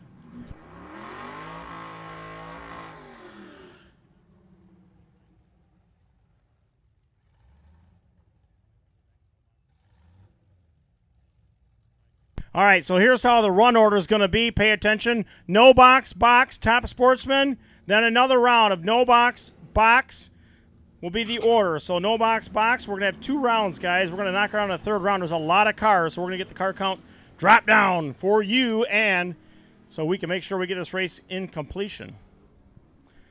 A lot of entries today, a lot of testing too.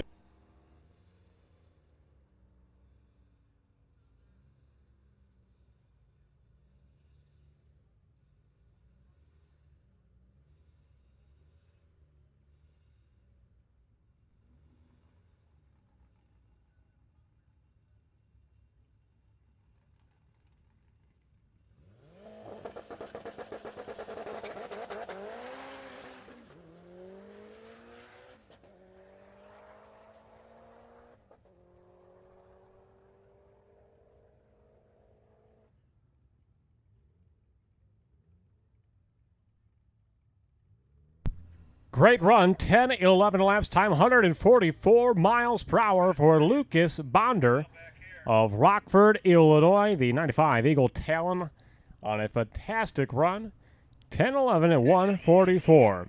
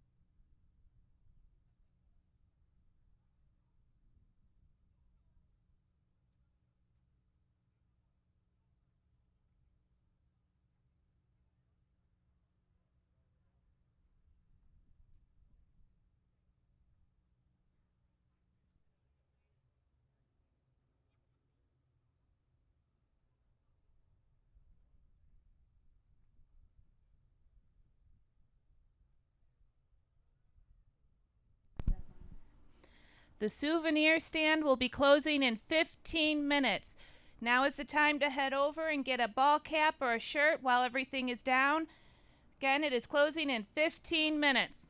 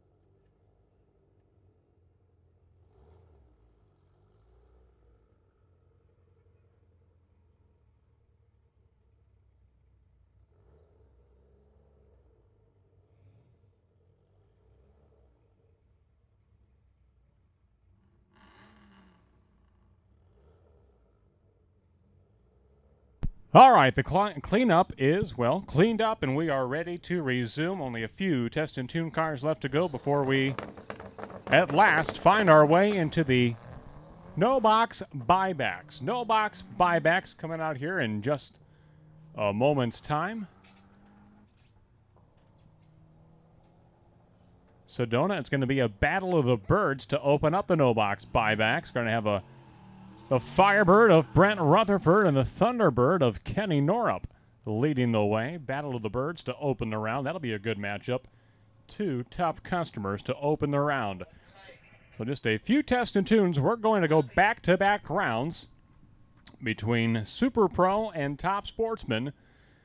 So test and tune cars, you're going to go on hold. We're going to skip you a round here as we've got so many bracket cars backed up and waiting to go here with round number 2. Ready and waiting in the wings. That we're going to do 2 rounds back-to-back of Super Pro, no box, Super Pro box, followed by Top Sportsman, followed by round 3 of Super Pro, no box, and box, and then round number 2 of Top Sportsman. So we're going to chisel away at this field, knock out some consecutive rounds of eliminations to keep things hopping, keep things moving, and get this race moving along.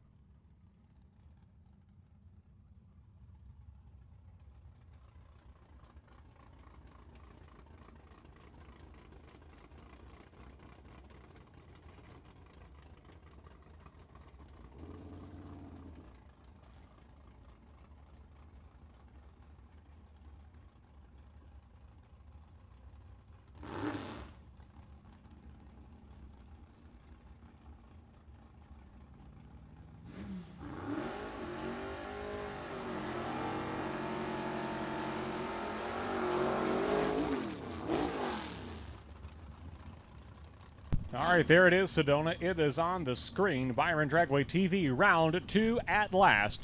Brent Rutherford and Kenny Norup, Battle of the Birds. Norup in the Thunderbird, right-hand side. Hometown racer from right here in Byron, Illinois. 585 dialing for Norup. Paired up with Brent Rutherford, a Firebird from just down the road in Oregon, Illinois. 684 dialing for Rutherford. Pair of birds, pair of business owners, pair of local drivers. And this will be a good one. They're off, they're running 006 red for Kenny Norup. And Brent Rutherford will prevail. 680 with a 6 on the 684 dial-in. Rutherford lights the win light.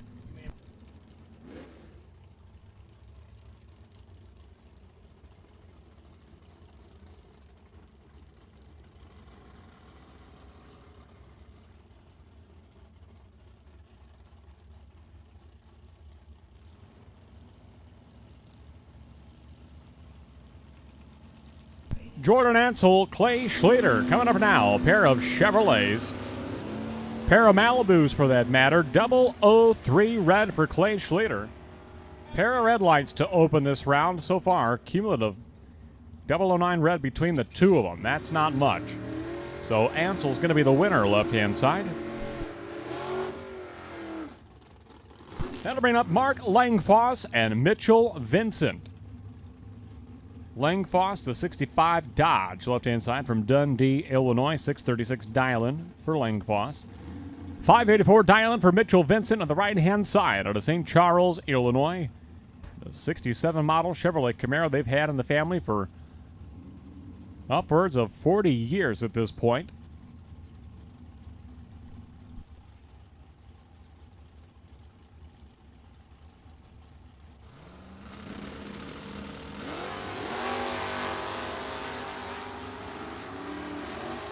Langfoss is out front, but here comes Vincent at the stripe.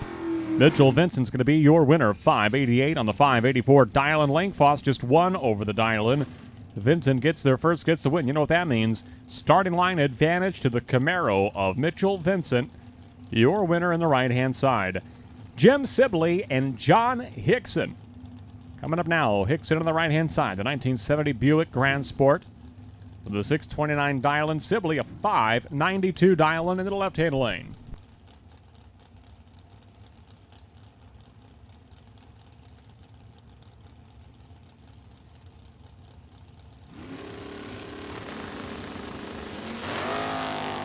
Super Pro, no box winners, double-entered winners, double-entered winners. We need you to lanes 5 and 6, lanes 5 and 6, Super Pro. No box, round number 1 winners. If you are double-entered, we need you to the head of the lanes, lanes 5 and 6, lanes 5 and 6. Double-entered, Super Pro, no box, winners from round 1. We need you to lanes 5 and 6, please. We'll take all of our winners from Super Pro No Box, all winners from round 1 to lanes 5 and 6 at this time. Super Pro No Box. Round 1 winners, we need you to lanes 5 and 6. Chad Cannon and Brian Dumdye on track. Wheeling and dealing at the finish line. The win line's going to go to Chad Cannon. 008 reaction time. He'll go 6:47 on the 6:43 dial-in. Dumdye got there first. Took the stripe, took too much of it. Breaking out, giving the win to Cannon. Jerry Klotz in the pickup truck right-hand side, a 682 dial-in for the pickup. Paired up with Garth Morgan. 63 Chevy 2 from Rockford, Illinois. 659 dial-in for Morgan in the left-hand lane.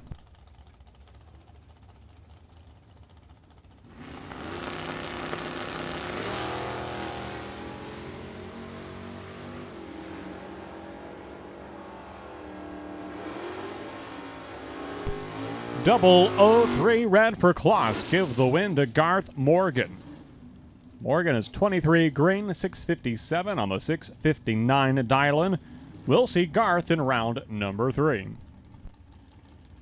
Again, we are looking for our winners from round number 1. A Super Pro No Box winners from round number 1 to lanes 5 and 6, lanes 5 and 6. Odd left, even right. Odd left, even right. Winners from round number 1, Super Pro no box, looking for you to lanes 5 and 6 at this time. Brando Carlson, you can report to lane number 2. Brando Carlson, you are the potential buy of this round. We will take you to lane number 2. Brando Carlson to staging lane number 2. Al Nigro goes down the track. He'll break out. Win light into the left-hand side for entry number 175.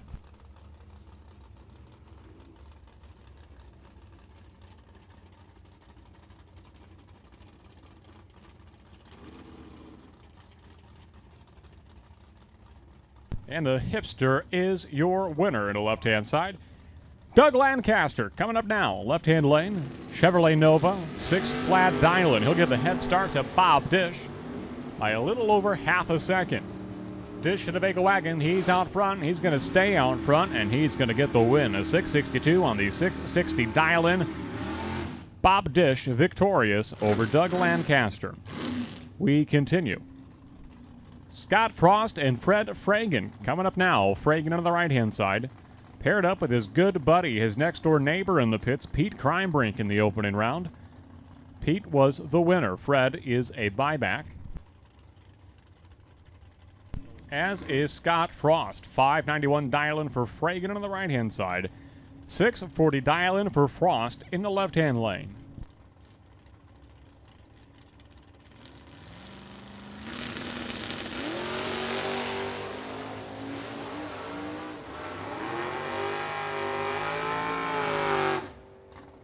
Win line's going to go to Fred Fragan. 1 over the Dylan. He is your winner.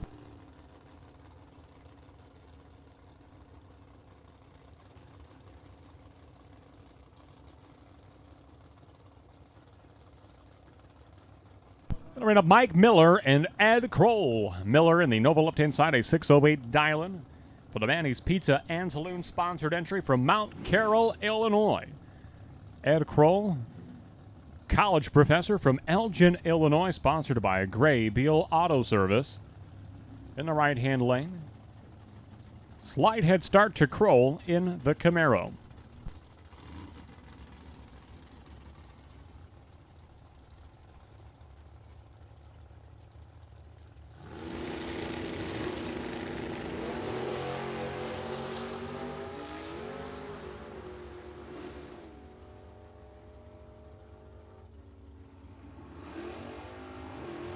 And a red line start for Mike Miller. Win light to Ed Kroll. Kroll is 13 green, dead on 3.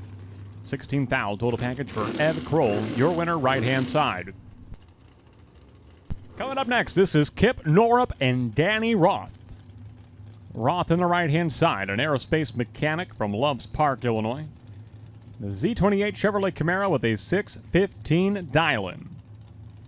We'll give a head start to Kip Norup in the Thunderbird from Byron, Illinois. 643 Dylan for Kip. 615 Dylan for Danny. Red light start for Danny Roth. Kip Norup advances to round number 3. And Norup's going to go dead on 6 at the top end of the racetrack. Going to make room now for John Coyle and Buck Davenport. Pair of cars. Both double entered. Both cars entered in the no box. Both cars entered into box. Same driver, same car. Coyle left-hand side. 751 Dylan. Might be the highest dialed box car of the day today. This is still no box, of course. 586 Dylan for Davenport in the right-hand lane.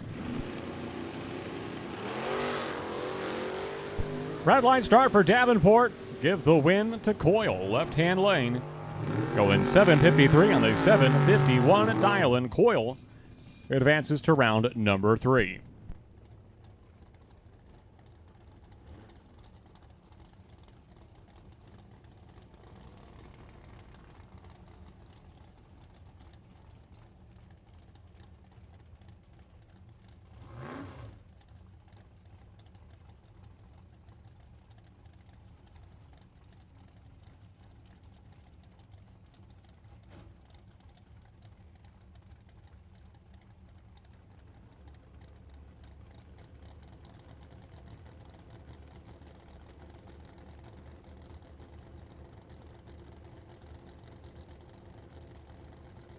double entered box class buybacks to lanes 3 and 4. Double entered box class buybacks. We'll take you to lanes 3 and 4. Attention to the pits. Double entered box class buybacks. We need you to lanes 3 and 4 at this time. Shane Pope, Taylor Schlitter, 2 go down, 1 comes back. It's going to be Pope. Left-hand side of the pinto, 15 green on the tree, 3 over the dial-in. He is your winner in the pinto over Shane Pope.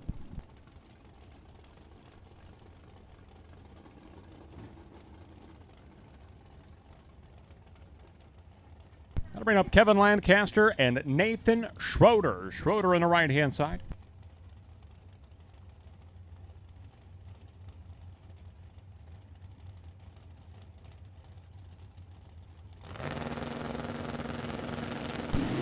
This one is heads up, 592 dial-ins for the pair.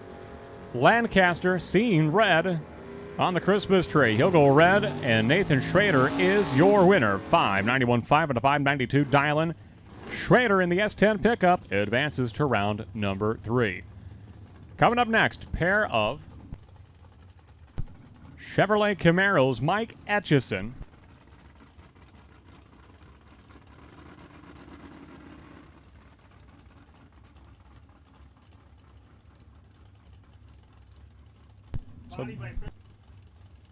So the vinyl top first gen of Mike Etchison on the right-hand side. 560 dial-in for Etchison.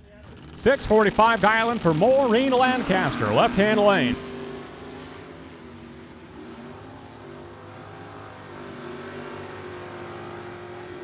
Etchison, your winner on the right-hand side. Going 1 over the dial-in. Lancaster was dead on 5, but left about 100th at the starting line. 2,000. That's the margin of victory for Mike Etchison in the right-hand lane.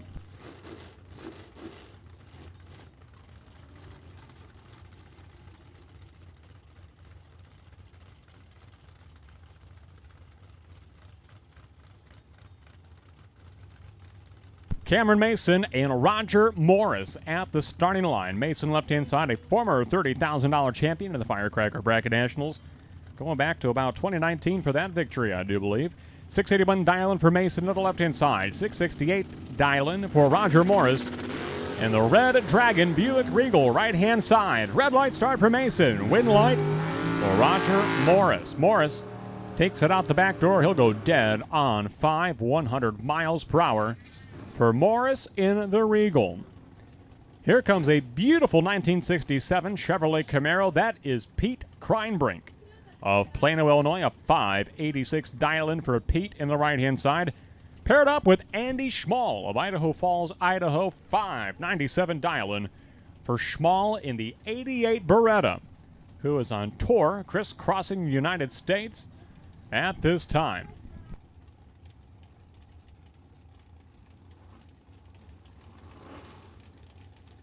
Final call for double-entered box buybacks. Final call, double-entered box class buybacks. We'll put the call out now for all box class buybacks. All box class buybacks. We need you to the lanes at this time. Win light's going to go to Andy Schmall, left-hand side. 44 on the tree for Kreinbrink, 31 for Schmall. Schmall is 4 over the dial-in, picks up the W. Fred Berardi Jr. and Aaron Johnson, pair of 1975 Chevrolet Camaros. Both cars, same make, same model, same year. Berardi left-hand side. 614 dial-in for the vinyl top. 628 dial-in on the right-hand side for Aaron Johnson of nearby Polo, Illinois.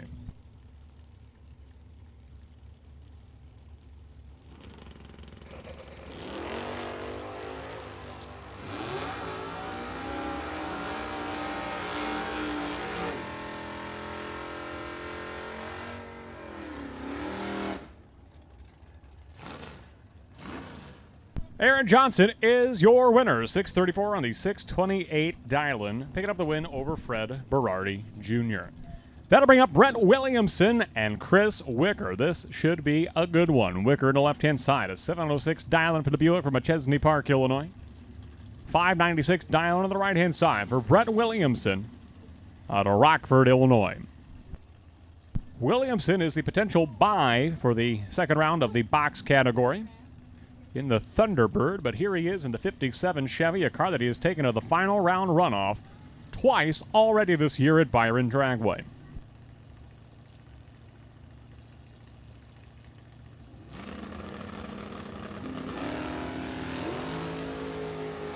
.006 red for Wicker, .003 green for Williamson. Williamson is your winner.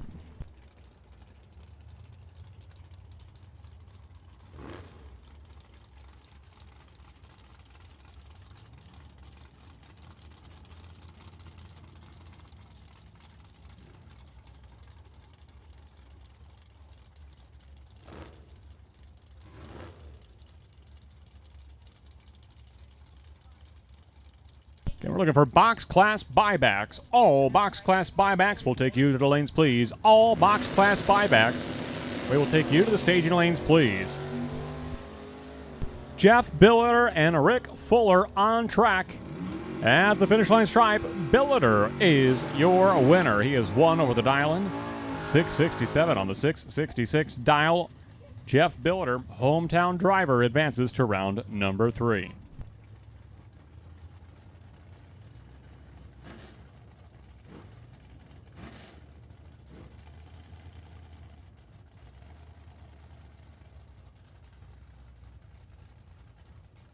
Tyler Brooks in the Chevy Monte Carlo left-hand side, sporting a 679 dial-in, paired up with the always tough Grant Zimmerman. Zimmerman, 79 Ford Mustang out of East Peoria, Illinois, a 644 dial-in for Zimmerman in the right-hand lane.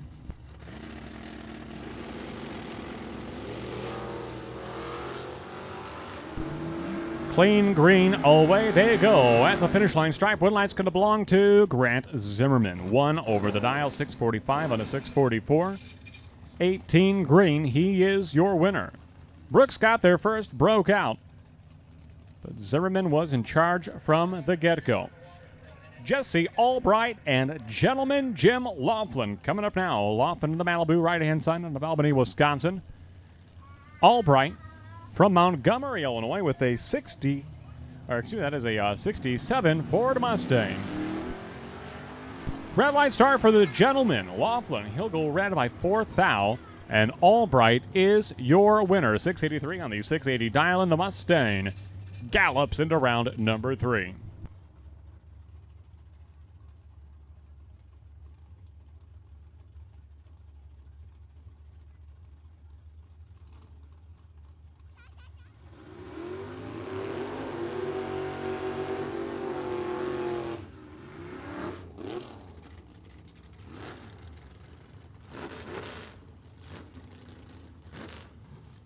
Hey, a special message from our guest announcer, 3-year-old Barrett. You have a message to deliver. What is that message?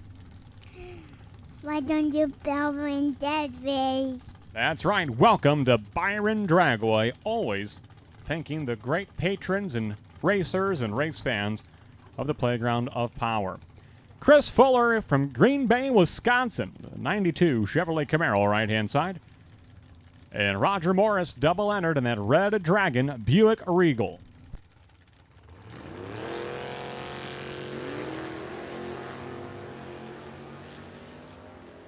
Red light start for Fuller. Win light to Roger Morris. Morris will go dead on 9 and advance into the next round. So Brando Carlson now will collect his bye to conclude this round. I'll take the tree. Get the win light. Get the automatic win into round 3. There will be a new bye, round 3. Super Pro no box, so stand by for that. Boxcar buybacks coming out next.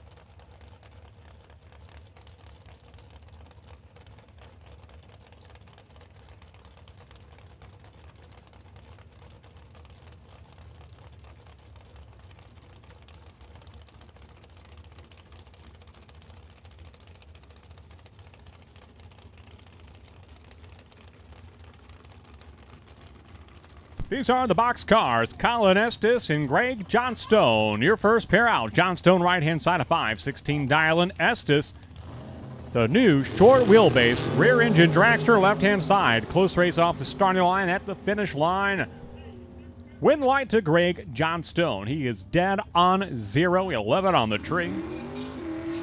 Picking up the win over Colin Estes.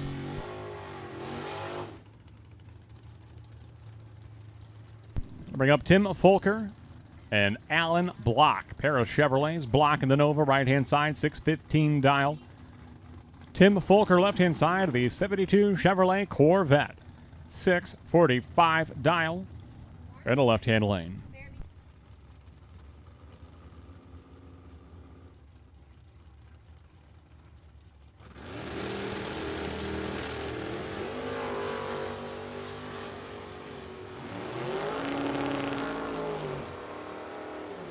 At the finish line, Alan Block is your winner. Dead on 4 for the Chevy 2 from Ottawa, Illinois. Right along the Illinois River, Block is your winner over Tim Folker. Coming up now, the Roadster of Dave Ringelstetter out of Johnson Creek, Wisconsin. A 625 dial-in for the Roadster. 724 dial-in for Kevin Swartz in the Malibu from Rockford, Illinois.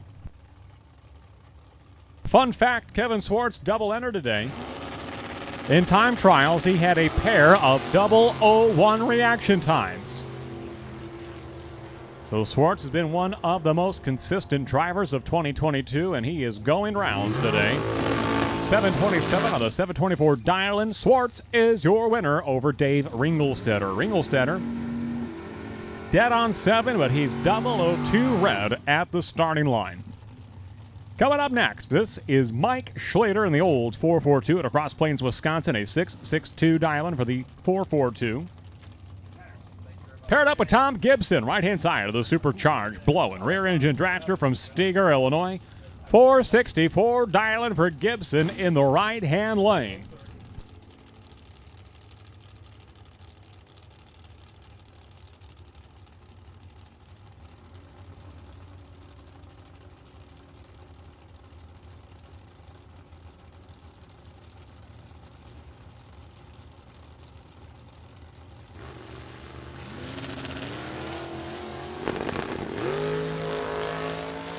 Big head start for Schlitter. Can he keep it there at the finish line? Gibson's going to sneak by at the stripe by 11 thousandths of a second. Tom Gibson is your winner over Mike Schlitter.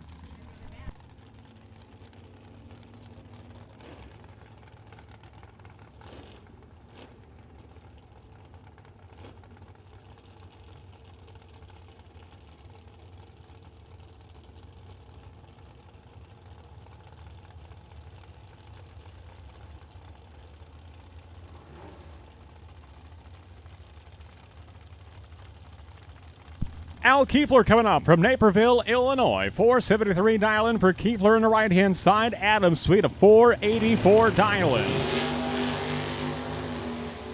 Hey, congratulations to my cousin Alexis and her new husband Kyle. They had a wedding in Naperville today. And Al Kiefler, he's not headed home to Naperville anytime soon as he wins round number 2. So congratulations to the family on a wedding. Hey, I see Mark Stiles is back in the house. Beautiful new C5 Corvette for Mr. Stiles. It is like a car show at Tech today. Dominic Bowden and Forrest Lipke coming up now. Lipke in the right-hand side. Third generation Chevrolet Camaro from Fitchburg, Wisconsin. A 620 dial-in for Lipke. 465 for Dominic Bowden. Talented auto body technician. Car painter from Channahon, Illinois.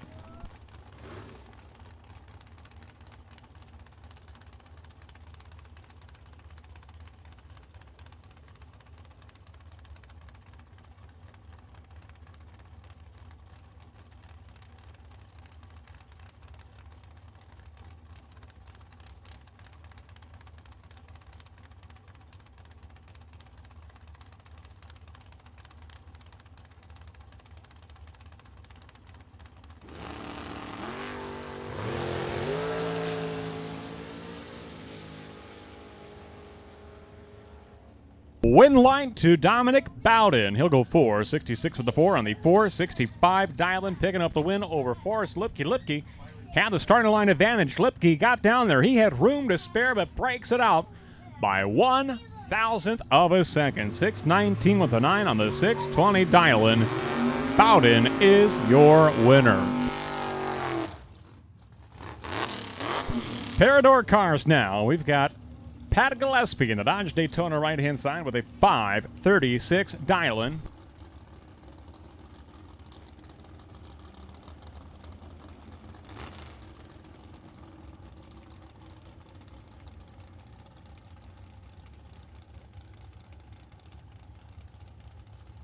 A 6.69 dial-in for Venksnis in the left-hand lane.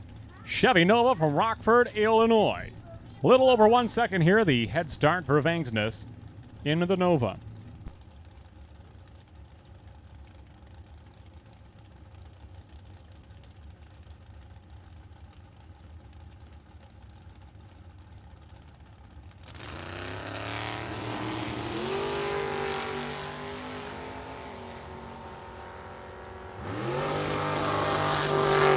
With a 005 reaction time, Pat Gillespie's going to go 1 over the dial, and he will get the win right-hand side over Blake Venksnis.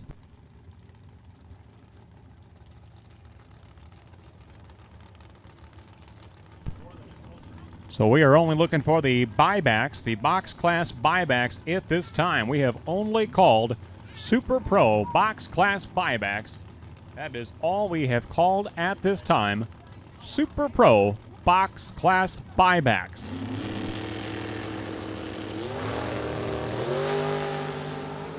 .002 red for Steve Folk on the right-hand side. Nate Kelly. The Gaunt Batty rear engine dragster is gone into round number 3. 4.93 and the 4.95 dial-in. 004 reaction time for Nate Kelly as well. So outstanding performance for Nate Kelly and Grandpa Steve.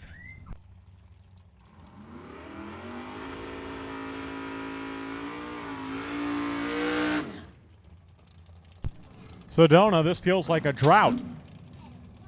We've had 8 perfect lights between the time trial and round number 1. We are over halfway through round number 2 and not a perfect light to report so far for Super Pro this round. Torrey Williams, he had a perfect light earlier today. He is in the left-hand side.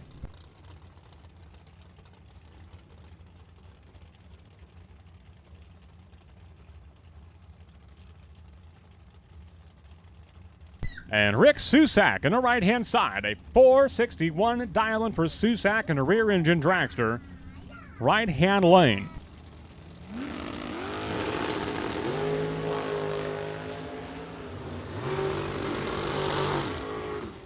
Torrey Williams has a 002 reaction time. He gets there first. He's got room to spare, but he's going to break it out. 4.79 on the 482 dial-in. Williams breaks out. And Susak advances into round number 3. Jim Prevost and Dion Dignitz coming up now. Hey, a special shout out to the Dignitz crew for the special delivery of some fresh string cheese delivered to the tower. Dion, of course, a cheesemaker professionally. They suppose this cheese was probably made a Thursday of just this week, and it is the best I have ever had. Not chock full of preservatives. This is the real deal. 003 reaction time for the cheesemaker. Dion Dignitz, he gets there first, but breaks out by 0.02 of a second. Jim Prevost, 13 green, dead on 2. 15 thou. Total package for Jim Prevost, your winner. Of course, the Dignitzes will always be winners in our book, especially with the delivery of string cheese.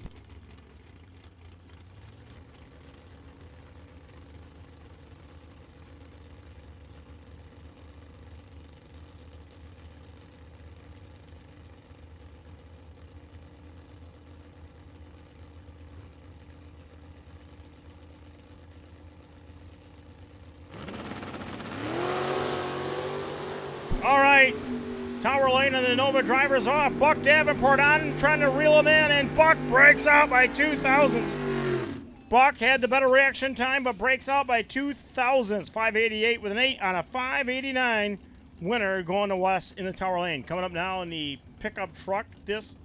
I'm not sure who's driving this time. Is it Melissa? I think it is. Melissa Heldman in the Tower Lane. 668 Dallin in the right lane. That is Bobby Dish. Bobby Dish of Verona, Wisconsin, dialed 661.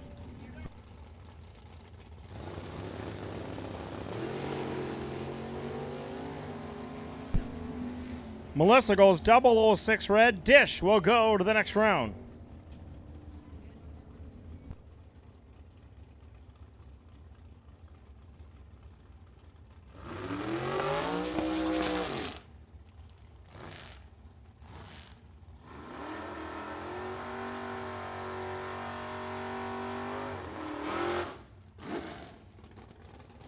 Wendell, Curley, and Jeff Jones coming up now. Curley left-hand side of the Curley Heating and Cooling sponsored. Chevrolet Camaro also sponsored by State Line Solar out of Rock City, Illinois. 632 dial-in for Curley, 482 dial-in for Jeff Jones out of Beloit, Wisconsin in the right-hand lane.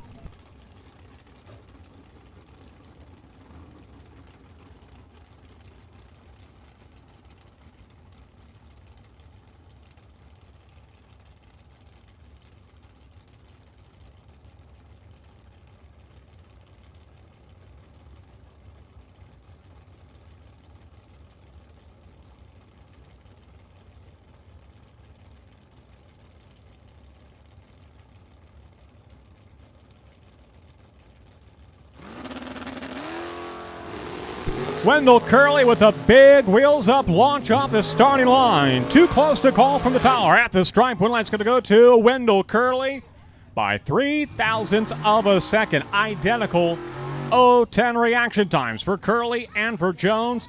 Curley gets there first. He's 3 over the dial, and Jones also 3 over. 2 thou, the margin of victory for Wendell Curley in the left-hand lane.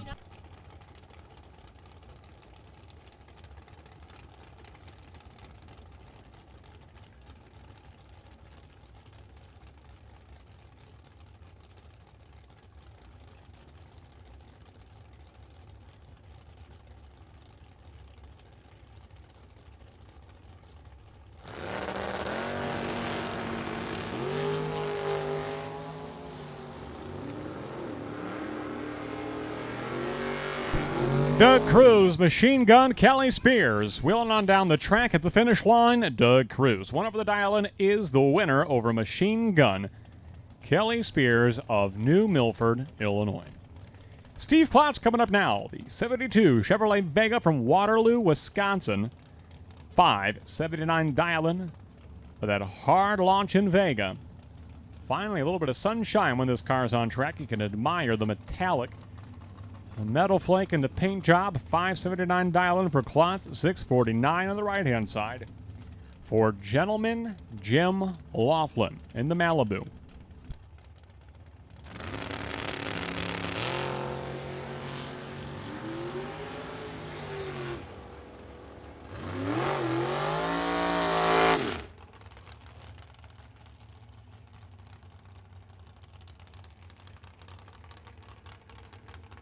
Wow, both drivers go dead on the dial-in. Dead on 9 for Klotz, dead on 4 for Laughlin. Klotz, starter line advantage is your winner. Gets there first, gets the win by 0.02 of a second. Tim Vincent, Mike Pavisic coming up now. Pavisic to the right-hand side. He'll get the head start. 513 dial-in for the driver from Dixon, Illinois. Tim Vincent, the CPA accountant from Marengo, Illinois. A 485 dial-in for Vincent in the left-hand side. Hey, Sedona, the computer says that Vincent is at the top of the point standings. So your points leader at this time, Tim Vincent. And he'll advance into the next round. He is a buyback, so not earning points at this time, but certainly in a damage control mode. And it will pay off. 004 reaction time. 1 over the dial-in for points leader, Tim Vincent. Jim Oliver, Mike Murray, your next pair. Murray in the right-hand side of Crestwood, Illinois. 451 dial-in for Murray. 561 dial-in for Jim Oliver in the 66 Chevy 2 from New Lenox, Illinois.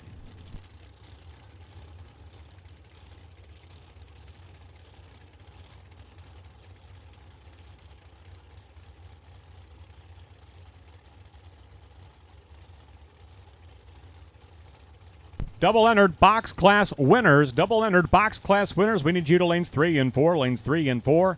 Double-entered Super Pro box class winners. We need you to lanes 3 and 4. Double-entered Super Pro box class winners to lanes 3 and 4 at this time. They're off. They're running. Green lights a pair. At the finish line, win lights to Mike Murray. Dead on 4, 12 on the tree, 16 thou total package for Mike Murray in the right-hand lane.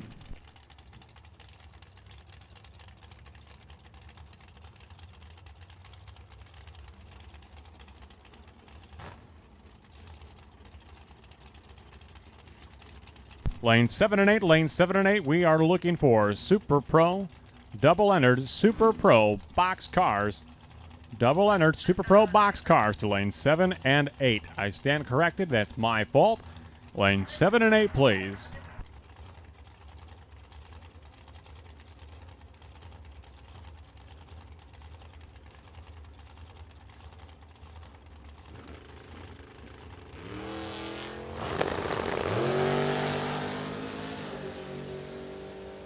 Taylor Schlitter and Derek Dignitz. A red line start for Dignitz. He is 008 red at the starting line. He'll shut it down early.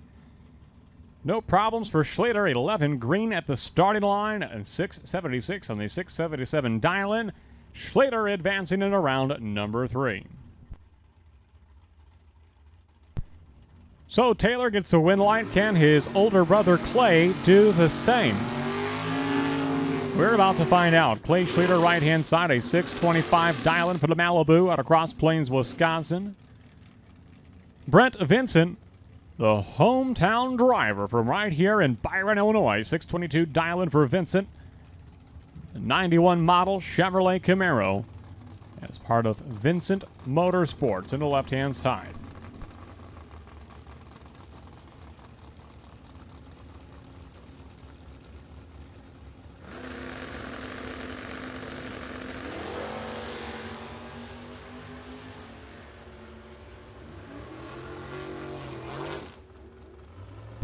And at the finish line, win light to Clay Schlitter in the right-hand side. Almost identical reaction times. 36 for Vincent, 32 for Schlitter. Schlitter's won over the dial-in. Vincent got there first, broke out by 4 thousandths of a second. Clay Schlitter comes away the winner in the right-hand lane. I'll bring up Greg Johnstone, his second entry. 516 dial-in for Johnstone on the right-hand side. 480 dial-in for Ryan Fasano in the left-hand lane. We'll take all box class winners from round number 1 to lane 7 and 8. All box class winners from round number 1. We need you down to lane 7 and 8 at this time. Box class winners from round number 1. We need you to lane 7 and 8, please.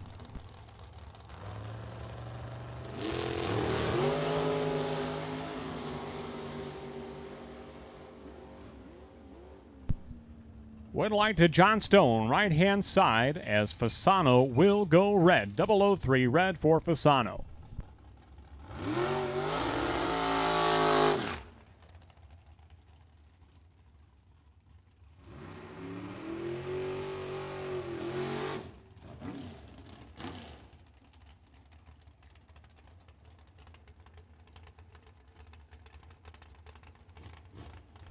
Richard Briscoe coming up now from Oakley, Illinois.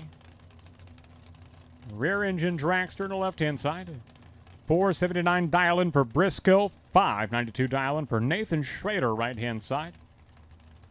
The S10 pickup truck is sponsored by B. Wrenchen Automotive Repair in Fulton, Illinois.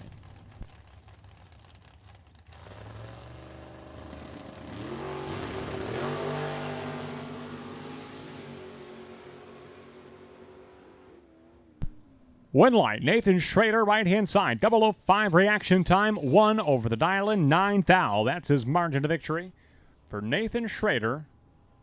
over Richard Briscoe.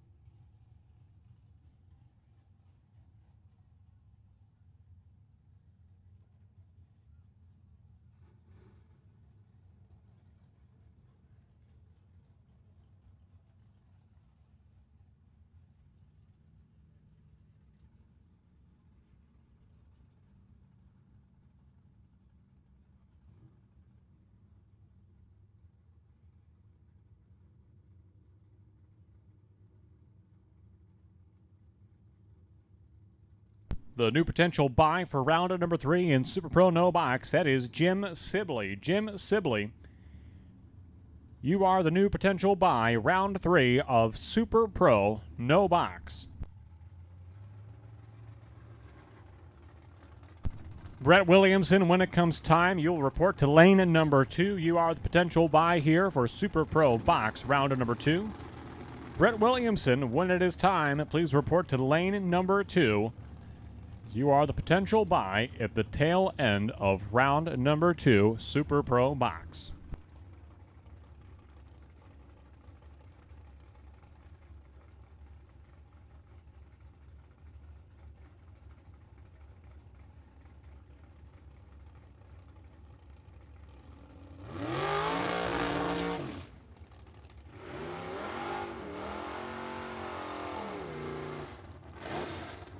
And here are the winners from round number 1. This is a continuation, second half of Super Pro Box. Kevin Swartz and Jay Allen. This will be a good one. Swartz, one of the most consistent drivers of 2022 in the Malibu left-hand side. And Jay Allen, a frequent visitor to Byron Dragway's winner circle, but it's been a couple of years. Can he get back there today?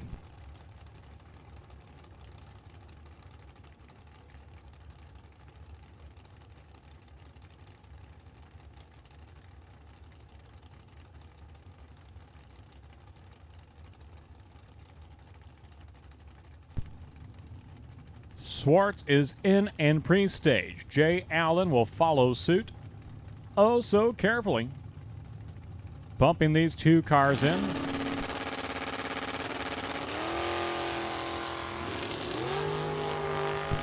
Big head start to Swartz, but here comes Allen at the stripe. Win light to Kevin Swartz. Dead on 3. He is the winner left-hand side.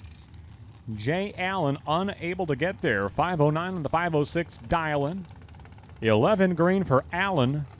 30 on the tree for Swartz, and Swartz is your winner, going closer to the dial-in. Adam Sweet and Nick Mastrada coming up now. Mastrada right-hand side at 458 dial-in with the Car Star sponsored entry out of Frankfort, Illinois. 487 dial-in for Adam Sweet of Modern Solutions Pest Control, located in Davis, Illinois.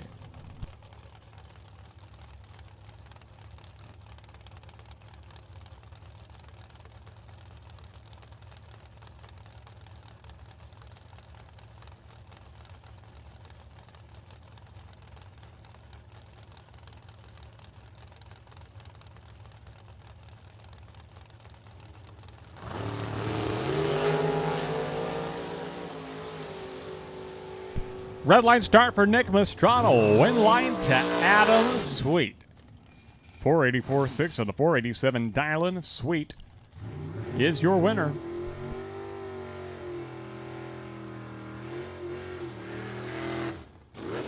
bring up Scott Mccann, who had a perfect line right off the trailer this morning. That awarded him the potential bye in rounder number 1. He used that bye. Finds himself now in rounded number 2. Mccann in the left-hand lane. A 679 dial-in for the Nova. A car that he shares with his son Ryan Mccann. And a 463 dial-in on the right-hand side for Vince Mastrada. Brother to Nick Mastrada, who just bowed out one pair ago.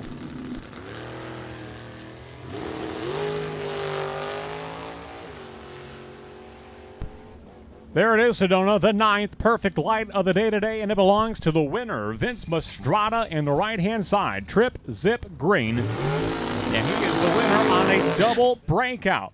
Mastrada got there first by 5 thousandths of a second. Both cars break out.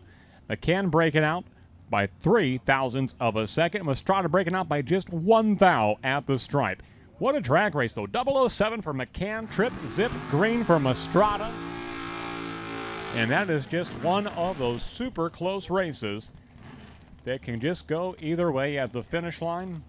This one falling in favor of Mastrada. I'll bring up Dominic Bowden and Josh Fears. Fears in the Vega right-hand side out of Orion, Illinois. 584 dial-in for Fears. 442 dial-in for Bowden to the left-hand side of Minooka, Illinois.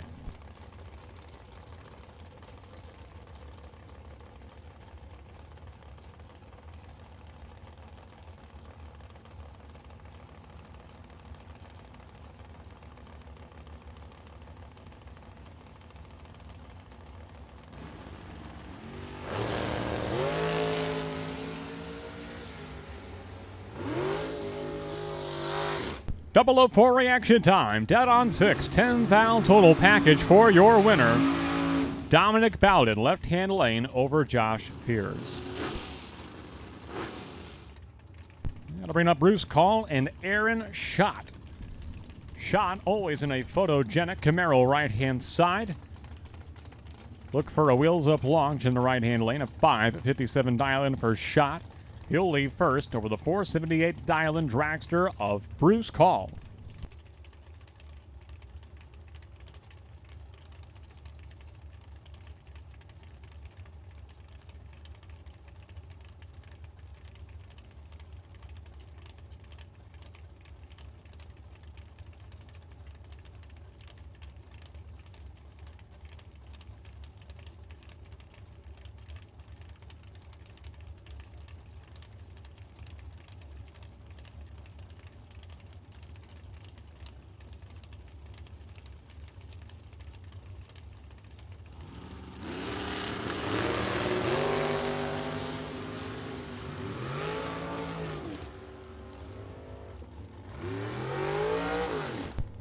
And the wins are going to go to Bruce Call, left-hand side, a 002 reaction time. 1 over the dial-in. Aaron Schott cut him loose at the top end of the racetrack. He'll go 6 over the dial-in. Bruce Call is your winner. Colin Estes and Eric Grace. Coming up now, Grace, a busy man today, double entered in Top Sportsman as well as Super Pro Box. Yes, that's true for Charlie Hama as well. He's in the water box. Coming up in just a moment. 449 dial-in for Grace in the right-hand side. And the rear-engine Dragster from Brooklyn, Wisconsin. 496 dial-in for Colin Estes in the brand-new car, short wheelbase. Rear-engine Dragster from Rockford, Illinois. 002 red for Estes. Win light to Eric Grace. 447 on the 449 dial-in Grace. It advances to round number 2. So another driver doing double duty between Super Pro and Top Sportsman. That's Charlie Hama.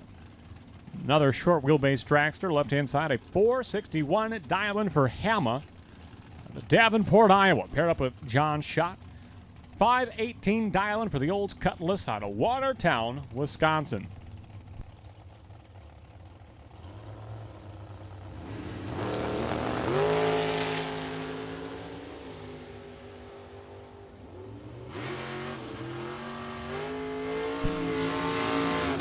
That may well be the closest race of the day today. 3 ten-thousandths of a second is the margin of victory for John Schott over Charlie Hama. 008 line for Hama, 12 green on the right-hand side for Schott. Schott closer to the dial and gets the win by less than 1,000th of a second. He is your winner over Charlie Hama. What a drag race. Frank Sullivan and Dave Ansel coming up now. Ansel left-hand side of the 2000 model Chevrolet Camaro from Morris, Illinois. 524 dialing for Ansel. 609 dialing for Sullivan in the right-hand side.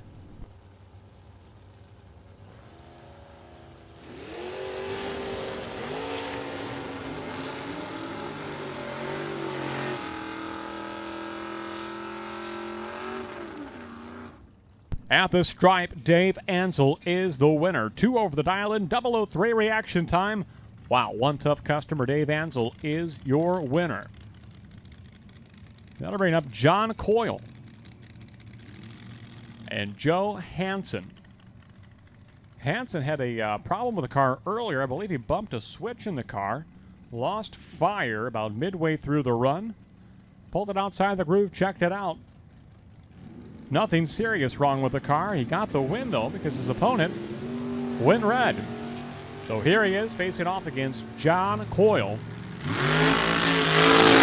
Very close race. Identical 0-20 reaction times. Identical lights. And have the stripe win light's going to go to John Coyle, who has 2 over the dial-in, and he'll advance into round number 3.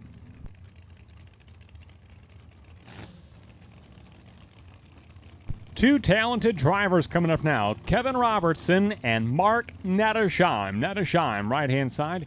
620 dial-in for the third-generation Chevrolet Camaro from Heartland, Wisconsin. 438 dial-in for the Pro Charged Dragster of Kevin Robertson out of Port Washington, Wisconsin.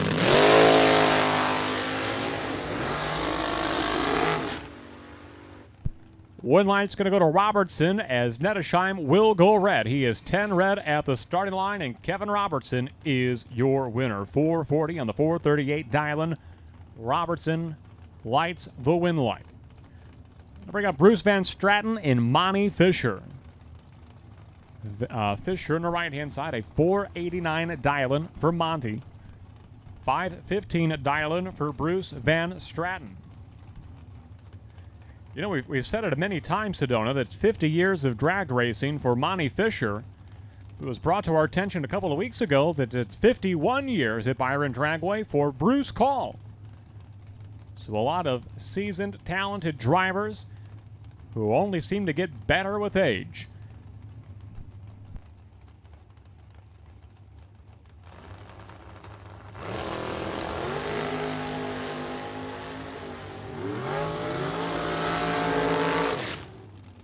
Win light's going to go to Bruce Van Straten. 1 over the dial-in. He'll go 516 on the 515 dial-in. 23 green on the tree. Fisher was fit 21 on the tree. Almost identical reaction times. She got there first. Had some room to spare, but breaks out by 0.003 of a second. That'll give the win to Bruce Van Straten in a very close contest. Brian Folk and Cameron Shuby, your next pair. Folk, professional race car driver. This is how he makes his living. Shuby, and I believe, to my knowledge, only her second round of competition in Super Pro Box. Graduate of the Junior Dragster program. She is in the right-hand side. 485 dial-in for Shuby, 465 dial-in for Folk at the stripe. Win light to Brian Folk. 008 reaction time. He is 4 over the dial-in, and he'll pick up the win over Shuby.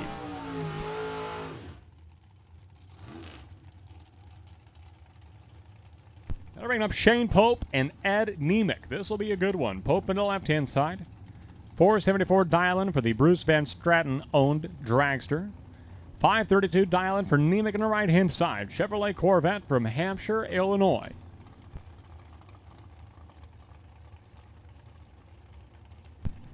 Put the call out for Midwest Top Sportsman. Round 1 of eliminations. We'll take you to the lanes, please. Lanes 5, 6, 7, and 8.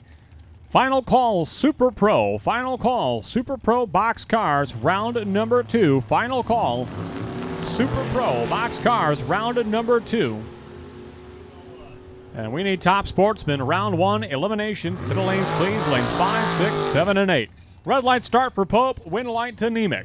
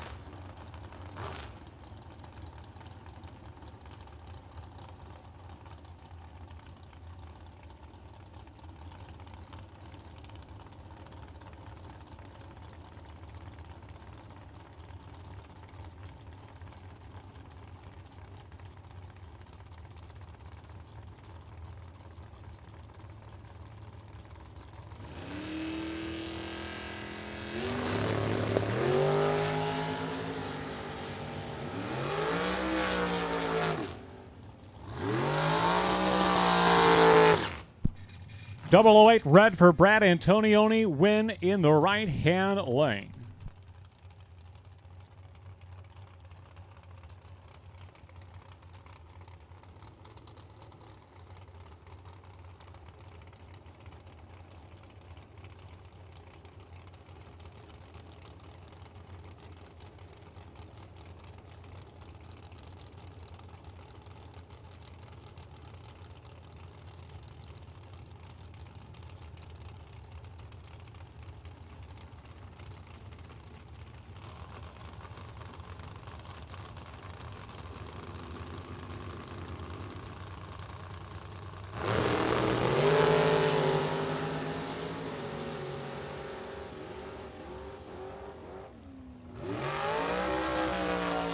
Mitchell Vincent is your winner over Ted Cannon. Wow, check out this performance. 003 reaction time and dead on 7. 10,000 total package for Vincent. Ted Cannon was dead on 4, but left a little bit too much at the starting line. Win light left-hand lane to Mitchell Vincent. Again, we're looking for top sportsman, second call, top sportsman. Round 1 eliminations, we need you down to lanes 5, 6, 7, and 8. Midwest top sportsman, we need you now, lanes 5, 6, 7, and 8.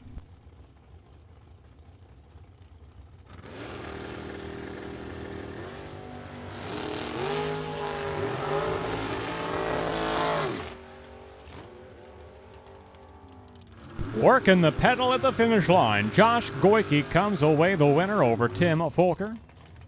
24 green, 2 over the dial. He is your winner by 18 thou at the stripe. Goyke, with a new motor, is your winner. That'll bring up Dan Kike and Jim Zink. They're darn near neighbors in the pits, I think. Kike in the Dragster left-hand side of 468 dialing. Zink in the Chevy 2623 dial in the right-hand lane.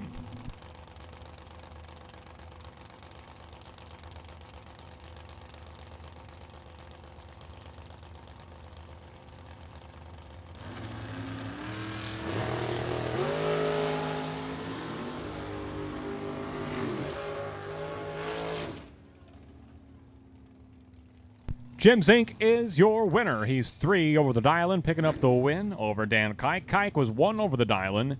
Zink with a superior reaction time. He'll be the winner on the right-hand side. Jeff Larson Sr. and Scott LaBuddy coming up now. LaBuddy right-hand lane. The reigning and defending Super Pro track champion at Byron Dragway from Freeport, Illinois. 476 dialing for LaBuddy in the right-hand side. Jeff Larson Sr. left lane. 529 dialing for the driver from Beloit, Wisconsin.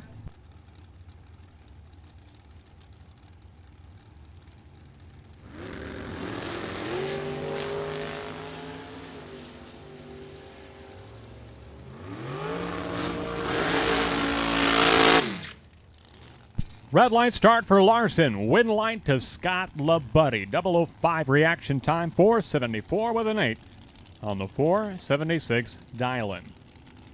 Bobby Ince and Dennis DiValerio, two very quick cars set to stage up here. Ince in the right-hand side, a 458 dial-in. In the right-hand lane, 429 dial-in for Dennis DiValerio on the left-hand side.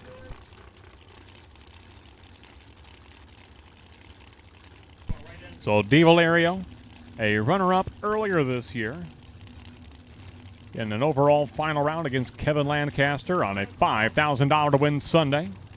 He is in the left-hand side. He is the poster car for this weekend. Check out the photo. Wheels up in the dragster. And he'll hike up the front tires again, but he will go red by 0.06 of a second. Win light's going to belong to Bobby Ince in the right-hand side. 004 reaction time. 4:59 on the 458 dial-in. Bobby Ince is your winner. How about DiValerio? 161 miles per hour. Come get you some. Top Sportsman. Top Sportsman. We are looking for Top Sportsman. Lanes 3, 4, 5, and 6. Excuse me, lanes 5, 6, 7, and 8. Lanes 5, 6, 7, and 8. Top Sportsman. Top Sportsman. We are looking for you. Lanes 5, 6, 7, and 8. Blake Venksnis and Eric Pavisic at the starting line. Pavisic right-hand side, a 469 dial-in. With the lineman from Polo, Illinois, 494 dial-in for Blake Venksnis. The Jeff Land-owned Dragster left-hand side out of Rockford, Illinois.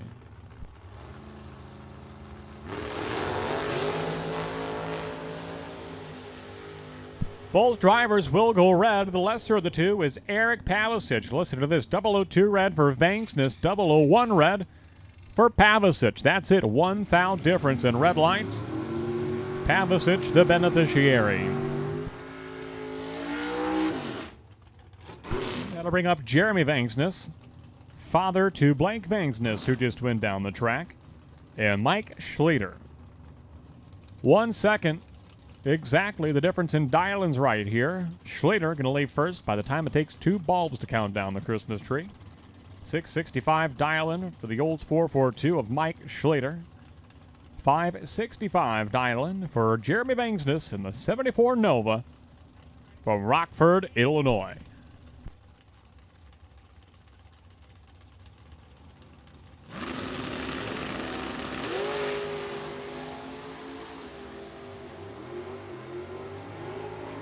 Red light start for Schlitter. Win light to Venksnis.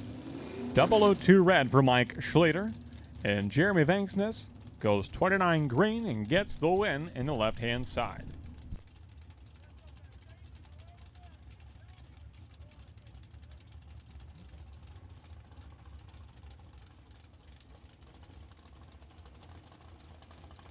Ryan Mccann and Vince Magracina at the starting line.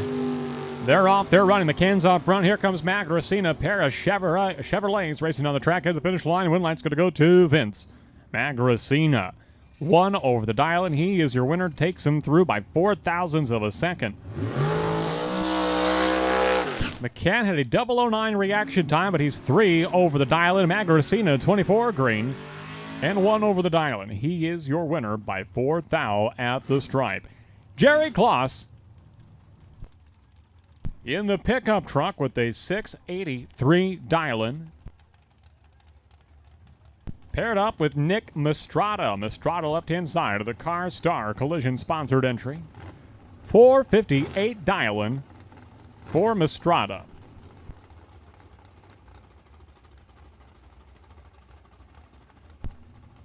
Only 2 pairs of cars remain in this round of number 2 of Super Pro Box. Mistrada left lane. Klotz right-hand side.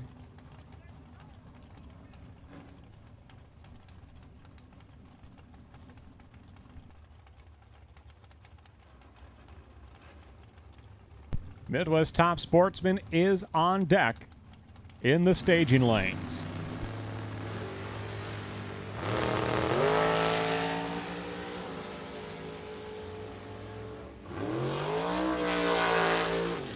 And the win light's going to go to Jerry Klotz in the pickup truck. 684 on the 683 dial-in. Strada was out of the throttle. and perhaps gave it back. 006 reaction time for Mastrada. 006 over the dial-in.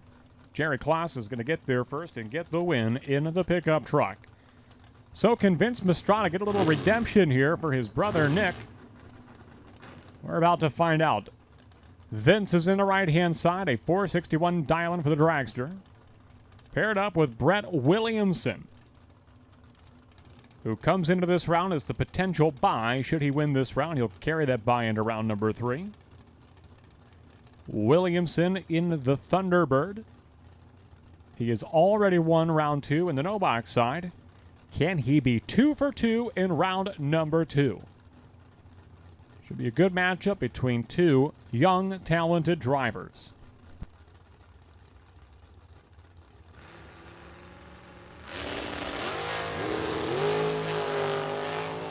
And this is just about as good as it gets. At the finish line, win line's going to go to Vince Mastrada. Wow, pair of 00 reaction times. 009 for Williamson, 005 for Mastrada. Mastrada's going to get there first by 26 thou at the stripe and come away the winner. What a fantastic display of drag racing. Pair of 00 lights, and at the stripe, it's going to be Vince Mastrada over Brett Williamson. You know what that means, Sedona? There will be a new bye come round number 3 of Super Pro Box.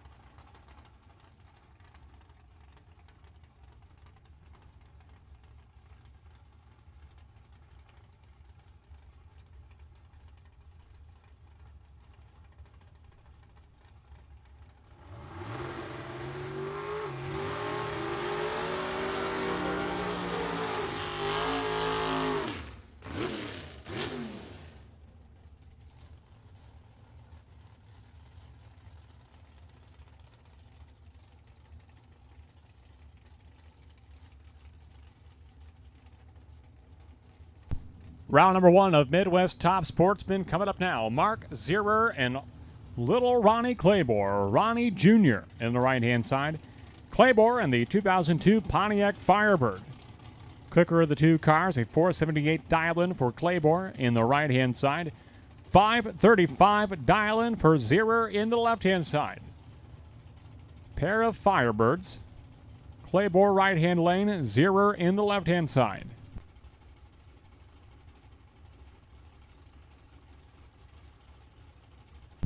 Super Pro No Box, you are on standby. Stand by, Super Pro No Box, round 3. We will be calling you soon. Stand by, Super Pro No Box. We will be calling you soon. 001 red for Ronnie Claybor Jr. Win line's going to belong to Mark Zierer. Claybor's been fighting that car all day long today, making a hard move to the left just about each and every round. He'll shut it off. Zierer, 0 problems for him. 10 green at the starting line and dead on 0. Got that Pontiac Trans Am tuned up, hooked up, and on a rail.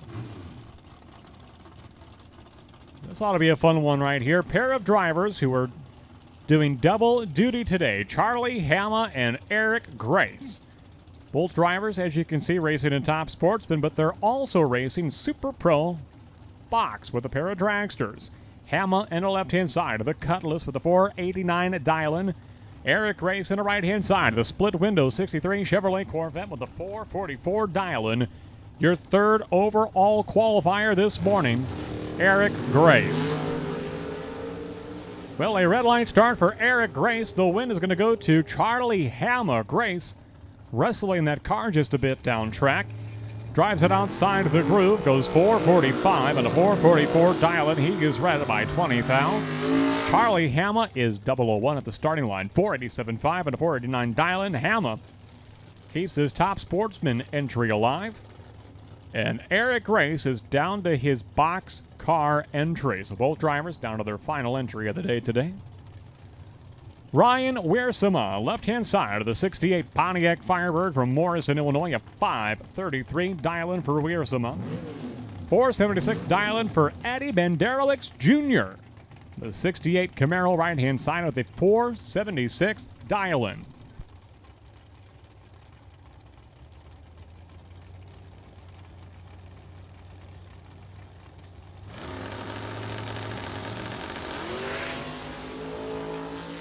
Double entered Super Pro no box, lanes 3 and 4. Double entered Super Pro no box, Mini Judah lanes 3 and 4. Red light start for Wiersema. 005 red, and the Firebird win light belongs to Eddie Benderowicz Jr. He will go 475 with a 5 on the 476 dial-in. Sedona, we are 3 pairs in so far in Top Sportsman. And so far, every race decided by a red light at the starting line. We've been 001 red, we've been 20 red, and 005 red. If you can keep it green, chances are you might be advancing into round number 2 in Top Sportsman. Let's see, can we have a pair of green lights this time? Anthony Pluty and Bill Rotz. Rotz on the right-hand side, the owner of Krabby's Bar and Grill, located in East Moline, Illinois. 442 dial-in for Rotz on the right-hand side. 4th overall qualifier today. Anthony Pluty in the Camaro left-hand side. Out of Homer Glen, Illinois. 490 dial-in for Pluty in the left-hand lane. Double entered, no box cars. Double entered, Super Pro, no box. Mini Judah lanes 3 and 4, lanes 3 and 4. Double entered, Super Pro, no box, lanes 3 and 4. Double entered, Super Pro, no box to lanes 3 and 4. Final call, double entered, Super Pro, no box to lanes 3 and 4. All right, a pair of green lights. We've got ourselves a track race. At the finish line, win light's going to go to Anthony Pluty over Bill Rotz. Rotz with a starting line advantage. He was 006 green, but he could not run the number. He's 5 over the dial-in. 447 on the 442 dial-in for Rotz. Anthony Pluty goes 492 on his 490 dial-in. He's 29 green on the tree. Gets there first, gets the win by 0.03 of a second for Anthony Pluty in the Camaro left-hand side. All right, your number 2 qualifier today. That is Rick Soitka Jr., left-hand side. The 1997 Pontiac Firebird out of Batavia, Illinois. 438 dial-in for Soitka, left-hand side. 488 dial-in for Matt Gensini. The 2008 Chevrolet Cobalt right-hand lane out of Granville, Illinois. So a final call, double entered Super Pro no box to lanes 3 and 4. Final call, Super Pro no box, double entries to lanes 3 and 4 at this time. And we will put the call out now for all Super Pro no box. All Super Pro no box to lanes 3 and 4 for round number 3. We've put out the call for double entries. Final call, double entries, and the first call for all Super Pro no box round 3 to lanes 3 and 4. 005 for Rick Soitka Jr. Your number 2 qualifier is out in round number 1. Matt Gensini is the winner. 13 green, 486 and a 488 dial-in. Matt Gensini is your winner. That'll bring up Cale Davis and Jim Banky. Banky in the right-hand side. The Kryptonite Camaro from South Elgin, Illinois. A 465 dial-in for Jim Banky, the lead singer of the Smokin' Guns, a country music act. Perform upwards of around 125 shows annually. A very talented, very entertaining Jim Banky in the right-hand side. Paired up with the master welder, Cale Davis of New Boston, Illinois. The Boss 98 Ford Mustang on the left-hand side. 512 dial-in for Davis. 465 dial-in for Jim Banky. New Boston, that's our spotlight city of the day today.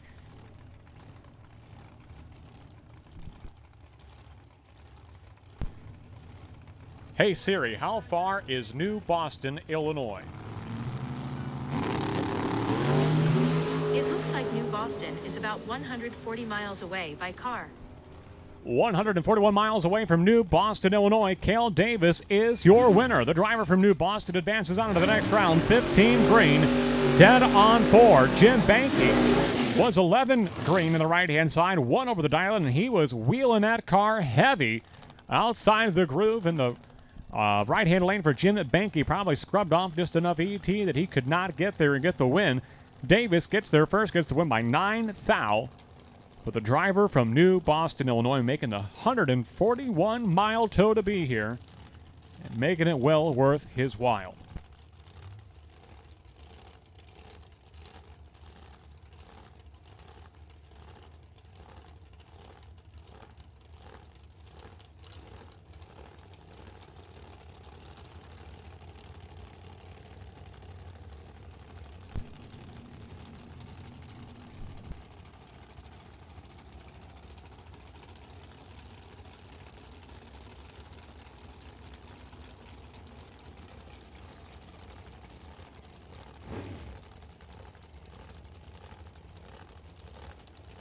Rich Kent in the Old Glory Mercury Comet right-hand side, supercharged, very loud car. 495 dial-in for Kent, 470 dial-in for Bob Romano at the finish line. Win line's going to go to Bob Romano, 480 even on the 470 dial-in. He'll get there first by about a tenth of a second and get the win over Rich Kent.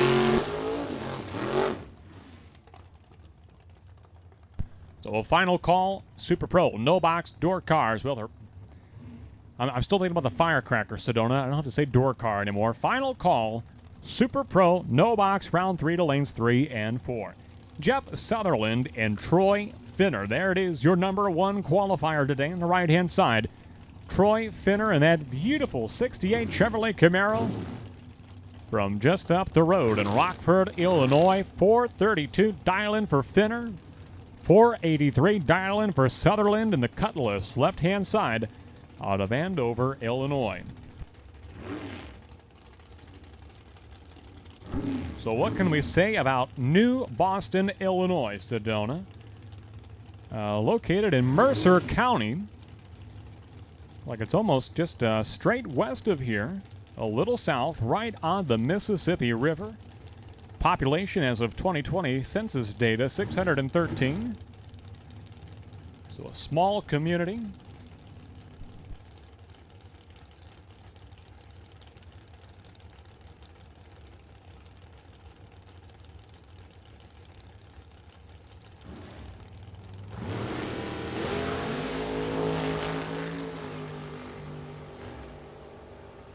And the win light goes to your number 1 qualifier, Troy Finner, on a double breakout. Jeff Sutherland breaks out by 9 thousandths of a second. Troy Finner breaks out by 5 thousandths of a second.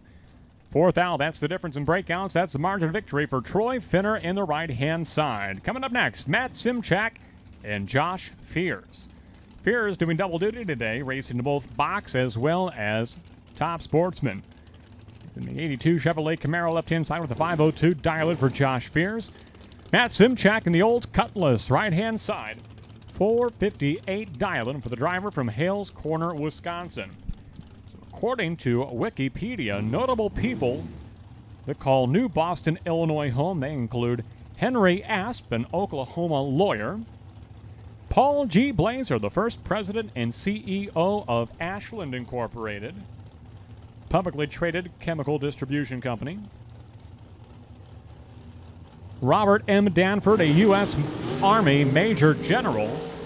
And now, of course, Cale Davis, all calling New Boston home. Red light start for Fierce, win light to Matt Simchak on the right-hand side. Sedona, we may have only had 1 or 2 pairs not decided by a red light this round.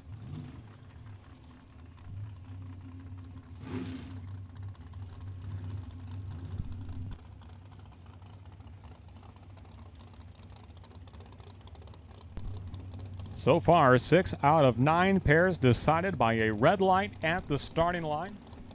Brian Brown and Ed Banderowicz coming up next. So Simchak, the winner of the previous pair.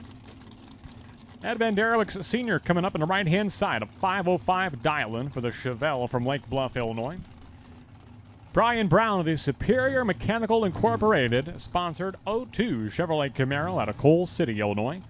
451 dial-in for Brown, 505 for Banderowicz.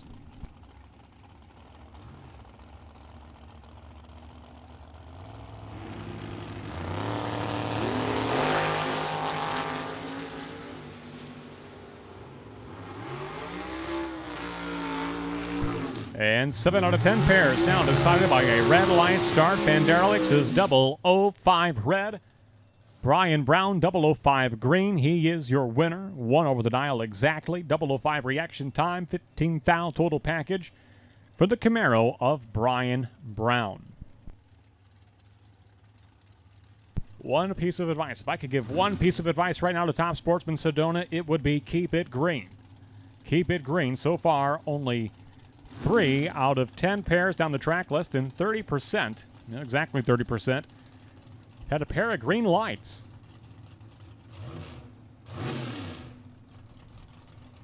So if you can keep it green in Top Sportsman this round, you got a 70% chance of coming away the winner.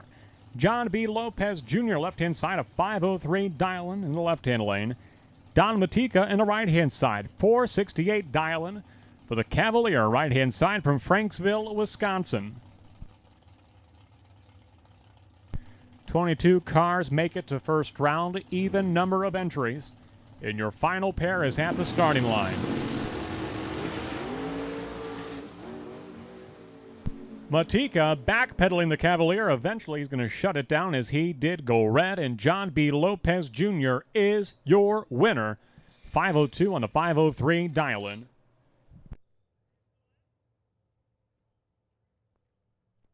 And that will make 8 out of 11 pairs determined by a red light start. Hopefully they got that out of their system in round 1. And hopefully it'll be all clean and green in round number 2. Here we go with round number 3 of Super Pro No Box, ready and set to come out. There is your potential buy. Brian Steele, Jim Sibley in lane number 2. He'll wait to the end of the class and see if he collects the buy here at the end of Super Pro No Box.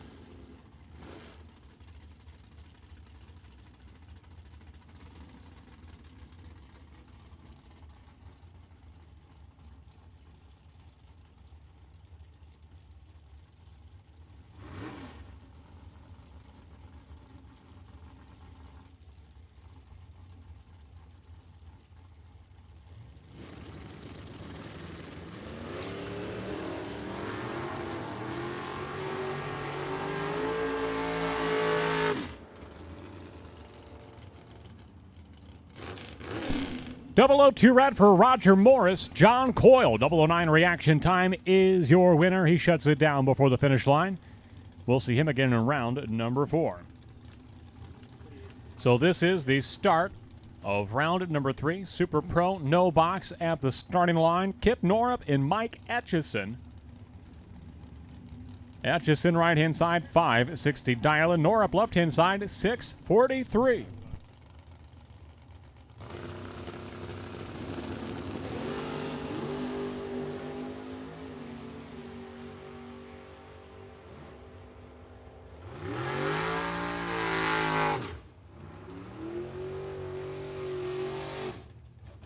Red light start for Etchison. Kip Norup advances to the next round, going dead on 124 green on the tree. Here comes your next pair, Andy Schmall and Nathan Schrader. Schrader right-hand side. Chevy S10 pickup truck from Fulton, Illinois. 593 dial-in for Schrader. 597 dial-in for Schmall in the Beretta left-hand side out of Idaho Falls, Idaho.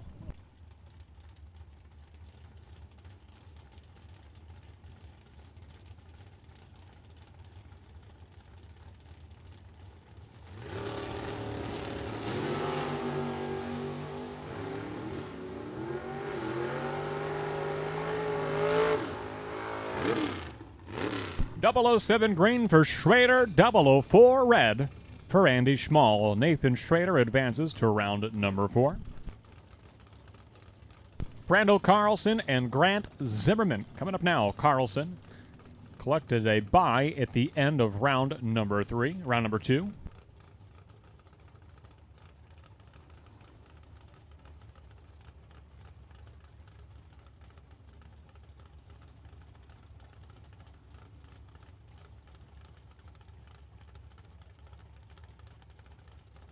Grant Zimmerman in the Mustang right-hand side, he will leave first. A 6:45 dial-in for Grant Zimmerman.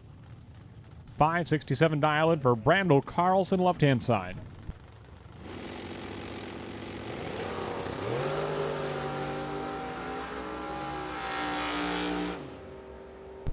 Almost identical reaction times at the stripe. Brando Carlson is your winner, going dead on 4.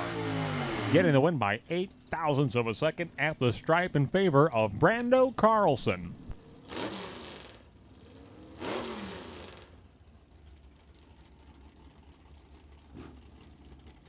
Two young guns, 2 graduates of the junior dragster program. Brett Williamson and Jordan Ansel. Ansel left-hand side, the Malibu out of Morris, Illinois. 686 dial-in for Jordan. 593 dial-in for Brett Williamson. In the right-hand lane, the 57 Chevy out of Rockford, Illinois.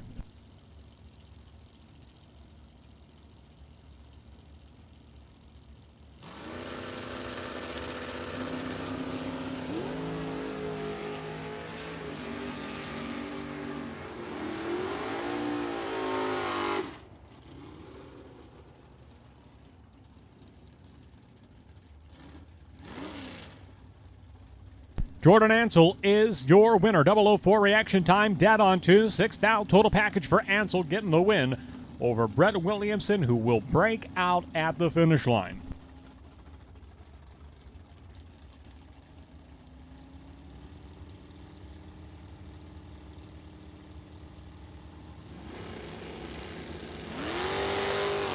And here goes Hipster in the Chevelle, paired up with Jeff Billiter in the Vega wagon.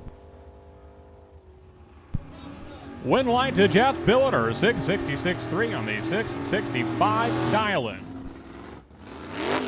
Vince Mastrada with entry number 322. 322, you are potential by round number 3 of Super Pro Box.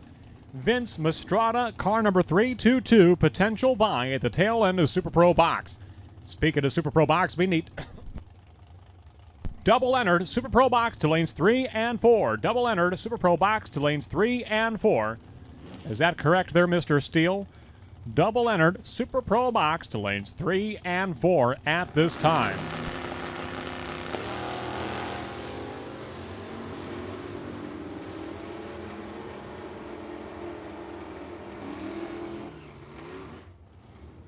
Aaron Johnson is your winner, going dead on 3, picking up the win on the right-hand side over Garth Morgan. Gotta make way now for Fred Fragan and Bob Dish. Dish on the right-hand side, 71 Vega wagon out of Verona, Wisconsin, 662 dial-in for Dish. 591 dial-in for Fragan to the left-hand side of the 82 Fox Body Ford Mustang out of Sandwich, Illinois.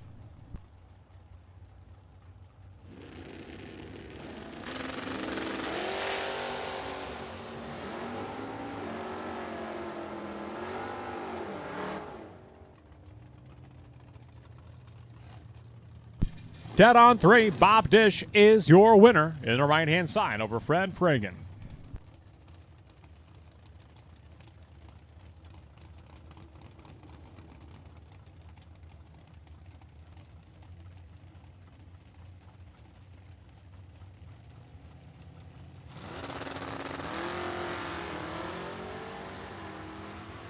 Final call, double-entered, final call, double-entered Super Pro Box Cars. Final call, double-entered Super Pro Box Cars.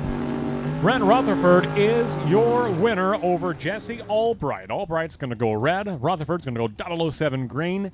Dead on 3. 10th total package for the Firebird of Brent Rutherford.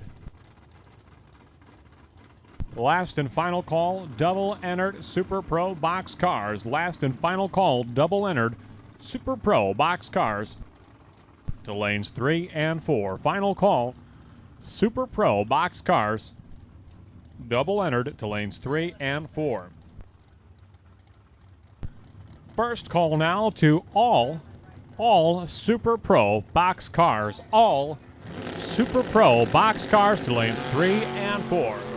We need all Super Pro box cars to lanes 3 and 4. Shane Pope, Ed Kroll headed down track. Win line's going to go to Shane Pope in the Pinto. He is 11 green, 5 over the Dylan, and the winner over Ed Kroll.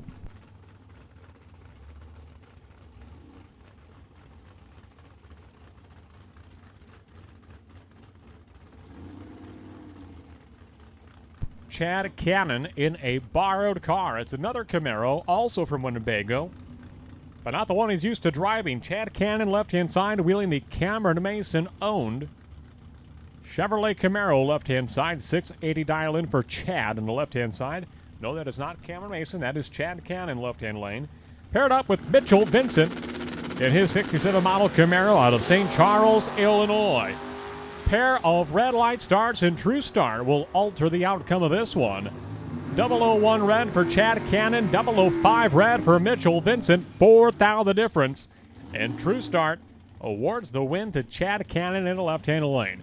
Cannon goes red first, but Vincent does it worst. So Jim Sibley, potential buy coming into this round. He is paired up now with Roger Morris in the right-hand side. Again, we need all box cars, all box cars. We need you for round number 3. All Super Pro box cars. We need you to lanes 3 and 4 for round number 3 of elimination. Super Pro box cars. We need you to lanes 3 and 4. Sibley left-hand side, Morris right-hand lane. Super Pro box cars. We need you to lanes 3 and 4. Ready to go. Ready to go. Lanes 3 and 4. Red light start for Morris, and Jim Sibley will carry the bye to round number 4 in Super Pro no box.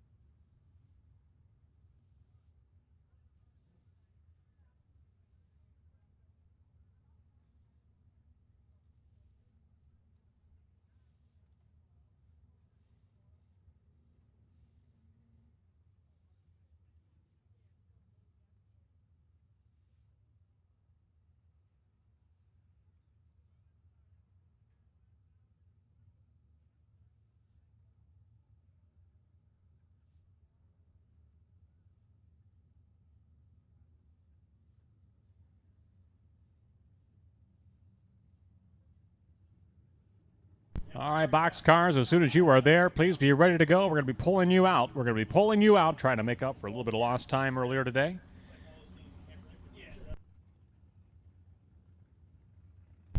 Again, Vince Mastrada with entry number 322. Vince Mastrada, entry number 322. That is your potential buy here at the tail end of round number 3 in Super Pro box.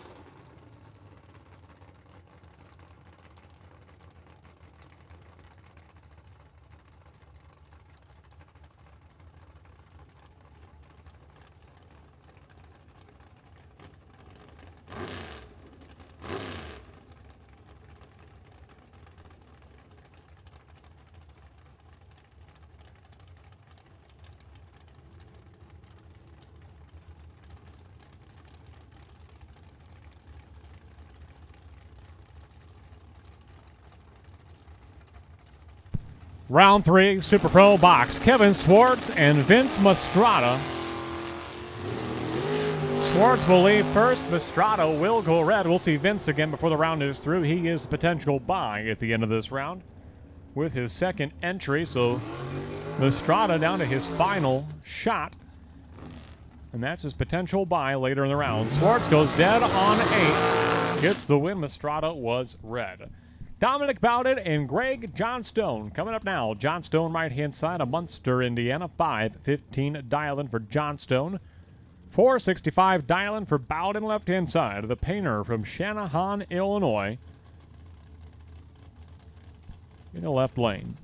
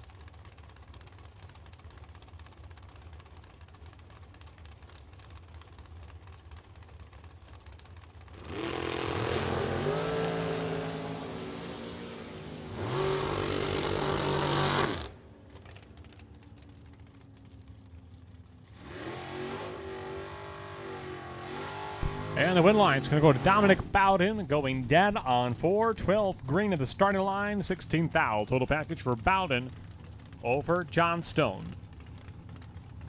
Jim Prevost, Alan Block coming up now. Block on the right-hand side of the Chevy 2 out of Ottawa, Illinois. 615 dial-in for Block. 447 dial-in for Prevost. A very quick dragster from Mundelein, Illinois.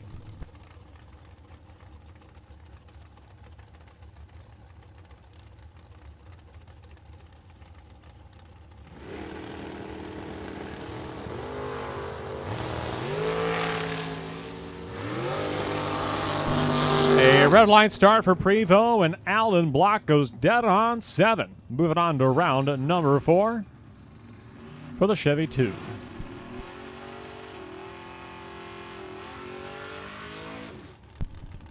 Nate Kelly coming up now with Grandpa Steve looking on a 495 dial-in with the Gone Batty Dragster from Tinley Park, Illinois. His opponent in a pickup truck from Random Lake, Wisconsin, that is Jerry Klotz. 683 dial-in for Klotz, 495 for Kelly. Almost, but not quite, 2 seconds. The handicap start for the pickup truck of Jerry Klotz.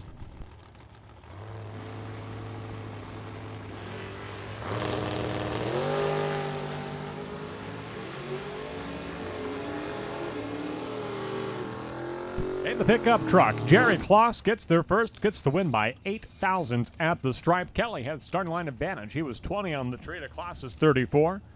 At the finish line, Klotz is 1 over, gets the win over Nate Kelly.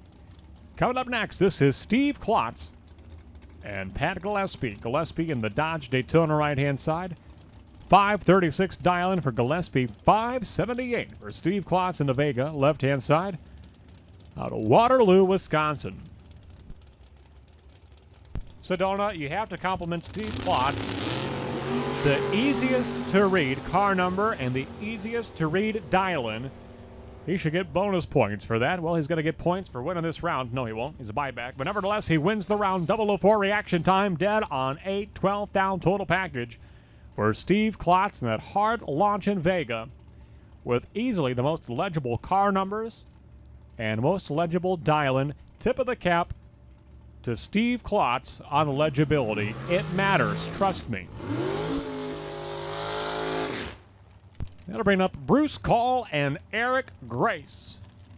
Eric Grace down to his lone entry at this point. He has bowed out of round 1 of Midwest Top Sportsman. Finds himself now settled into that dragster all day long today for Super Pro Box. 447 dial-in for Grace on the right-hand side. 475 dial-in for Bruce Call. celebrating 51 years of bracket racing at Byron Dragway this year. 475 dial-in for call in the left-hand lane.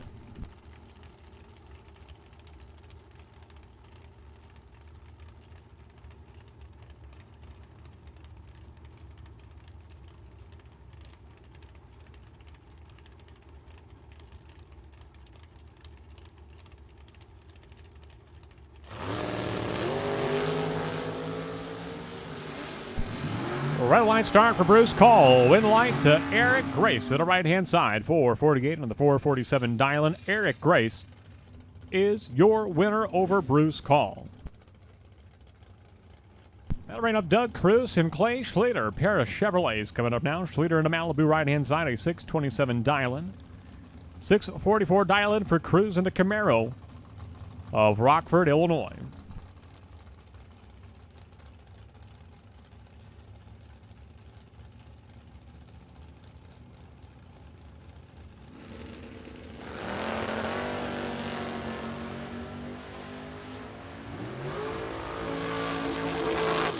Double 05 red for Doug Cruz. Give the win to Clay Schlitter's 625 on a 627 dial-in. Schlitter was 14 green at the tree. We'll see him again in round number 4.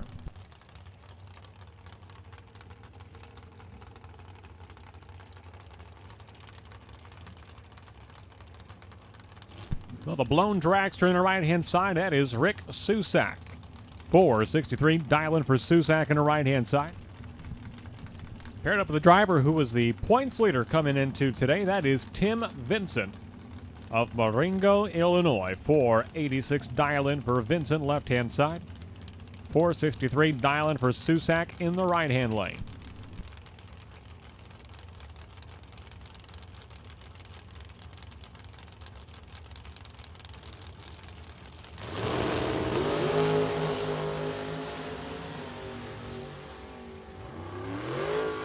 Double 03 red for Susak.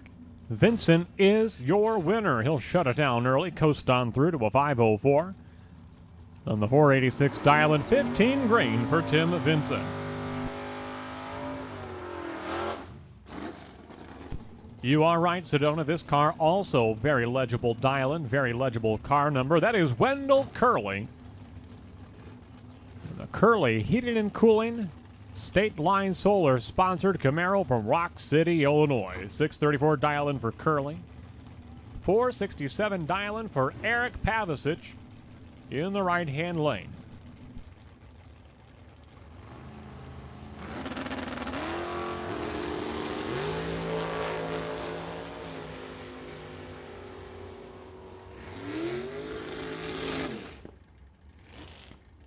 And Pavisic is your winner. 469 on 467 dial-in. Curley was dead on 7, but left too much at the starting line. Pavisic got there first, got the win by 0.07 of a second.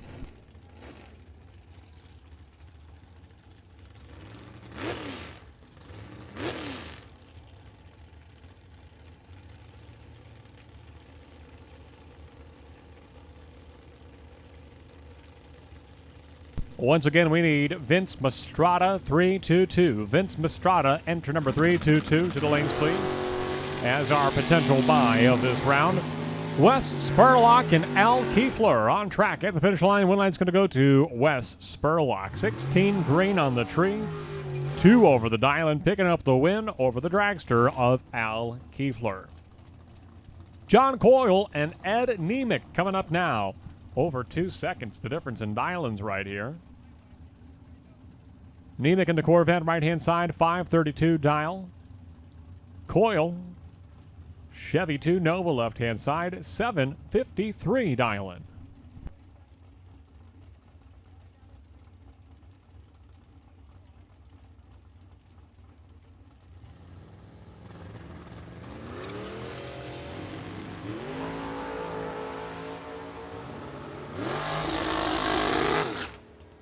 And one line's going to go to Ed Nemec, right-hand side, with a 001 reaction time.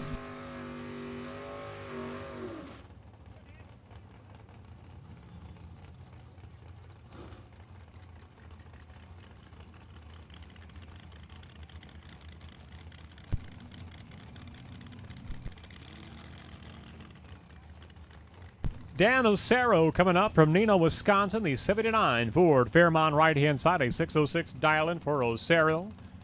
Bruce Van Stratton, a 516 dial-in for the Dragster, left-hand side.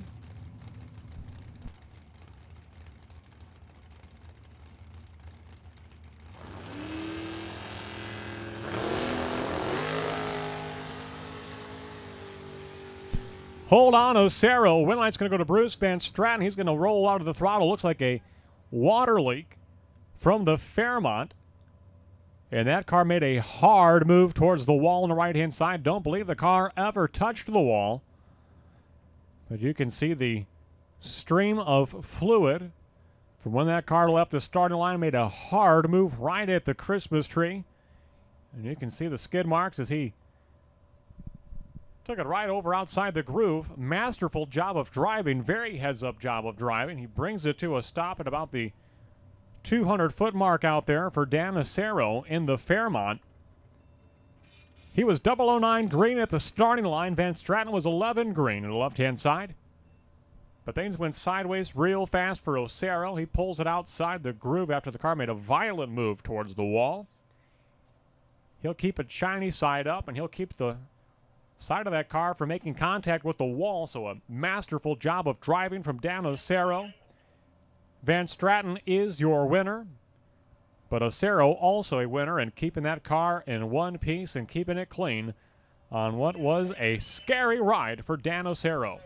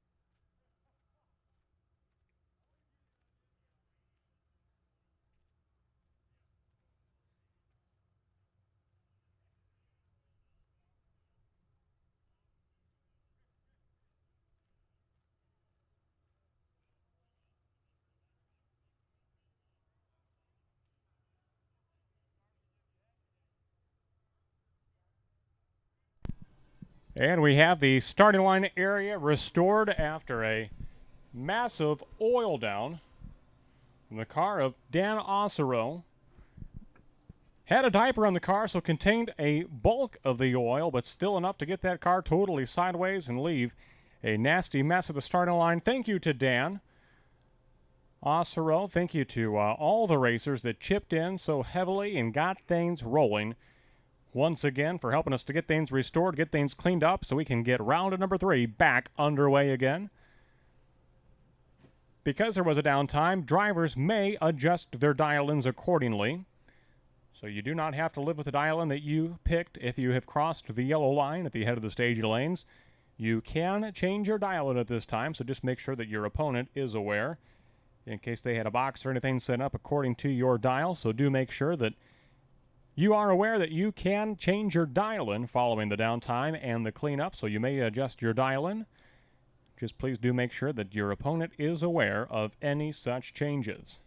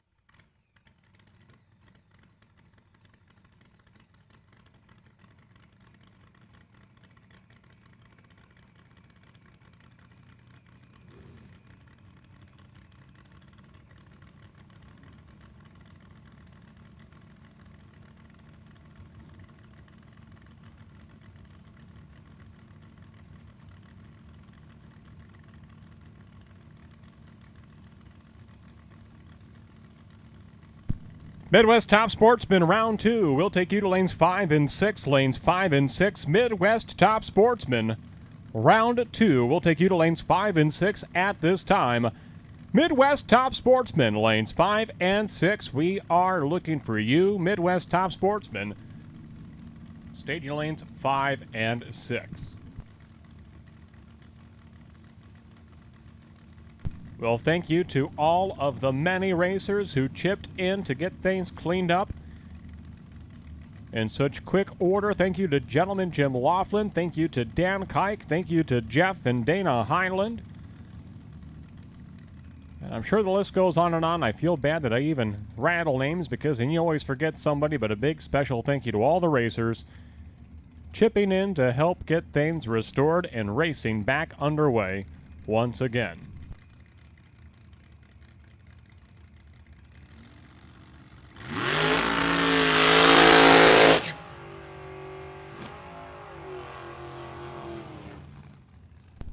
Well, a big disparity here in terms of dial-in.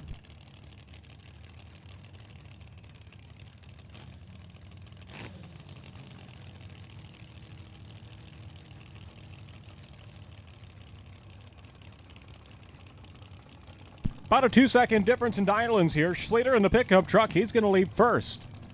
He'll be well down track before the tree comes down for Kevin Robertson. In the Pro Charge Dragster left-hand side, 676 dial-in for Schlitter, 440 dial-in for Kevin Robertson.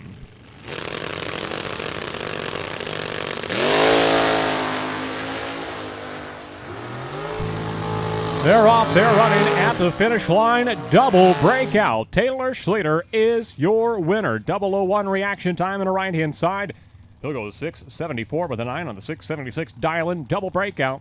Schlitter, the lesser of the two, and he will be the winner over Kevin Robertson. Adam Sweet and Josh Goyke coming up next. Goyke in the right-hand side. Rear-engine dragster from just down the road in Stillman Valley, Illinois. Spun a bearing, lost a motor over Memorial Day weekend this year. Glad to see he got things put back together in time to be here at the tail end of July. Talking to Dan Kike earlier today, he commented, and I have to agree, never have I been to the Playground of Power and had such beautiful weather at the end of July, and that is the case here today. Goyke in the right-hand side, 486 dial-in. Sweet in the left-hand lane, 484.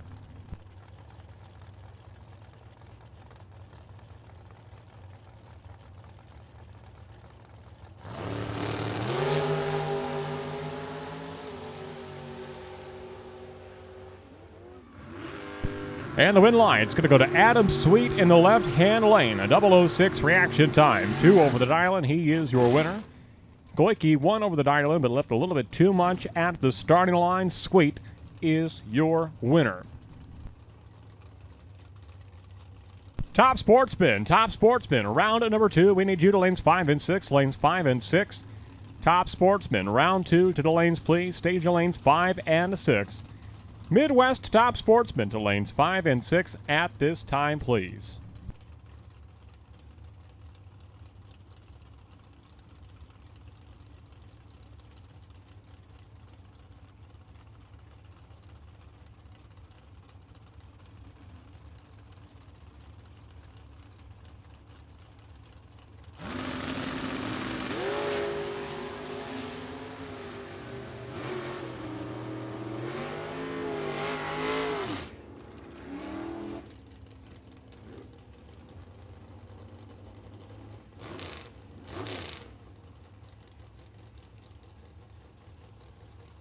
Win light to Jim Zink on the right-hand side. He is 2 over the dial, 12 on the tree, and the winner in the Chevy 2 over Jeremy Venksnis. That'll bring up Bob Dish and Dave Ansel. 661 dial-in for the Bagel Wagon of Bob Dish on the right-hand side. 524 dial-in for Dave Ansel in the Camaro, left-hand side of Morris, Illinois. Top Sportsman. Third call. Top Sportsman, we need you to lanes 5 and 6. Lanes 5 and 6. Top Sportsman, we need you to the lanes immediately. Top Sportsman, round 2 to the staging lanes at this time. Bob Dish goes dead on 8, and he is your winner. Right-hand side over Dave Ansel. 16 green on the tree for the Bagel Wagon of Bob Dish, dead on 8. Ansel, 2 over the dial. And just not going to cut it against Bob Dish that time. Mitchell Vincent and John Schott coming up now. Vincent left-hand side of 485 dial-in for the Dragster. John Schott with a 518 dial-in in the old Cutlass right-hand side.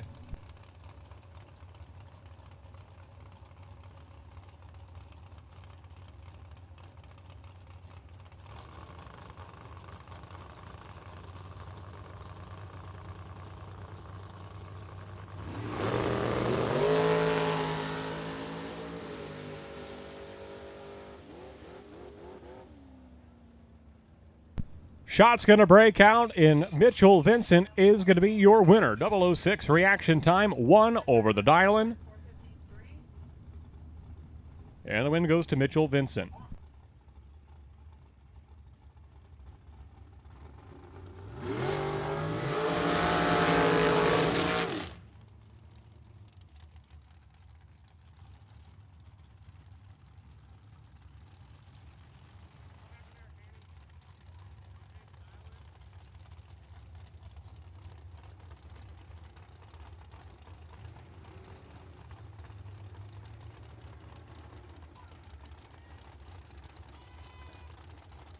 A final call, top sportsman. Final call, top sportsman, round number 2. We are looking for you. Final call, top sportsman.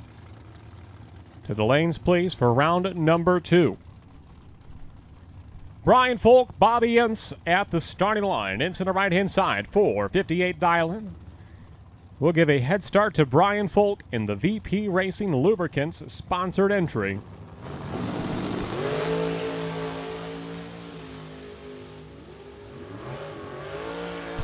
And Brian Folk, 006, reaction time, 5 over the dial-in. He is your winner over Bobby Ince.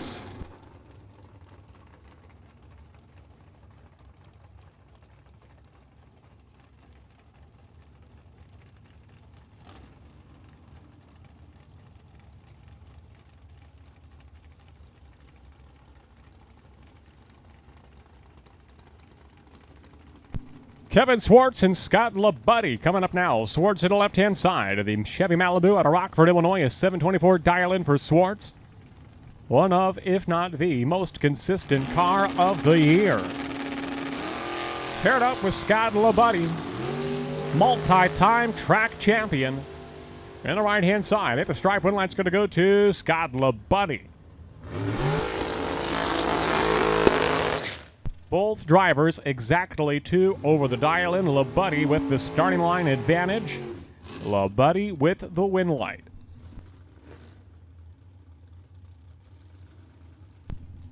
Top sportsman, we need you to the lanes and ready to go. Top sportsman, we need you to the lanes and ready to go. Top sportsman, we need you ready to go for round number 2 of eliminations.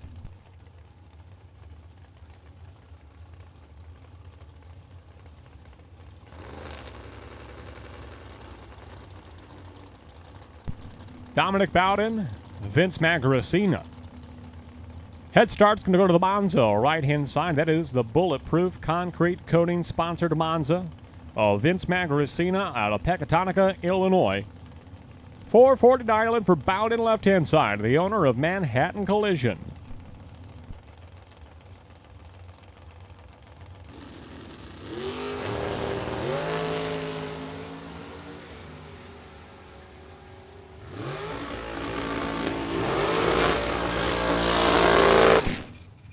Vince Mastrada will go red by 0.02 of a second. He was dead on 4, but 002 red. Bowden goes 008 at the starting line.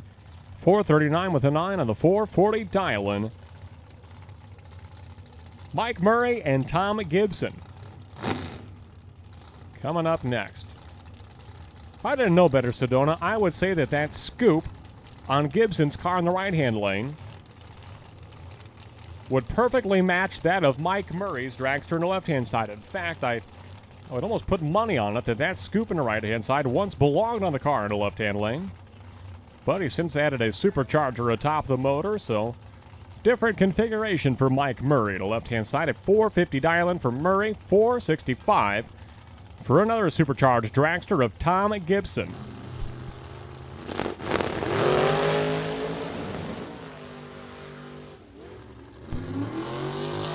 And Murray is going to abort the run early. He was 003 green at the starting line. He's going to shut it down before he even reaches the 8th mile mark. Gibson coasted across the finish line, 485 on the 465 dial-in. Murray with a problem with the car, does just as you should, pulls it outside the groove, brings it to a stop. And looks like his crew is headed on down to tow him off the top end of the racetrack.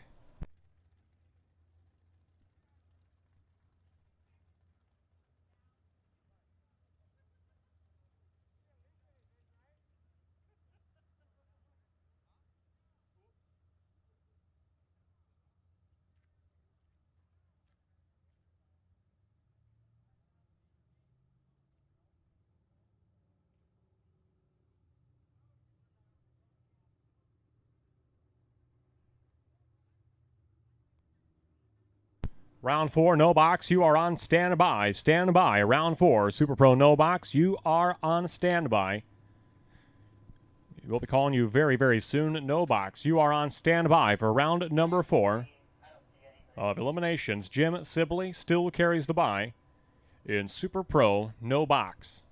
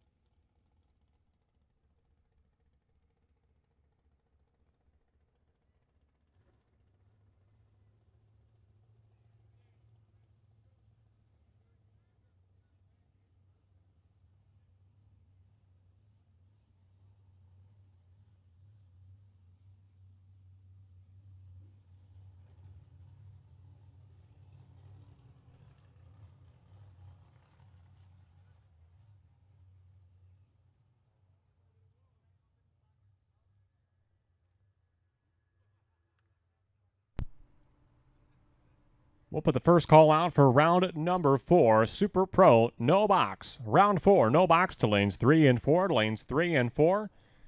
Super Pro, no box, round 4 to the lanes, please. If you are double entered, please report to the head of the staging lanes. Looking for round 4, Super Pro, no box to lanes 3 and 4. Jim Sibley to lane number 1, please. Jim Sibley, potential bye to lane number 1.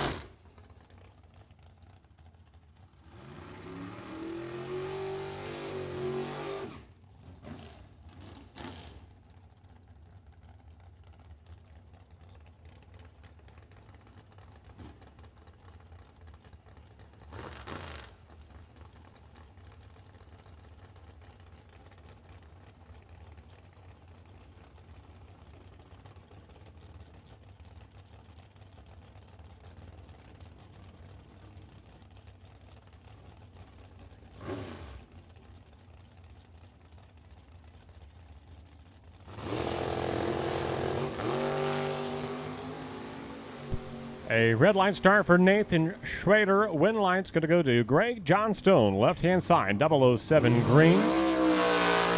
And advancing to round number 4.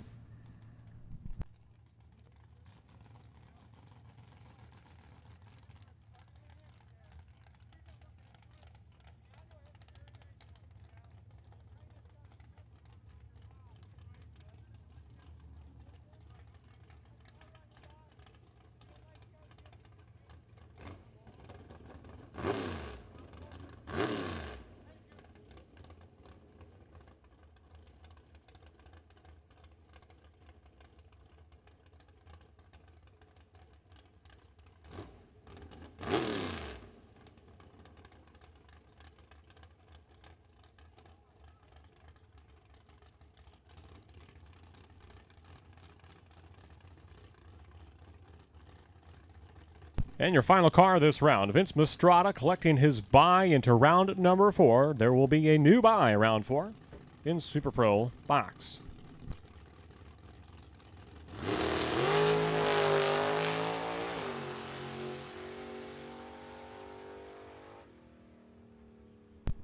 That's a wrap for round number 3. Here comes round 2 of of Top Sportsman, Midwest Top Sportsman.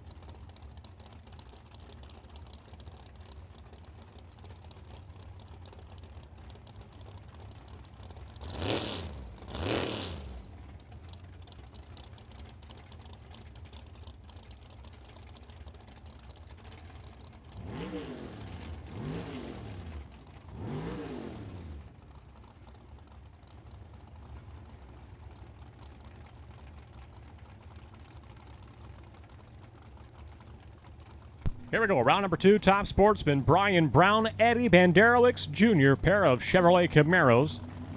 Staged up and set to go. Banderowicz, quarter of a second head start. He's out front. Here comes Brian Brown. At the finish line, stripe win light's going to go to Brian Brown. Dead on 5. 19 green at the starting line. He is your winner over Eddie Banderowicz Jr.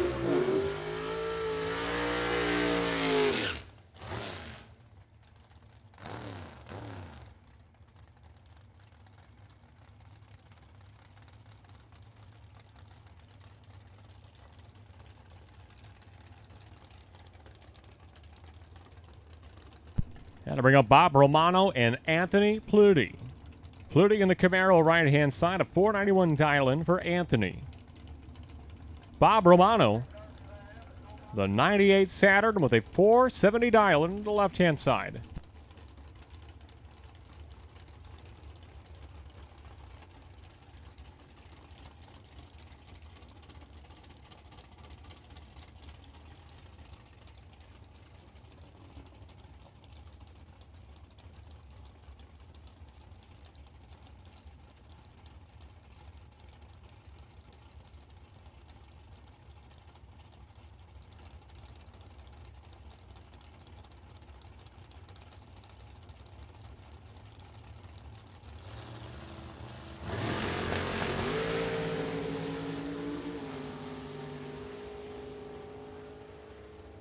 Red light start for Romano, and Anthony Pluty is your winner. 490 with a 4 and the 491 dial-in. The Camaro driver was 25 green at the starting line and is your winner. Bob Romano will go 10 red.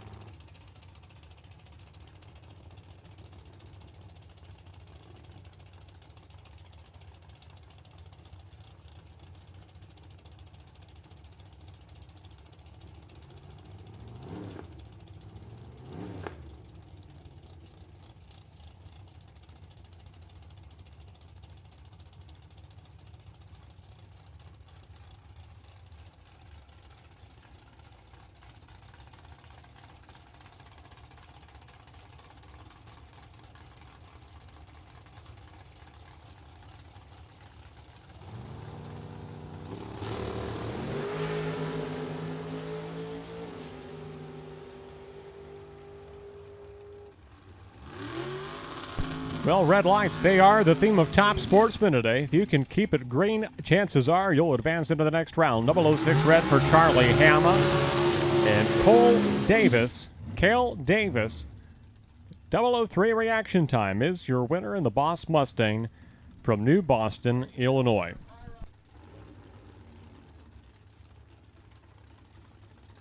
Then we have John B. Lopez and Matt Genesini. Genesini in the Cobalt right-hand side, 485 dialing for the driver from Granville, Illinois. John B. Lopez Jr., the 1994 Z34 from Moni, Illinois. 503 dialing for Lopez. 485 dialing for Genesini.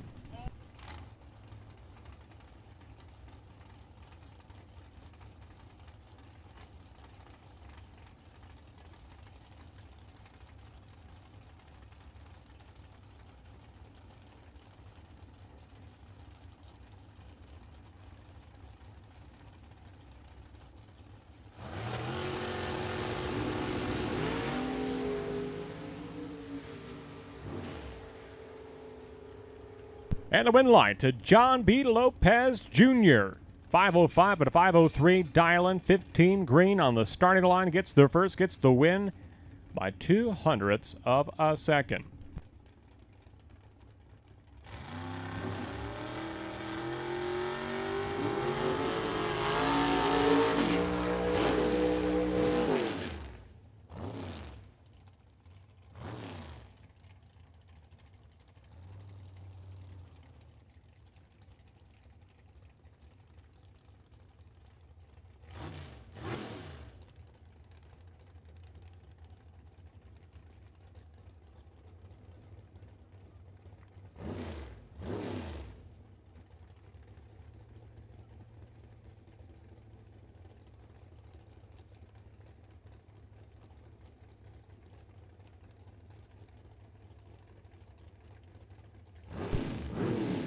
New potential buy for round number 4. Super Pro box is entry number N31. Ed Nemec. Ed Nemec, our new potential buy for round 4 of Super Pro box.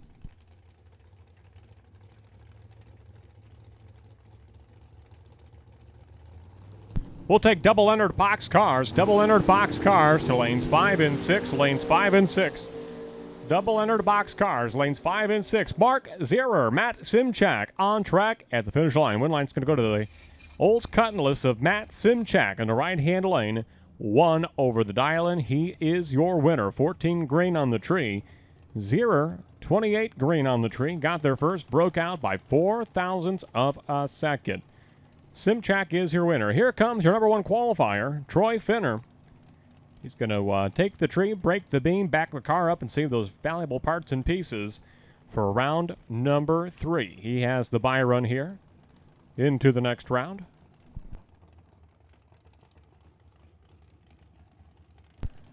So heads up at the head of the staging lanes as Troy Finner will back the car up and wait for round number 3 of Midwest Top Sportsman. No box cars, be ready to go. Round number 4, Super Pro No Box. You are coming out next. Double entered box cars, we are ready for you. Lanes 5 and 6. Double entered box cars, we are ready for you. Lanes 5 and 6. Double entered box cars, go ahead and bring them on up to lanes 5 and 6. And we'll take all box cars at this time. All box cars, lanes 5 and 6. Ed Nemec with entry number N31. You are the potential buy. Ed, please report to lane number 2.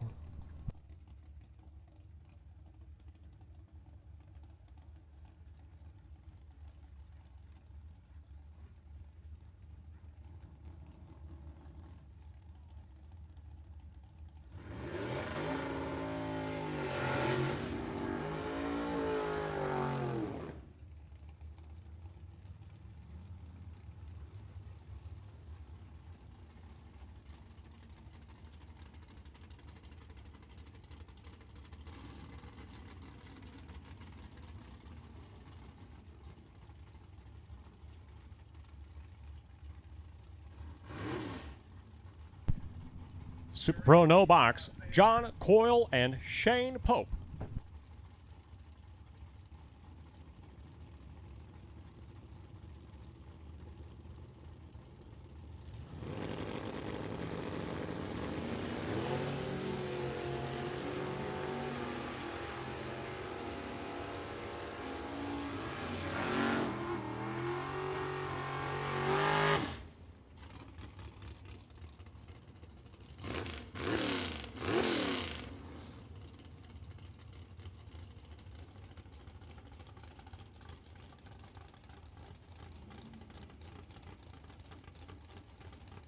Box cars, we need you to lanes 5 and 6, lanes 5 and 6. Super Pro box cars, we need you to lanes 5 and 6.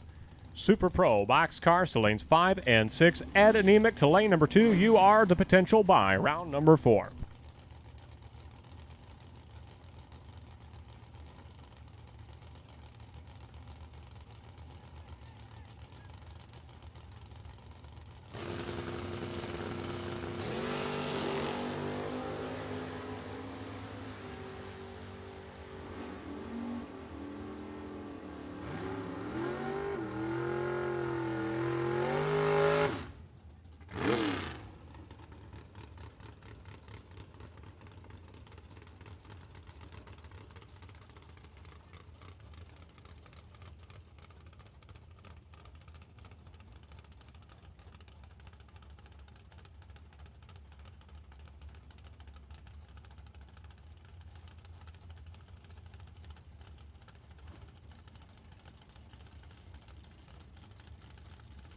All right, Brando Carlson, Jeff Billiter on track. Billiter in the Vega Wagon right-hand side from Byron, Illinois. Carlson in the Camaro left-hand side. Red light start for Brando Carlson.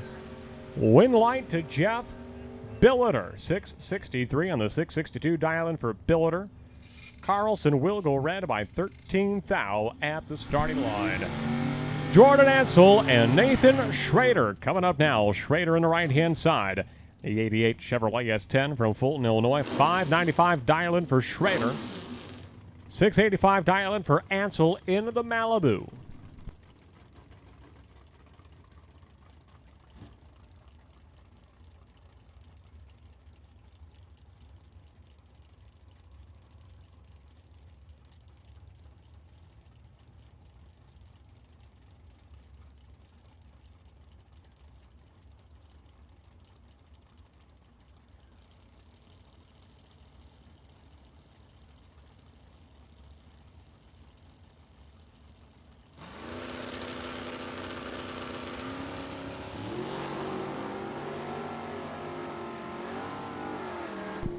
And at the finish line, win line's going to go to Jordan Ansel. 10 green at the starting line and dead on 7.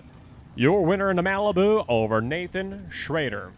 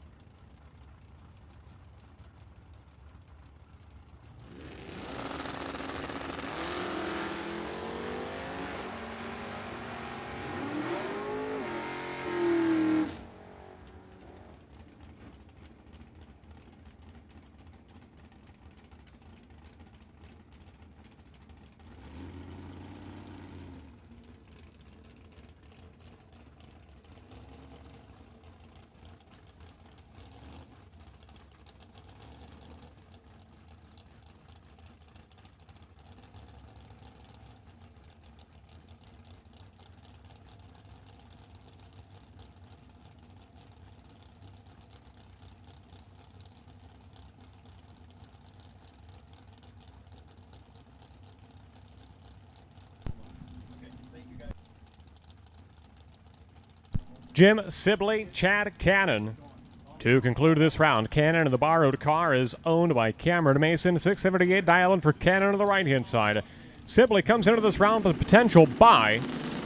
Can he carry the buy into the next round? Pair of red light starts.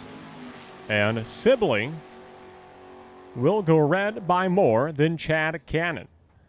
So once again, a race altered by true start. Cannon goes red first. Sibley goes red the worst. Cannon on to the next round in a borrowed car.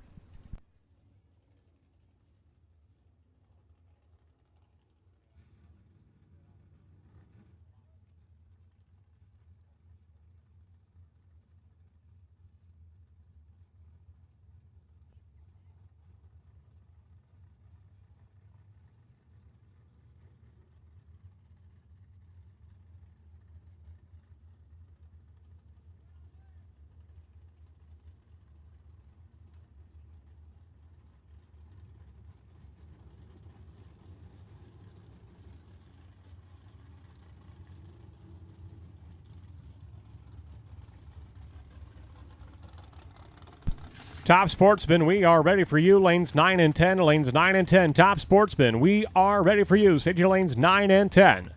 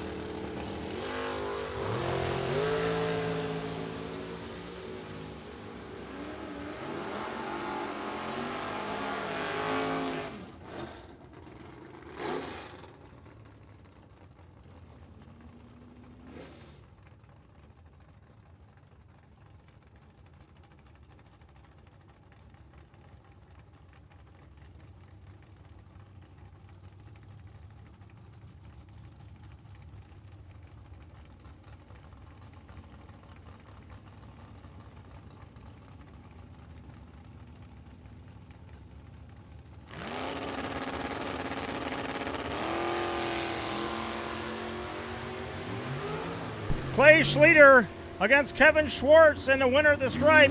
Clay is your winner. Clay is your winner with a 001 red light. And listen to this, the margin of victory.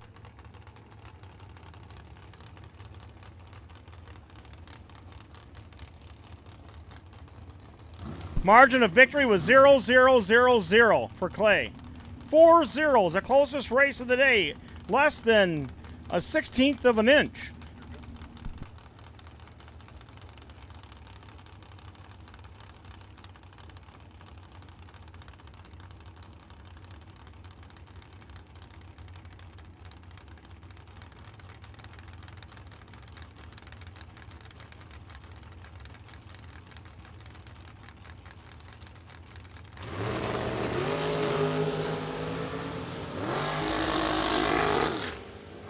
Winner is Tim Vincent, 1 over.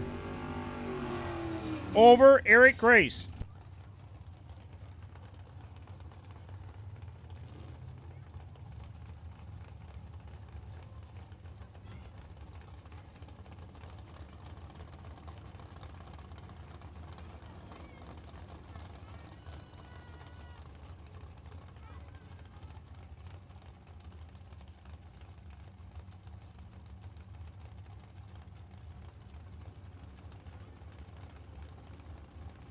All right, Bruce Van Stratton in the tower lane. In the right lane, double entered Taylor.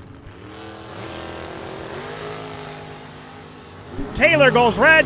Van Stratton will motivate to the next round. Van Stratton runs one other dial. Taylor runs dead on, but he got ripped by a 007 reaction time. Coming up now, ladies and gentlemen, in the tower lane, this is Adam Sweet of Davis, Illinois. And in the far lane, Eric Pavisic. This car in the tower lane was a champion car for many, many, many years here at Byron Dragway. Scott Labuddy had this car, and it won a lot of races. So Adam is behind the wheel of it now, and Eric Pavisic is in the far lane. Eric, 469. Adam Sweet will be getting the head start.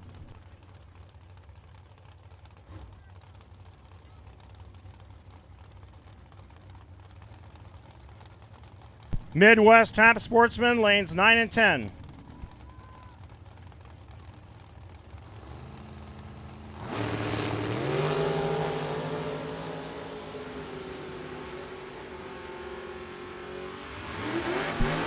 Oh, and a breakout by Adam Sweet by 1/1000th of a second.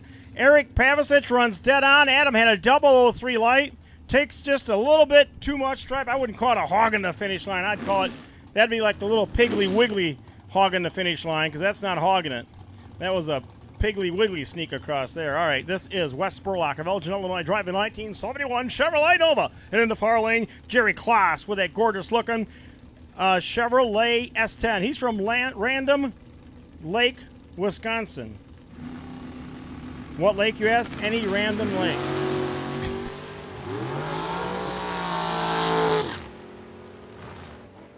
And a winner is in the Tower Lane. Wes Spurlock is your winner over Klotz. Spurlock is making rounds happen here at Byron Dragway. Okay, coming up now, this is Mitchell Vincent, St. Charles, Illinois. Mitchell, newly married this year, down at 484. Jim Zink of Sterling, Illinois, is in the far lane. Zink in a 1962 Chevy 2.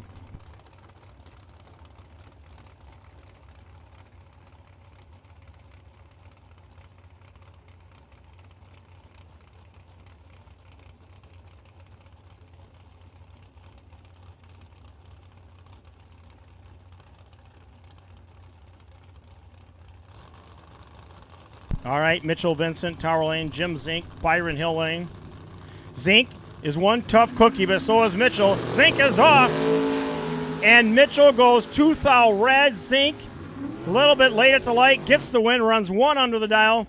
Mitchell is not going to be happy with that one.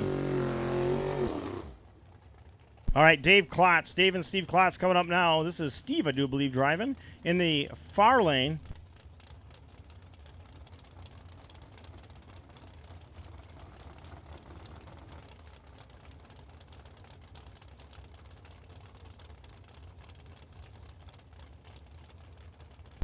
Greg Johnstone of Munster, Indiana on the Dragster in the far lane.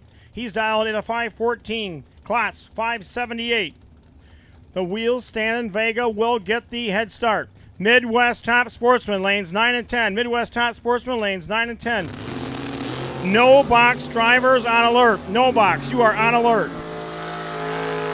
Byron, Jordan Ansel. Jordan Ansel, if there's a Byron, you will get it. Red light in the right lane for our Indiana driver. 001 red light. Klotz will go to the next round. Klotz running 2 over his dial. 380 BA. Jordan Ansel, you're the Byron. Next round of the no box.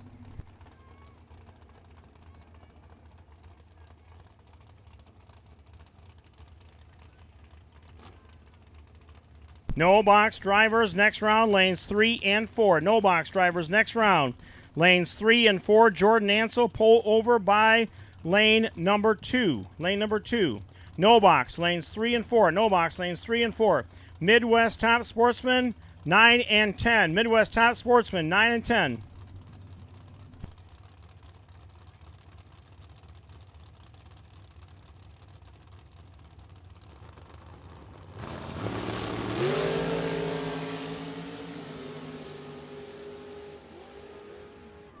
All right, and the winner is in the Tower Lane, Brian Folk.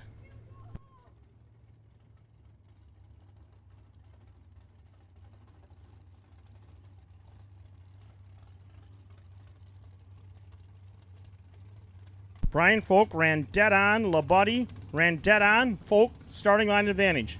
No box drivers, no box lanes 3 and 4. No box next round 3 and 4. Midwest Top Sportsman lanes 9 and 10 and be ready to go. Midwest Top Sportsman lanes 9 and 10 and be ready. No box drivers lanes 3 and 4. Jordan Ansel, you can pull up over in lane number 2.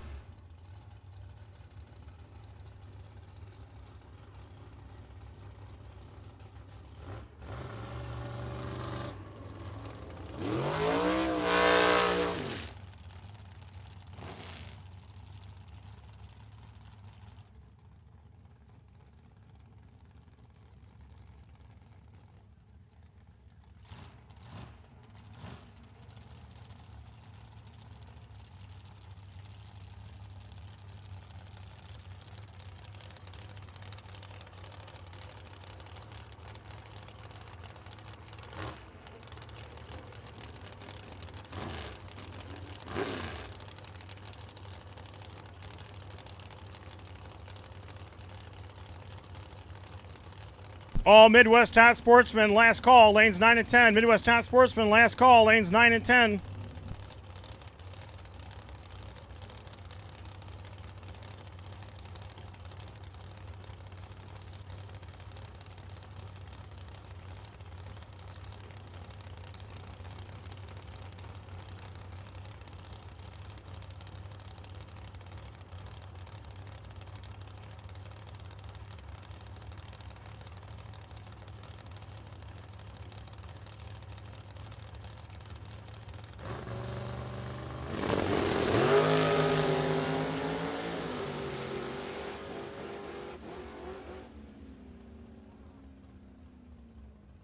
All right, and Vince Mastrada is your winner. Vince is your winner on that last go over Tom Gibson. Over Tom Gibson.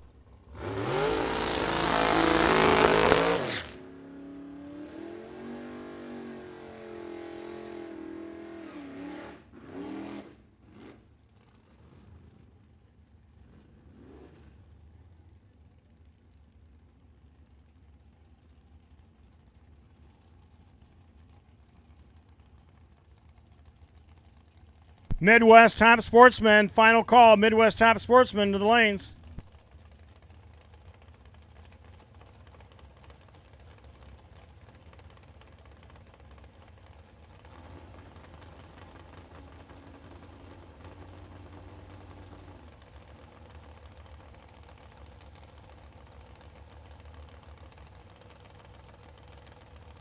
All right, Dominic Bowden in the tower lane. The right lane, Bobby Dish.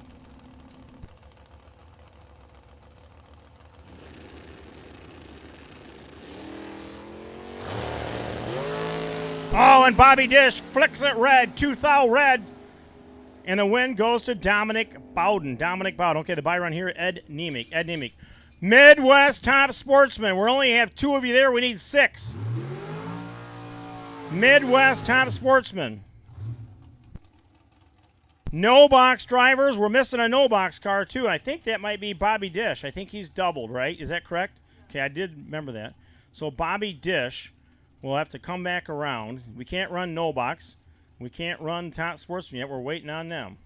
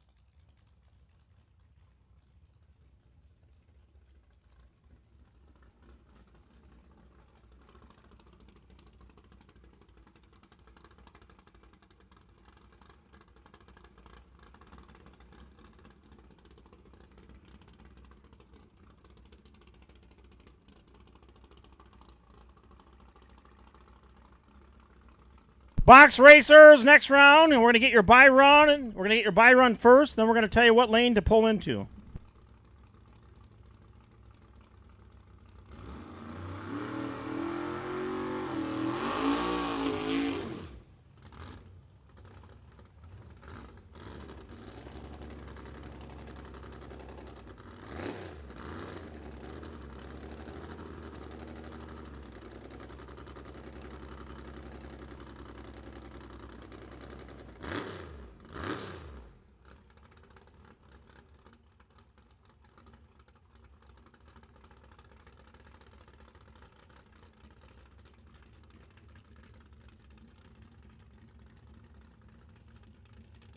Box racers, lanes 5 and 6. Clay Schlitter, if there's a buy run, you will get it. Clay Schlitter, if there's a buy run, you will get it. We need Bobby Dish to the lanes. Clay Schlitter. Clay, you can pull in lane number 2 is fine. Lane 2 is fine for Clay.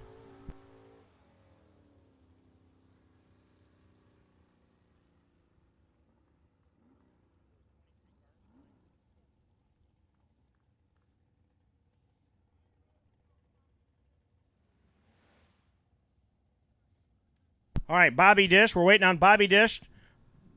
Bobby Dish to the lanes. Bobby Dish to the lanes. Midwest Top Sportsman. Midwest Top Sportsman. We are looking for you. We are short those cars. We need Midwest Top Sportsman, and we need Bobby Dish, and we need box racers. Box racers in 5 and 6. Please move the golf cart out of lane 6. That is for race cars. Box racers, lanes 5 and 6. Please move the golf cart out of lane 6.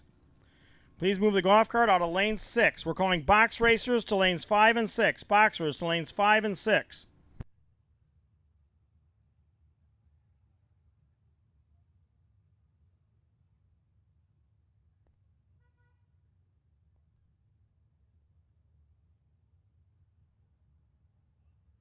Dan Kike. Dan Kike. Can you hear me, Dan? Would you ask that golf cart to please move out of those lanes? I'm calling boxers into lanes 5 and 6. Thank you. All right, box racers, lanes 5 and 6. We need you and need you now. We can knock another round out, and that's our goal. Midwest Top Sportsman, I don't know what we're going to do. We are short 3 cars. We're short 3 cars in Midwest Top Sportsman. So I don't know what to say, but we are trying our best to get you guys down the track. I know the 3 of them that are there are waiting patiently and ready, and a couple of them just ran. Bobby Dish. We need Bobby Dish to the lanes if he's still in. All no box racers, lanes 3 and 4. No box lanes 3 and 4. I have a golf cart in lane 3 that needs to be moved in case Bobby Dish wants that lane. So the golf cart in lane 3. Jim Laughlin. Jimmy. Hold on, let's see what Bobby does. All right, he's there.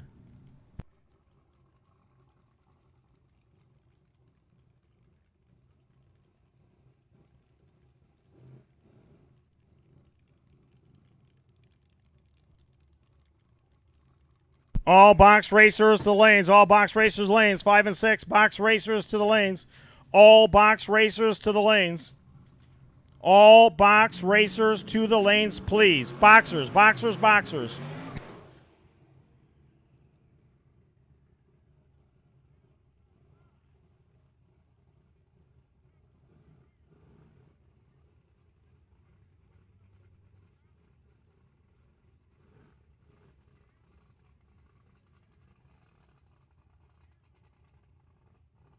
Top Sportsman drivers are lanes 9 and 10. 9 and 10, Top Sportsman. The red Mustang, you're in the wrong lane. Lanes 9 and 10. 9 and 10. I don't know if we're going to get you in or not, but...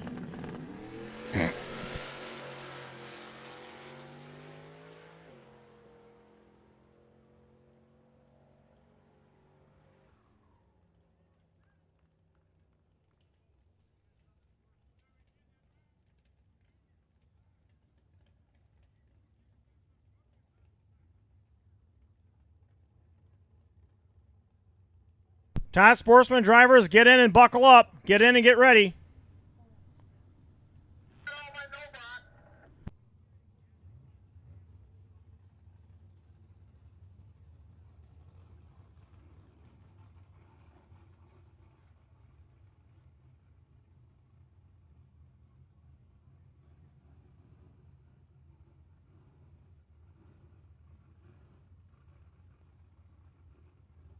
All box racers, 5 and 6. All box racers, 5 and 6. 5 and 6 for box. 5 and 6 for box. Top Sportsman, I can't run you. We're missing cars. I don't know what to tell you, but you're there. We're missing cars. We're missing 1 car, and it's putting a hurt on pulling this off. If they're broke, let us know. If your opponent is broken, Top Sportsman, let us know so we can move forward.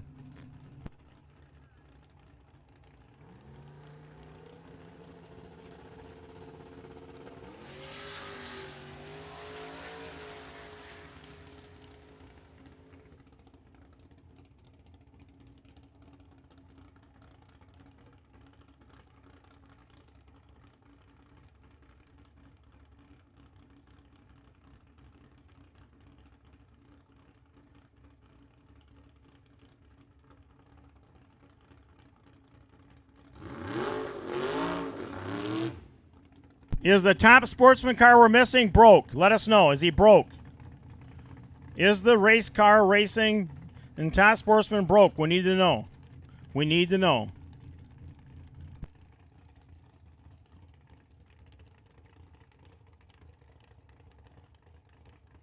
All right, all box racers should be in the lanes. All box racers should be in the lanes. Ed Nemec was the last car down, and he's back, so they should all be there.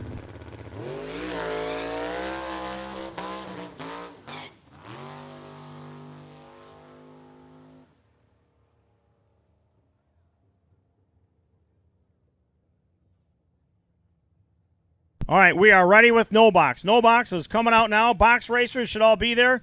Midwest Top Sportsman is laxed in missing. I don't know what to do. I've got no report from anybody on that car missing. So Midwest Top Sportsman, I'm not sure if we can run you or not. We're missing a car. And we have no report. All right, no box. No box. Let's go. No box. Let's go. Get your gear on. Let's go. Be ready. If you're in the lanes, make sure you're ready. The sun's down. It's not as hot. Make sure you are ready. If you're in the lanes, have your gear on and be ready. We are moving. Box racers, you're coming out. Boxers are coming out. Fifth round action. Fifth round action of box. You are coming out.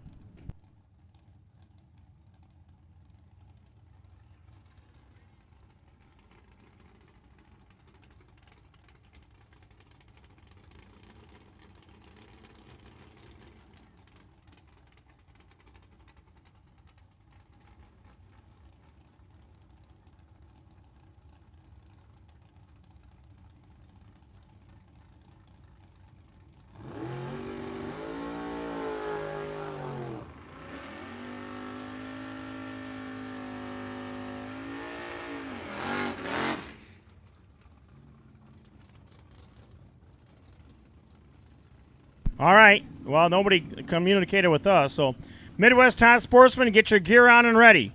Get your gear on and ready. We will try to get you in. Make sure you are ready. Box racers, you're coming out now. Boxers are coming out now.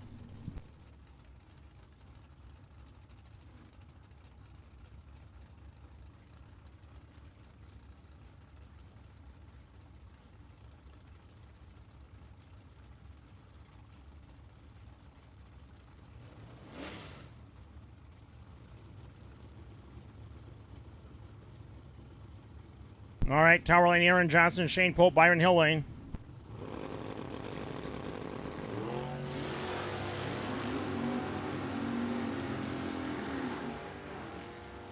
Winner at the finish line is Shane Pope.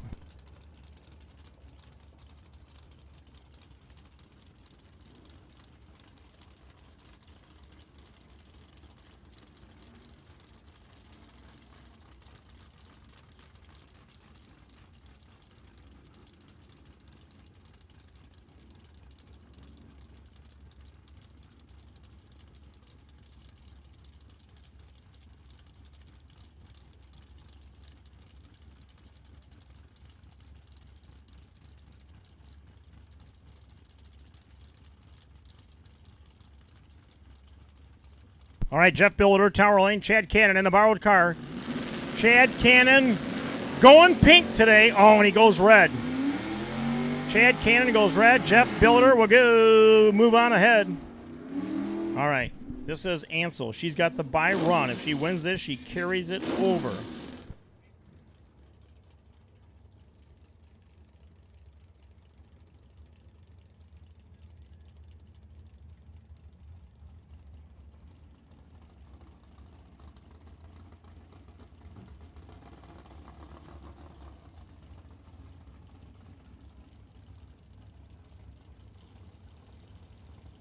All right, Jordan Ansel, Bobby Dish. Bobby Dish is hustling. He's been running this car a lot today. And Jordan Ansel is your winner. Bobby Dish goes red. Bobby goes red, and Jordan is your winner.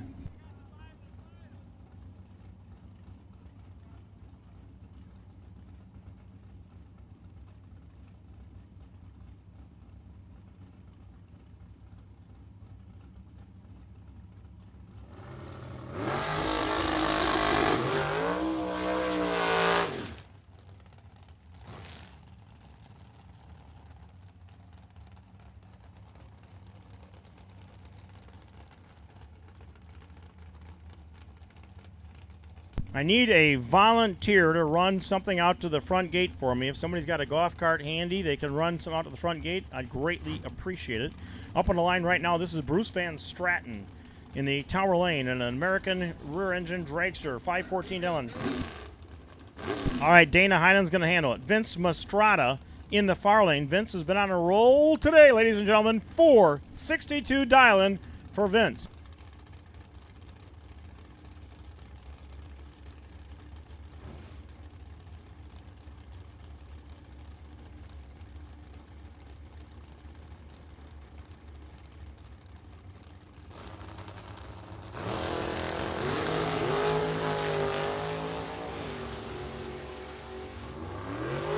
All right, oh, and a breakout, a double breakout. Oh, that was unbelievable. Bruce Van Stratton with a double 01 light. Mastrada breaks out. Mastrada, a 61 on a 62. Van Stratton, a 13 on a 14, taking the win. We got her handled. This got to go to the front gate. Yeah.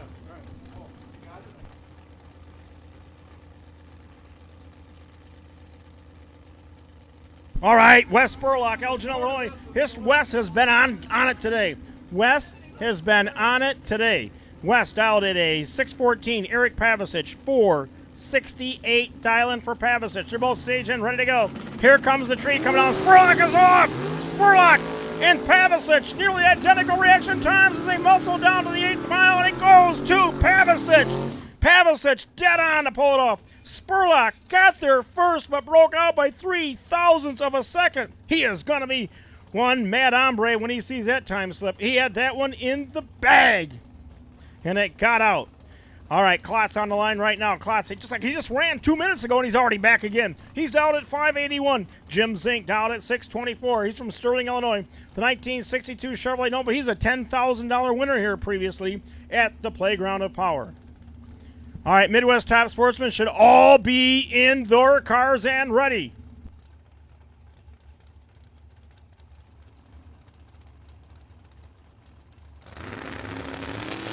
Klotz is off, hanging the wheels out high. Zink is looking over his shoulder, but he's a big guy and he can't see for nothing. Oh, and Zink pulls it off. Unbelievable. Klotz had the better reaction time. Zink, you could see him hanging out the window practically, looking over at Klotz, and takes the win.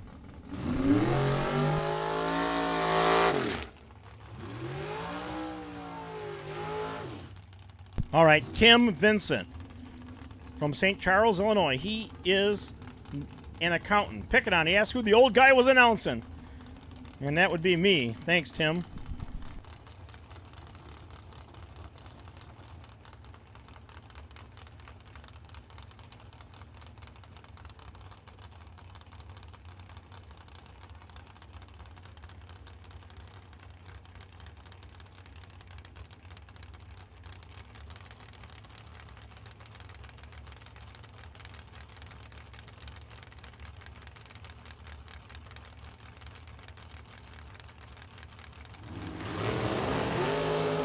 Nemec is off. Nemec against Vincent. Can Vincent pull a rabbit out of his hat? No, he can't.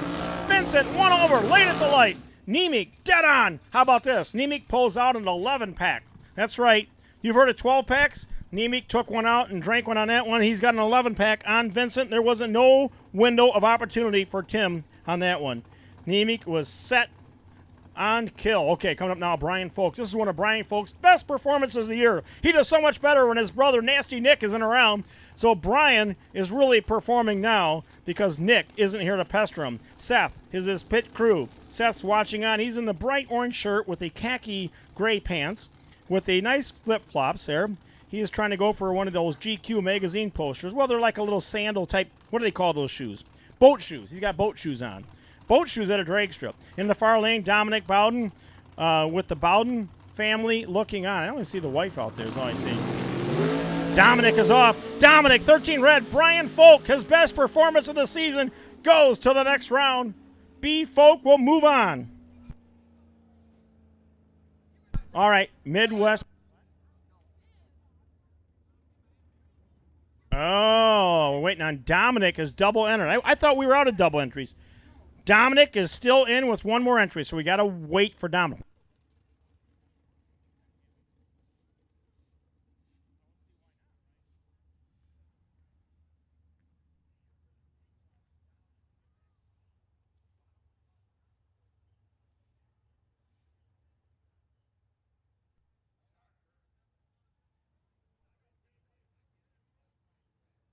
Todd Sportsman drivers, we're going to run you real quick while we're waiting for our bracket guy to come back around because it's going to take a little bit.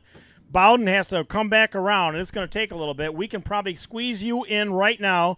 We will go back into the 5th round with Clay and Dominic.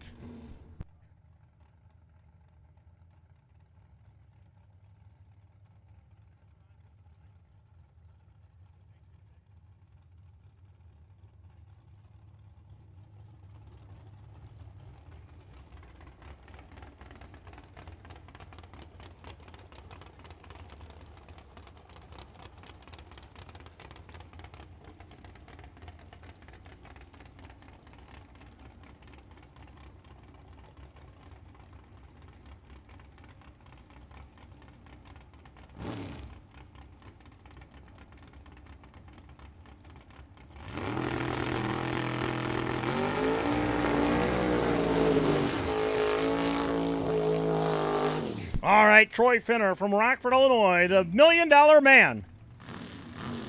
At a 430 dial-in. That is quick. That is one fast ride Finner has. Going against Anthony Tony Pluty from Homer Glen, Illinois at a 490.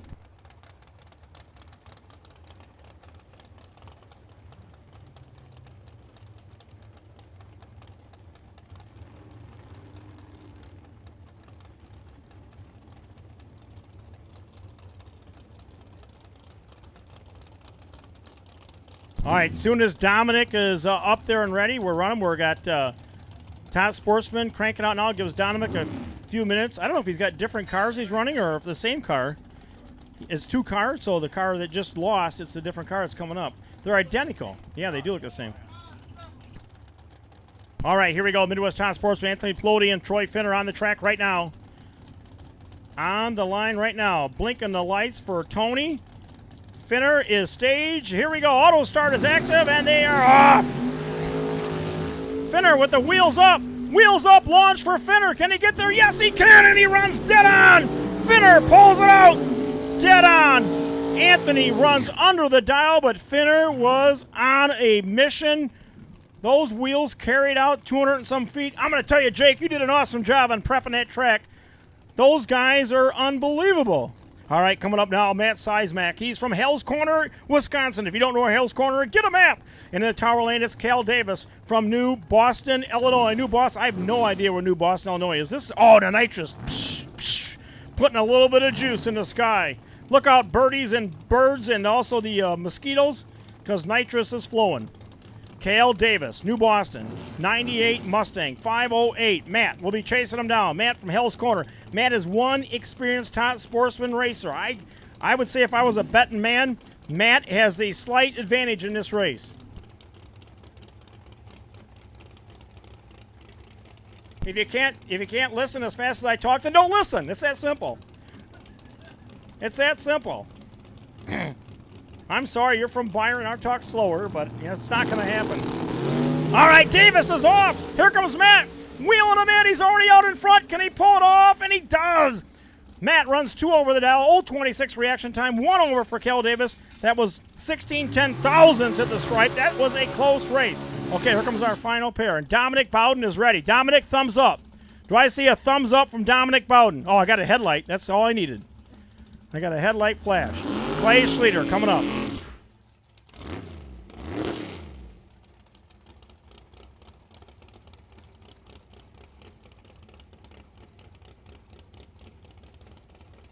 All right, I'm not sure if we can get another round in yet or not, but we'll try. All we can do is try, but we need all no box and box cars back. All no box and box cars would have to make it back around. Then at that time, we would determine if it's light enough out to complete the round. So we will wait till they all get back.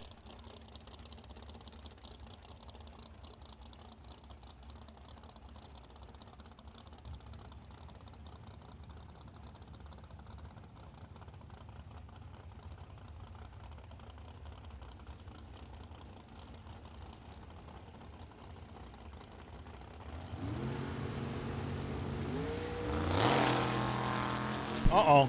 Brian Brown gets the win. Lopez having troubles. I don't know what happened there, but Lopez went red Brian Brown was one having troubles, but he gets the win light.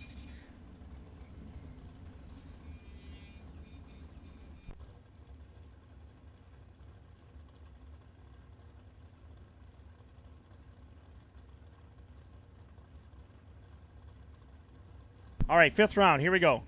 Dominic Bowden wheeling 2 entries. Got his little fog light on in the front up there so he can be a Be Cool driver. And in the far lane, Clay Schlitter with the red headlights. Clay has blinking red headlights in the front of that 79 Malibu. Kind of cool.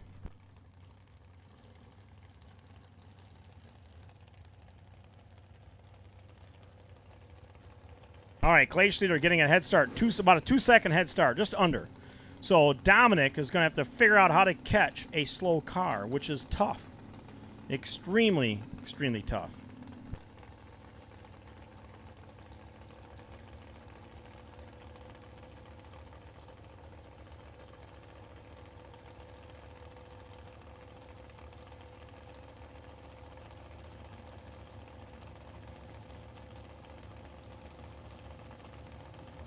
All right, Dominic Bowden pulling in. Clay Schlitter getting ready to go. Here we go. Here we go. All right, and Dominic Bowden is off. Nearly identical reaction times. Who can drive the stripe? Give it to Bowden. Bowden can. He can run dead on with a 2. There's a 12-pack for Bowden. Clay Schlitter must have looked back and said he isn't coming, and he whipped right on by him.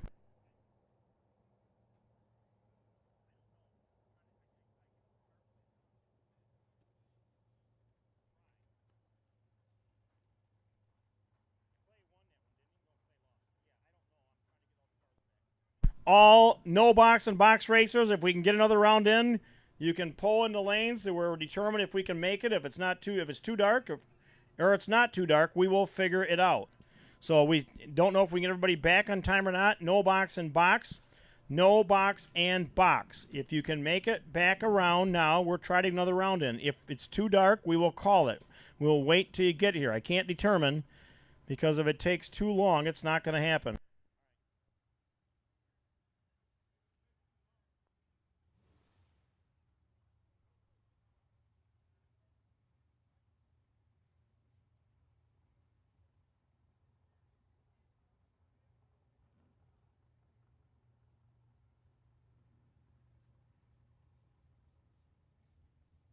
All right, Dominic Bowden pulling that one out. Clay Schlitter, I think Clay was looking back and looking back and looking back. And then Bowden comes by at 150 or 53 miles an hour quicker.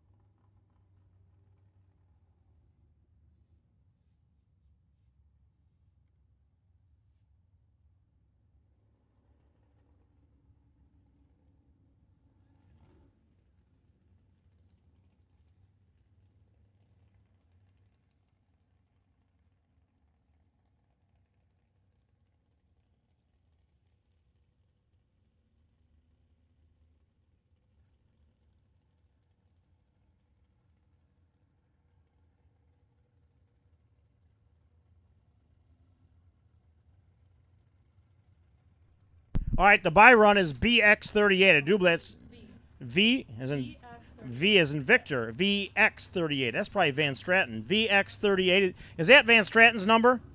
It is? Dan says yes. That's the buy run if there is one, but there's 6 left. So there's no buy run really. There's 6 left. If the no box and box cars can make it back to the lanes, we will run you. If you can't, we can't.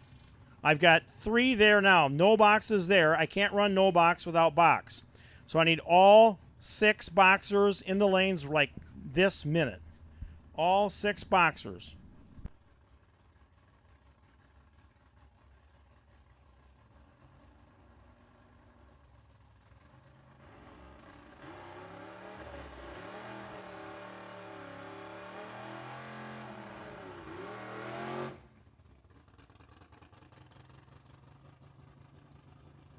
All box racers, we need you in the lanes. In the lanes, if you can make it. You have to be there. All box racers, we have 2. We need 4. Bowden is one that just ran.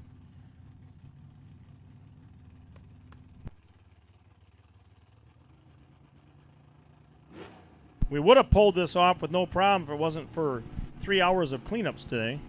Or at least 2.5.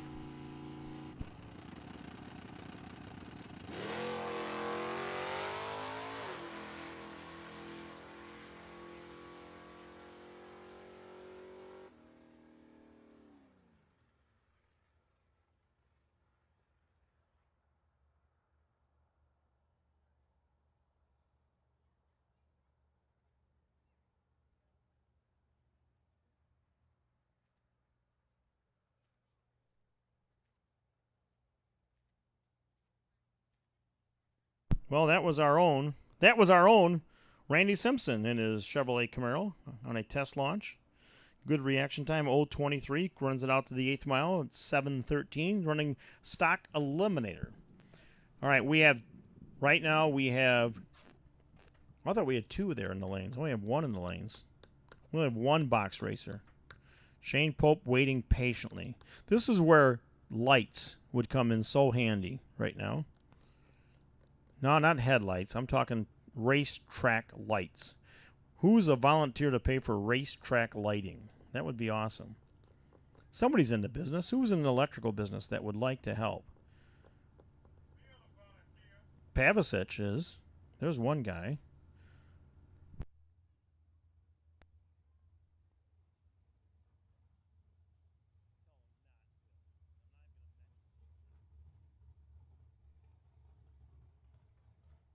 All right, B Folk is making around, and we're going to see how it is.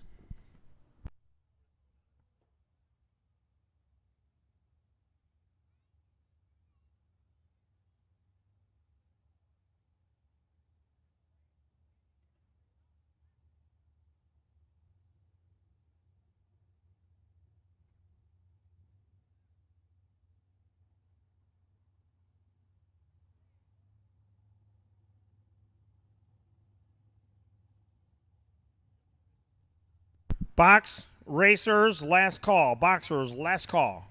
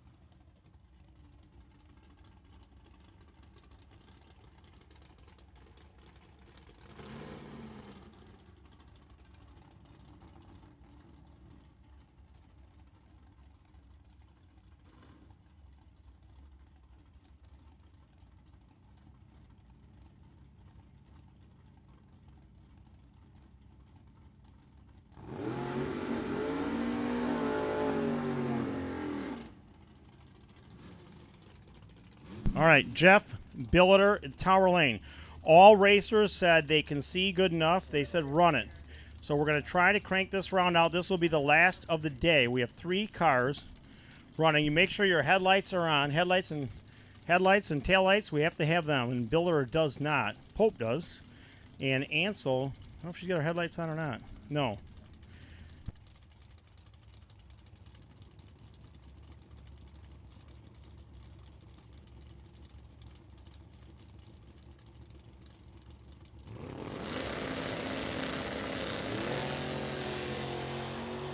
Billiter against Pope.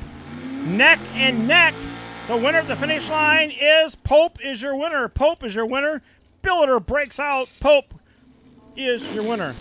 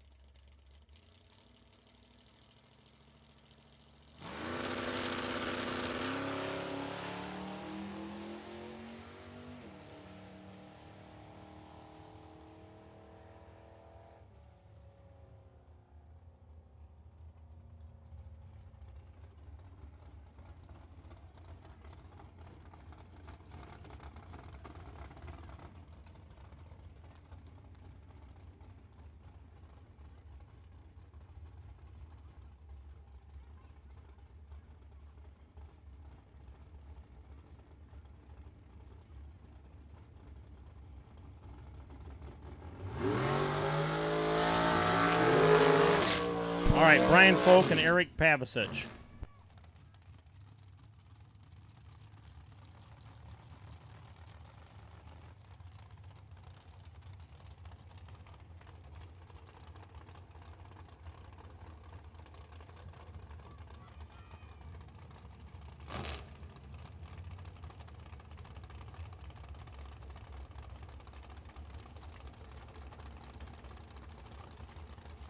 All right, Brian Folk, Tower Lane, Eric Pavisic, Byron Hill Lane. Brian Folk, 464, Pavisic, 468.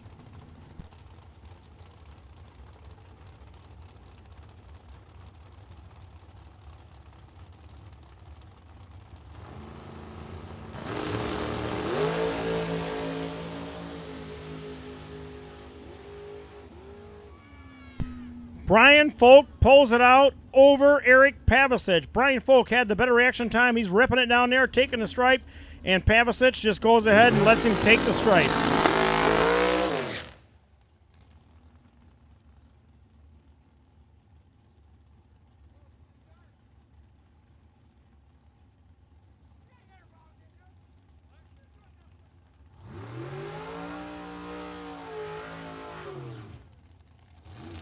All right, Ed Nemick, 531. Dominic Bowden, 438.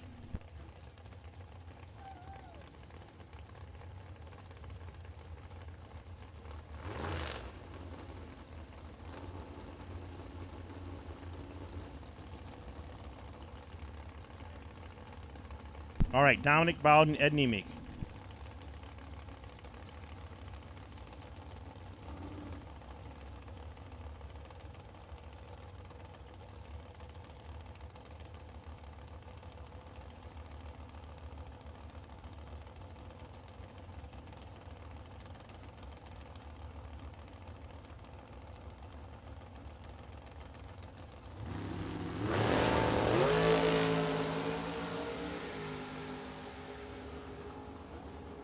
And Dominic Bowden is your winner. Ed Nemick runs dead on, but Bowden had the better reaction time. Final pair of the night.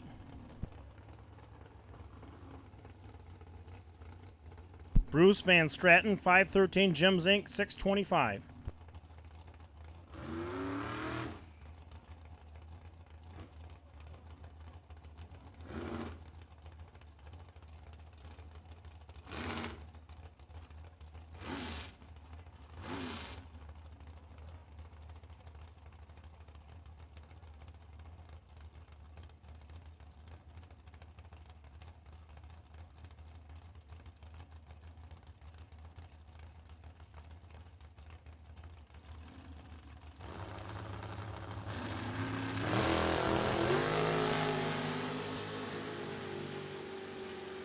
All right, Zink is out. 2 over.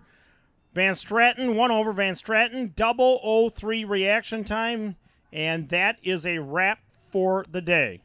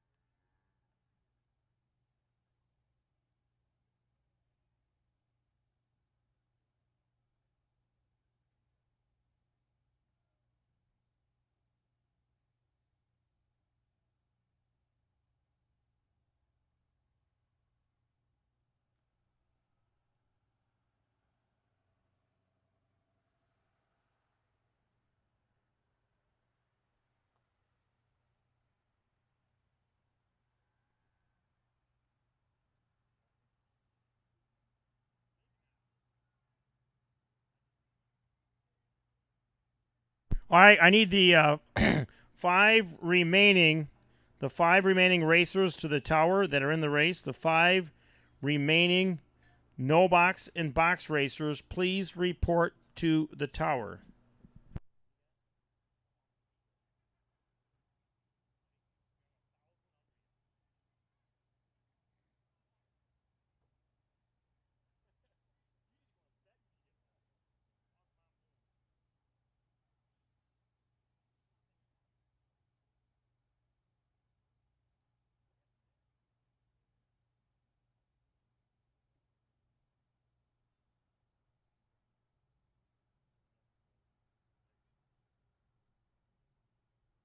All right, I need the 5 remaining in the race. Report to the tower. 5 remaining in the race. Report to the tower. The 2 in no box and 3 in box.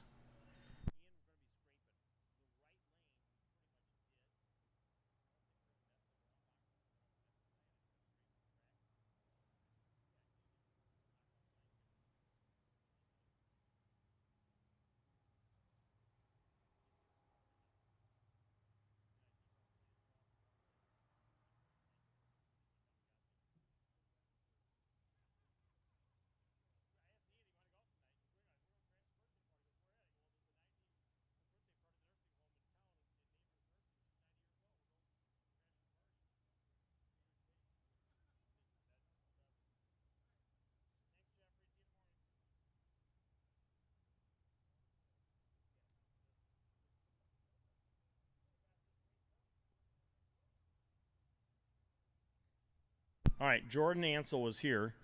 So, Jordan, if they don't show up, we'll make decisions without them. How's that sound? Okay. We need the final 5 racers that are in the race to report to the tower. We're now down to 4 final racers, and I think you're the only young lady in the whole group that's still in. Girls rule.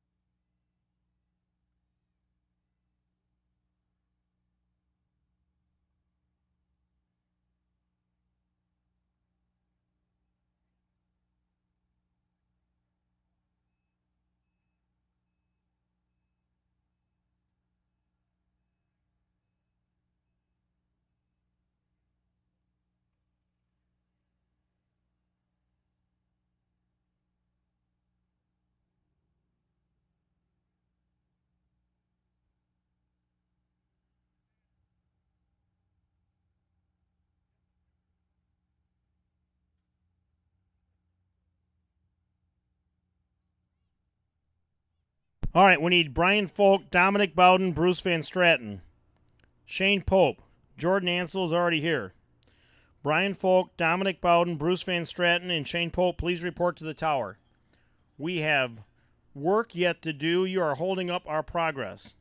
If you bring me a mixed drink, or be patient.